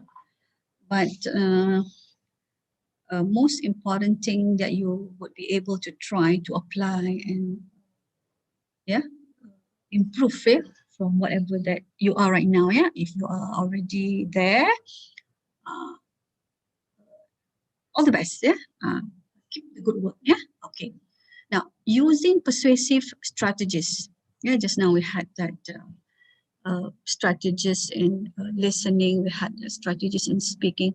You also need to use persuasive strategies. Yeah, listen, then react. Yeah, again, this is testing your patient. Yeah, use evidence, win their confidence. Yeah, because I think to use persuasive strategies, you need to actually tackle the confidence of other people. Yeah, if they are not confident, then it's not really easy. Yeah, to actually build that, because this is something that through experiences that you become confident at workplace. Yeah, confident in writing business letters, confident in delivering the ideas in meetings. Yeah, okay. Okay, being polite and firm. Yeah, you can be firm. You can be called as a very strict boss, but then politeness is something that, yeah, we have to use courtesy. You come back to courtesy again. You cannot run away from that. Yeah, I'm afraid this idea may not work in our system. I could not agree completely. We should discuss it more. So in this statements, you will notice that I am afraid this idea may not work in our system. Yeah, just like what you said just now, I am suggesting that you can improve your poor service. This is being polite and firm. I could not agree completely. Okay, you're trying to be firm here. We should discuss it more. So you try to be polite by saying that, okay, we can have another discussion on this matter, but I'm very firm that you have to come back and work this out. Yeah, so this is how you use your politeness strategy, the firmness, and also the persuasive strategies, and dealing with group communication. Okay. So the turn-taking strategies is this is just an example how you take turn to speak. Taking a turn, holding a turn, yielding a turn. Yeah, taking a turn, which means that if you feel that, oh, it's my turn to speak now, yeah, I will speak. Yeah, or probably you say, oh, I don't have anything to say, I am not ready to say. Maybe you just leave me 5 minutes before we adjourn the meeting, then I will take my turn. Yeah, you can hold your turn, and then you can just say, I leave this conversation to Brother Azman, for example. Yeah.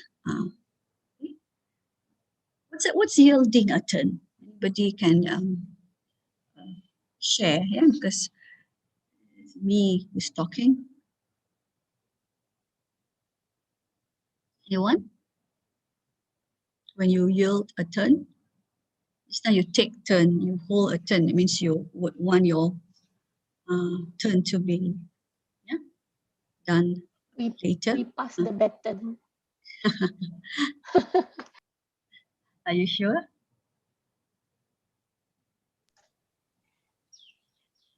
Give our turn to someone else. you will give your turn to someone else, but are you willing to speak after that? So that we can think more on that. That is common, yeah. You will always say that. Okay. Apalah, you cakap lah dulu, isn't it? It's that you quite passive in a way, yeah. You want to say. It's like mengelak, madam. Yeah, macam tu lah. Tapi in some reasons, for some reasons, like what you mentioned just now, whoever mentioned that, it's not that you do not want. You are still collecting or gathering information before you want to speak. You may want to have that points ready to have evidence. But there are people who just run away lah after they have said, okay, I leave my turn to you. I'll come back. You go out and you never come back. Yeah, ada juga macam tu. Oh, madam, maybe too shy to give the opinion. I don't think so. You got to overcome this. Ini kena counselling lah. Sebab kalau dalam group communication, we need to contribute, yeah. Cannot be the free rider all the time, yeah. Contribution is important.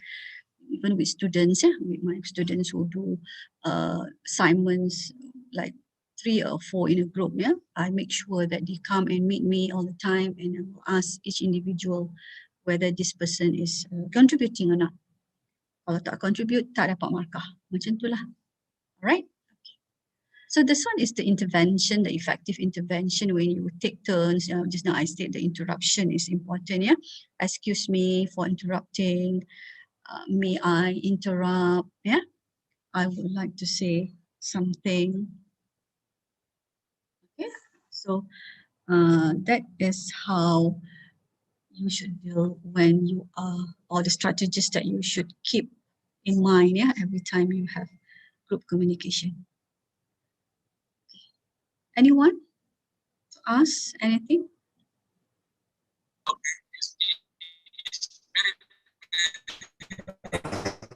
Can't hear you. Can you type in the chat box so that tak dengar. Sorry, I tak dengar. Are you all clear with this person who is speaking? Tak dengar, putus-putus. Tak dengar.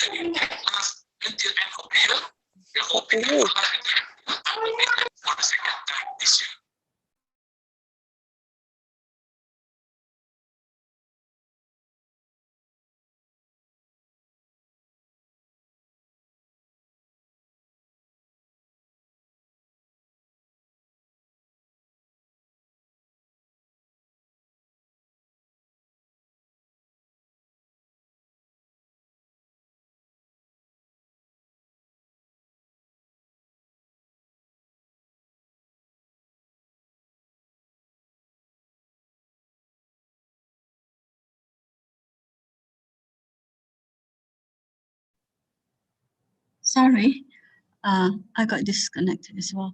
What was the question? Anybody get or could? What is? I don't know. I hear someone's asking question or giving ideas just now. Tak dengar? Did he type something on the YouTube chat or the Zoom chat room?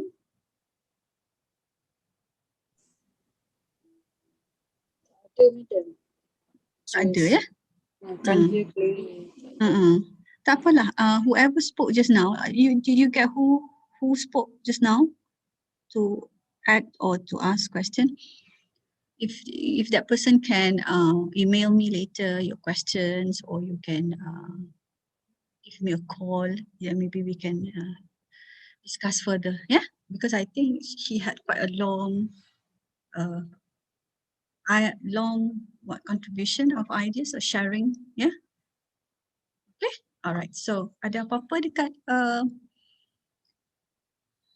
chat box? So, assisting me with this.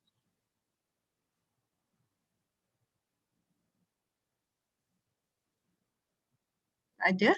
I move on, yeah? Tak ada. Okay, good. Alright.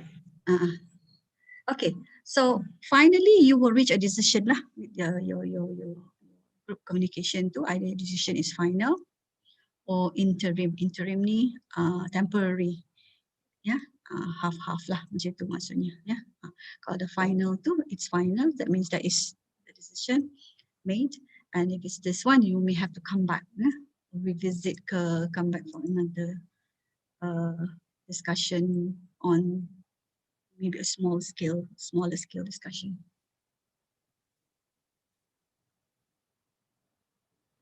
Okay, I'll just run through this very quickly. Just now it was a very general group communication, group discussion. This one is more into different types of group discussion. Group discussions, which I label as GD, organizational group discussion. Organization use group discussion for group decision making. It involves group thinking or on given problem. Selalunya lah we have this, organizational group discussion. Group members take the responsibility for explaining ideas and achieving for a consensus. So everyone will have to contribute. Group discussion helps in reducing problems inherent to traditional way or interactive groups. Okay, then they follow the certain techniques, with the purpose of brainstorming, nominal group technique or Delphi technique. Brainstorming, you just have to sit down and pick. Nominal group training, group technique ni is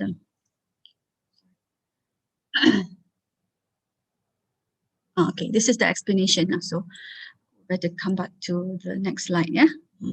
So brainstorming is a method of generating a variety of ideas and perspectives. Sometimes you just throw your ideas, somebody wrote on the board or letak dekat mind map, and then you say, okay, we have these ideas.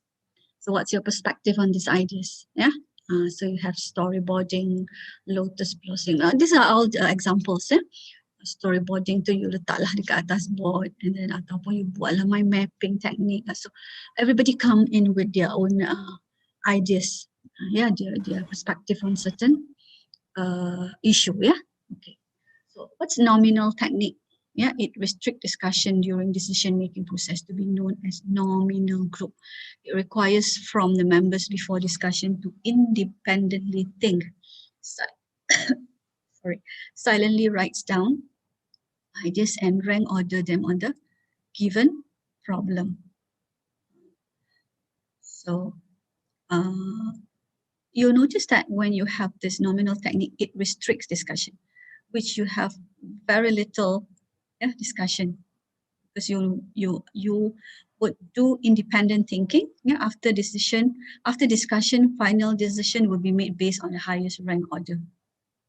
It's a contoh macam voting lah. Kita vote for this, and then you what is the highest, then this would be the decision made. I guess I don't know. We don't practice this in SAPAT with the ELD staff.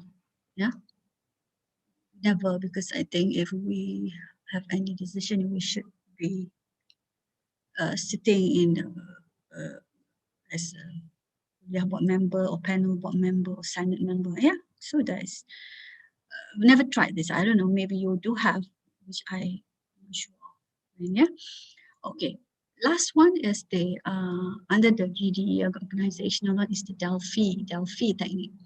Similar to nominal technique, but it doesn't require physical presence, which means that you are somewhere else.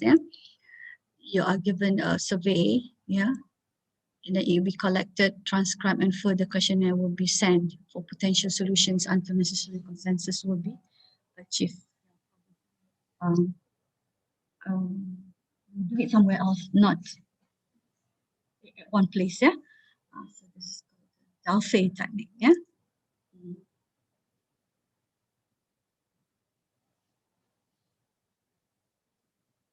So it's a different case in a group discussion as part of selection process, job selection process especially. Yeah, this kind of group discussion conducts for a selection of candidates for jobs or academic admission. So you usually have a small group of panel members, yeah, in a selection of candidates for job, yeah, for academic admission, yeah. So usually you have a well-formulated tool to evaluate personality, knowledge, communication, and teamwork skills of candidates. Yeah? You will have personality test probably earlier. Maybe you have a knowledge test, and then you have an interview. Yeah?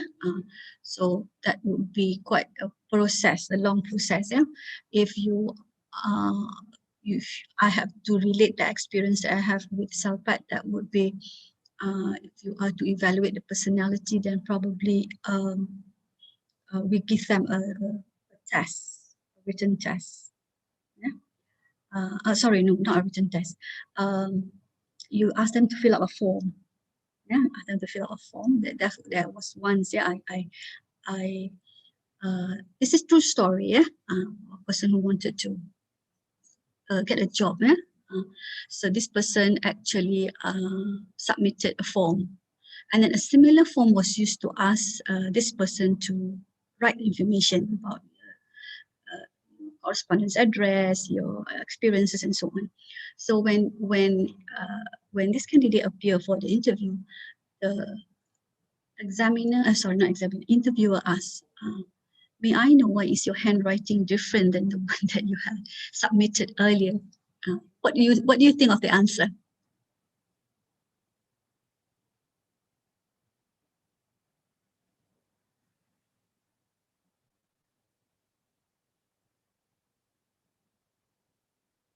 This is to test your personality. This is to test your integrity. Bahaya ni. What do you think of the answer of the interviewee? Have you come across this or you experienced this before? Anyone? Not sure, madam. I'm not sure.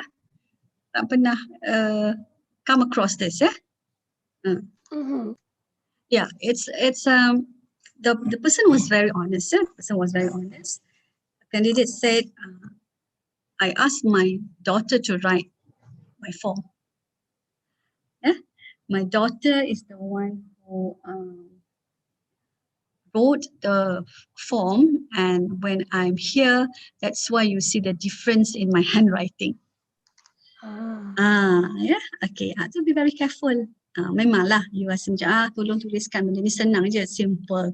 But when it comes to looking at your integrity, looking at your honesty, looking at your personality, so we'll give you the same form, sama je form tu, tapi nak tengok you macam mana orangnya, yeah. Alright. Okay. Other than that, hang on. Just need to.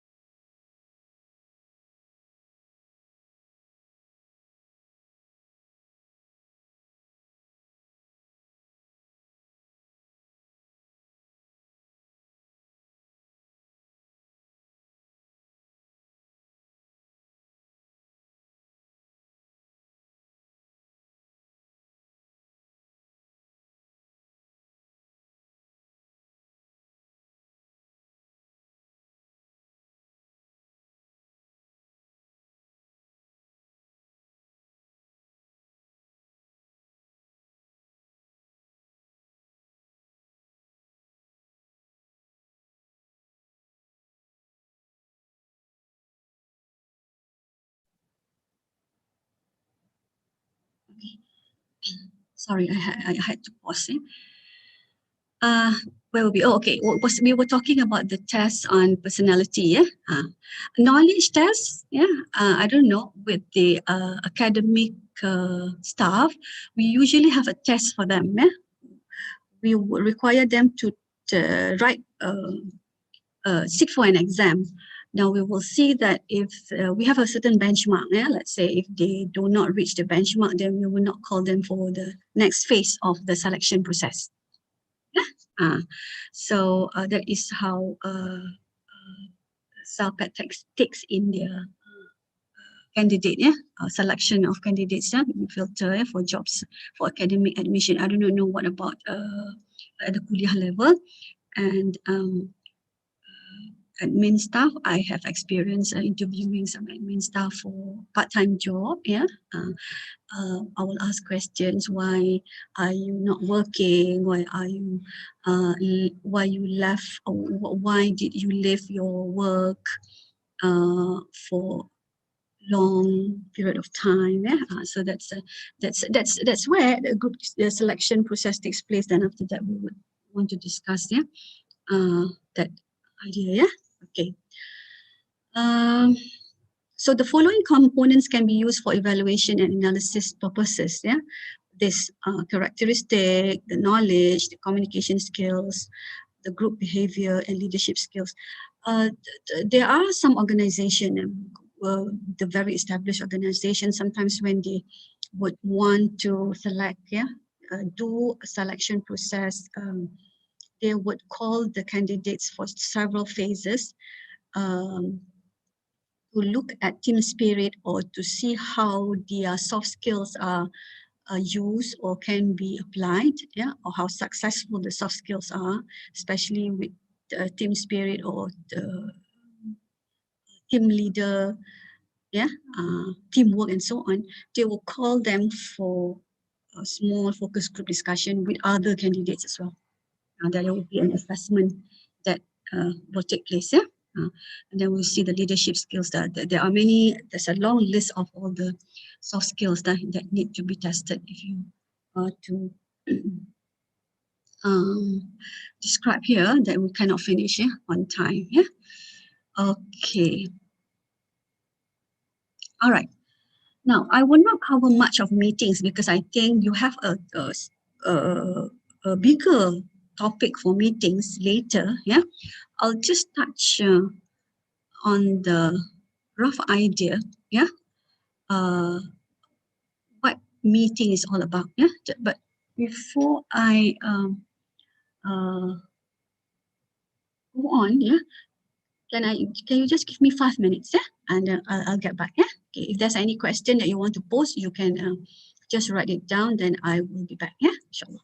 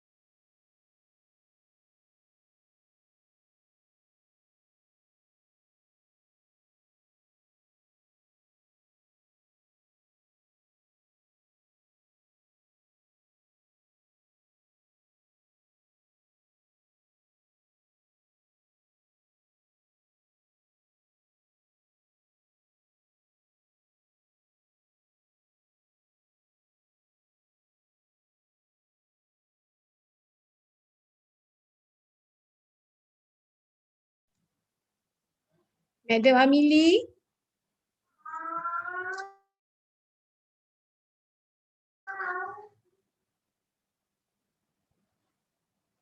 Madam pergi toilet Madam minta 5 minit. Nanti dia get back. Okay, okay.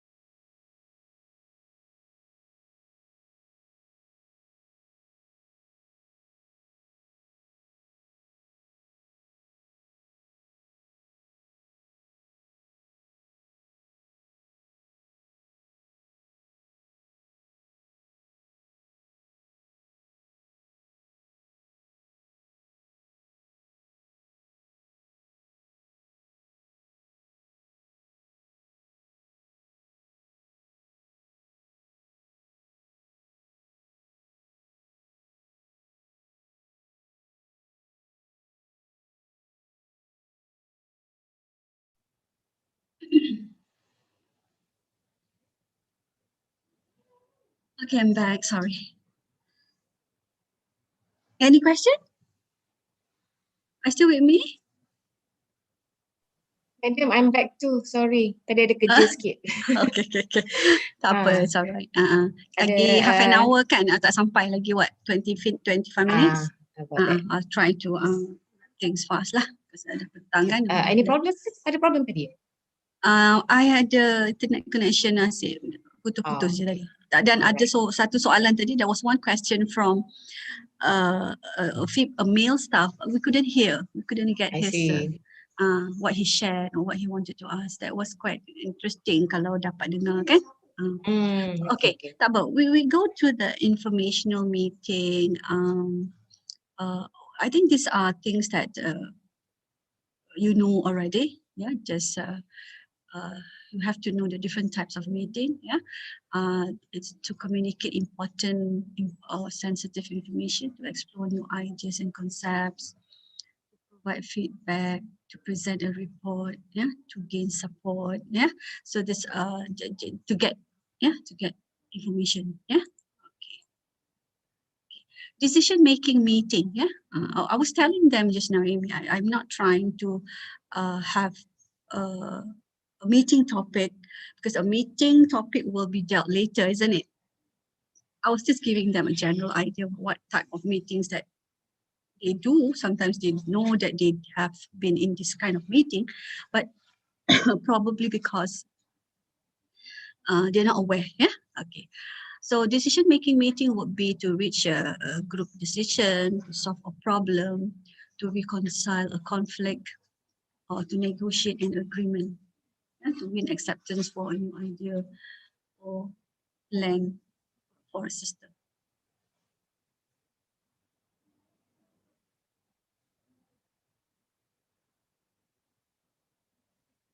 Okay, now,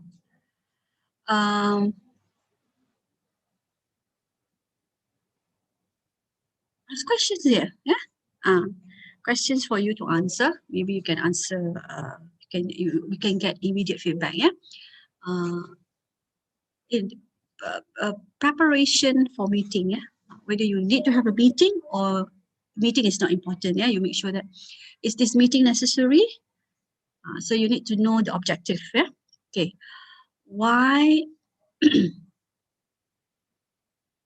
what is my objective? Is the timing right? How much the meeting will cost? How to arrange the meeting? Yeah? Participant, time, duration, venue, and also set up. Yeah. Okay. Now, if you can answer this question, yeah, you can answer this question, then probably you can come up with a decision what kind of meeting that you need to have. Yeah. Because a success of a meeting will be determined by the right objective and the right decision made, yeah, by probably whoever plans for the meeting, yeah. Usually the person who chair the meeting is the one who decides on, who determines, yeah, why the meeting is need to be done, yeah. You in your office or that workplace, you will have certain meetings, isn't it? Could be monthly, it could be 3 months in a year, yeah, or it could be twice a week. But you have to make sure that, is it necessary to have a meeting which is too often, unless if there's a decision that need to be made very quickly, yeah. So then probably you have to schedule for that proper meeting, yeah. Now, is the timing right? Now, how do you answer this? Is the timing right for the meeting?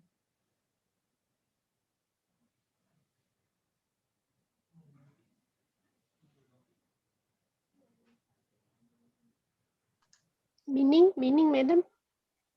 Which means that here, sometimes you have a meeting, but you have not chosen the right timing. Yeah.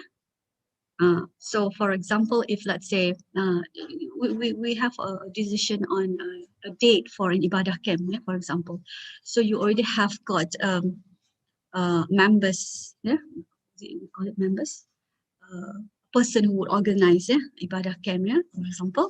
So the ibadah camp is going to be done in 2 months' time. So, do you think that you should start the meeting right away? Yes, for the kick off meeting, we should have it right away for the first meeting. Yeah, because lagi 2 bulan kan. Probably you have one. Lepas tu you have katalah lagi 2 bulan, and then you want to make sure that you get all your members to be attending the meeting, and then you get the people to be in charge of certain work, yeah, for the camp. People in charge of speakers, people in charge of food, for example, venue and so on, yeah. And then probably you would have it more often when the time is very close to the date of the ibadah camp, yeah. Maybe you will have for this month you have it 2 kali. Next month you may have to have it every week. A week before the camp, probably you could want to have it in a week. You could want to have it twice, yeah. To get feedback, yeah, to get responses, to get to know what's the action will be next, yeah. Okay. Now, Do you think meeting will cost a lot? Depends. Depends. Depends on the what kind of meeting, location, yeah, number of people who will be attending, yeah. In some cases, when we meet face to face, yeah, if let's say we need to deal with people from the outside, yeah, from outside of our organization, we might want to spend more on the venue. Probably we do not want to have a venue in our own campus, yeah. Probably want to have it somewhere else, so that will incur cost. If let's say the meeting cannot end one day, you might want to extend.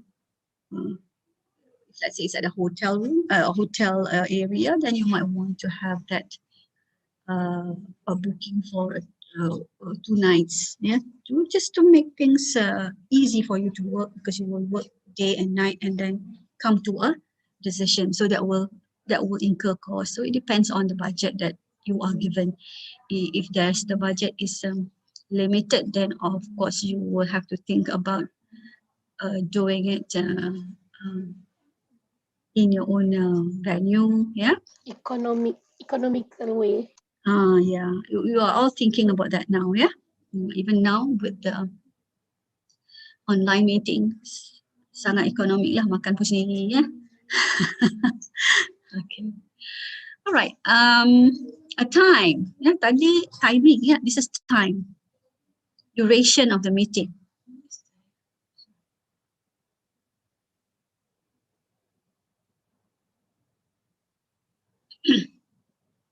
Is there any specific time?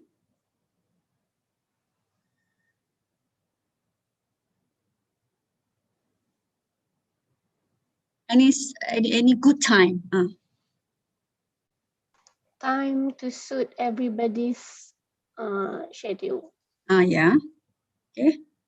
True. That is one. Morning, afternoon, which is better? For fresh ideas, normally morning. Yeah, fresh ideas morning. But for my experience in Selpat, kalau face-to-face meeting, we are always we have this constraint of one time, because lecturers have different time of timetable, kan? Satu lagi venue, berebutlah venue tu, kan? That is a problem, and we somehow see that we cannot have a small venue for our meeting, yeah. We have like 80 lecturers, ELD lecturers, yeah. So it's very difficult to find venue, kena pergi book mini OD for that meeting kalau it's a face-to-face lah. Now I think it's easier. Duduk je lah kat mana-mana, you can just fix any venue, time, tak kisah. But in some effective meeting books, time is important juga, because whatever that you conduct in the afternoon will not be so effective. Why? After you have lunch, you will fall asleep. Kan? Macam like you said just now, in the morning you will be fresh, you have fresh ideas, you are energetic. Lepas lunch tu, after 2 tu macam-macam gini, kan, kalau you suruh orang meeting, kan, tak ada apa idea lah.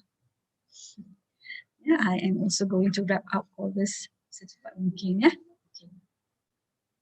Now, participants, who should come for the meeting? The right person to make decision, I mean to give ideas. Yeah, the right person. Depends on the agenda of the meeting. Agenda, yeah. Person who would be able to decide, to have the authority to give the decision. These are the people whom you need to invite. You dah bla bla bla bercakap dalam meeting ni problem ni, nak ni solution, sekali orang tu tak ada. So sia-sia je, yeah. Meeting kalau lebih dari 2 jam, that is actually not good, yeah, not effective, yeah. Okay, you have to have less time for a meeting, yeah. Okay. Now, venue and setup.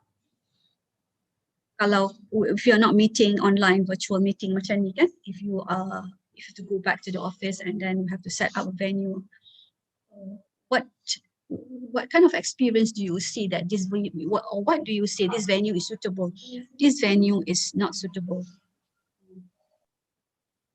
Normally, madam, at the venue of the chairperson. Normally. Oh, I see. If the chairperson is the dean, then it will be at the dean's office lah. Contohnya, ya. Yeah. Venue is important. The comfortable setup, yeah, ventilation, macam mana seating arrangement tu you nak buat. There's a lot of other things that you might want to look into if you go into a special book on effective meeting, kan? Then you will see that the meeting will be better achieved. Yeah? If you are not planning it properly, yeah, these are the preparations of the planning. But Yeah? subject to the capacity also, Hmm. madam, kan? Betul, sekarang ni is very difficult, ya. Macam us lah, capacity tak ada, the room are small, we can accommodate 80, ya. Maximum pun 60, our Al-Halil lah, kalau you kenal Al-Halil tu kat mana. So we have to go to mini OD to have a meeting. Okay, alright. What's next? This one would be the effectiveness of effective meeting, how you conduct, yeah. This would be the chairperson's responsibility to control the meeting, encourage participation, draw silent types into discussion, joining, managing emotions, dealing with latecomers, managing conflict, injecting humor, ending the meeting, preparing, finalizing the minutes, evaluating the meeting. Okay, that's a lot to be as a chairperson. If in your meeting participants are those who are very calm, yeah? You don't have to manage with conflict. Yeah? Emotions pun you tak perlu deal with lah sometimes. Yeah? You will have a very smooth run meeting. But sometimes you will get very nervous when you come in with a meeting as a chairperson, when you know your participants are this. This participant yang cakap banyak sangat. Or this participant yang akan tidur masa meeting. Okay. Alright, so you have to actually look up, if let's say you have been appointed as chairperson, the person who invites the meeting is actually the one who signed the meeting memo, for example, or the invitation. That is the one who would chair the. These are examples of venues and setup. Yeah, I think we have this kind of setting, yeah. Yang macam ni, macam conference room, yeah, for a meeting, for a bigger audience, yeah.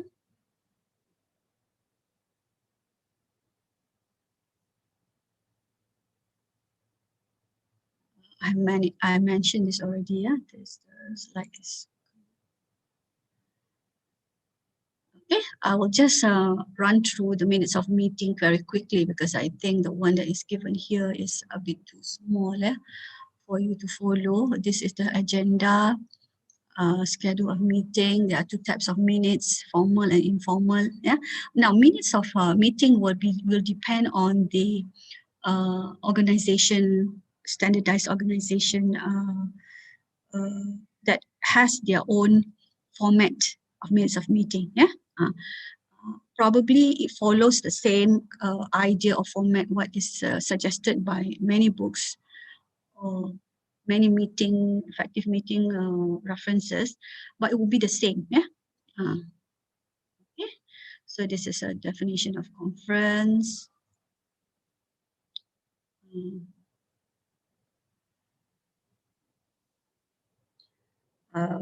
Would you like to answer some of the questions here? Because you're about to finish already. Yeah.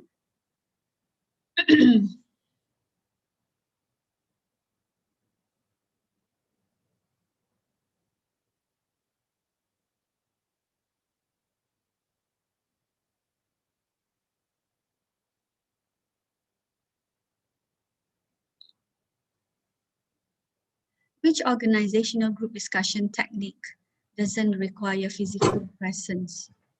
Still remember, if you're an active listener, you will know that which one doesn't require physical presence. Yang kita jawab dalam questionnaire tu, isn't it? You don't require, you are not supposed to be there, yeah?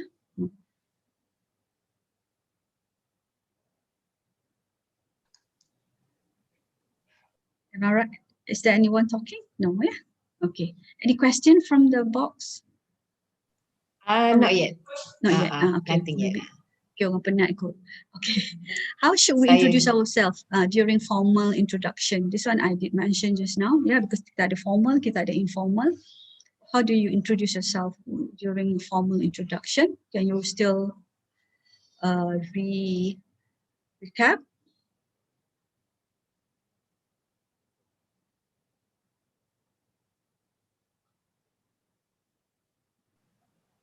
Semua dah lunyai dah, madam. Madam pun nak lunyai dah ni. Madam pun cakap pun slow sikit dah. Tak. Kena minum air, tekak dah kering lah pula tadi kan. Okay, tak apa, dah nak habis dah ni. Ya, insyaAllah. Okay, I still have like 105 participant in the Zoom. I tak tahu kat YouTube ada berapa. YouTube we have 34. Sama. Ni live chat. Oh, ni yang chat je kot yang 34. Tapi ni ada somebody said dah lalok. Oh ya ke? Okay. Introduce your full name. Madam ada tanya question ke tadi yang nombor 2 tu ya? Tengah tanya lah ni nak tunggu jawapan. Jawapannya. Introduce your full name ni ada jawab. The full name and then the organization that you are representing. Probably depends lah juga ya. But I think the most important thing is you don't be too formal, too informal. Yang ada informal tu lah macam you and your colleagues tu macam like hello, assalamualaikum tu tak apa. Tapi if you are introducing yourself to your customer kan, then you could be very formal way lah. Siapa you ya? Okay, I am the dean of this office ke apa-apa because orang tu nak jumpa you for a certain problem, so you introduce in a formal way. Okay, number 3, in organizational group discussion for selection, what are the evaluation components required from candidates to qualify?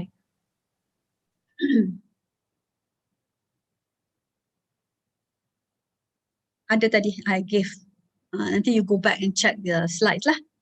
The evaluation components required from candidates to qualify. Knowledge. Somebody say characteristics, teamwork. Yeah. Yes, ada. Okay. I think this question number 4 somebody answered just now. Yeah, what's the meaning of the sign when someone folded arms during a group communication? Ada yang kata nampak bagus. Authority. Authoritative. Yeah. You have this air. Yeah, macam like, oh, who are you to say this? Macam tu lah. Okay. Sejuk, madam, sejuk. Sejuk mungkin juga. Yeah.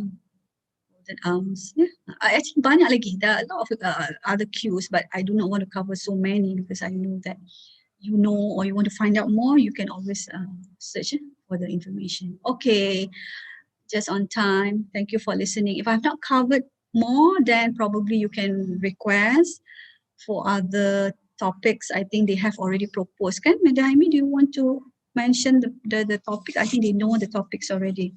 This one is mastering communication. Yang lain tu, should it be highlighted? One will be mastering correspondence, more to writing. More to writing. But once you have attended this, that will be easier for you to understand the writing part, because I think the writing will also include the 5 C's. Yeah, for any business communication written work. Yeah. Okay. So if there's any question, you can email me. Yeah.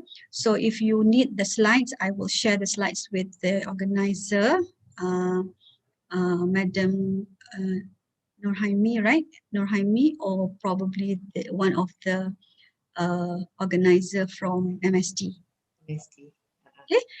Right. Okay. Thank you so much. Thank you for listening and staying until nearly 4:30. Yeah. I hope you bear with my lecture in the late afternoon like this. Inshallah, we will see what we can do or what you want us to help you or assist you at workplace. Then you would forward your request to MST or to IFLA. Yeah. Okay. Assalamualaikum. Any questions before any question? we end? Ada semua cakap thank you. Very Oh, ya ke? fruitful. Thank you, Thank madam. you. Assalamualaikum. Thank you. Waalaikumsalam. Thank you, madam. Welcome. Okay. Alamak. Okay, everybody. Oh, baru keluar suara Kan, and now we have come to the end lah. All right, I would like to thank everyone. There's so many of you here. I hope everyone is still active listener. Okay, thank you for your presence, and then thank you very much. So we will end this training with Tasbih Kafara and also Surah Al-As.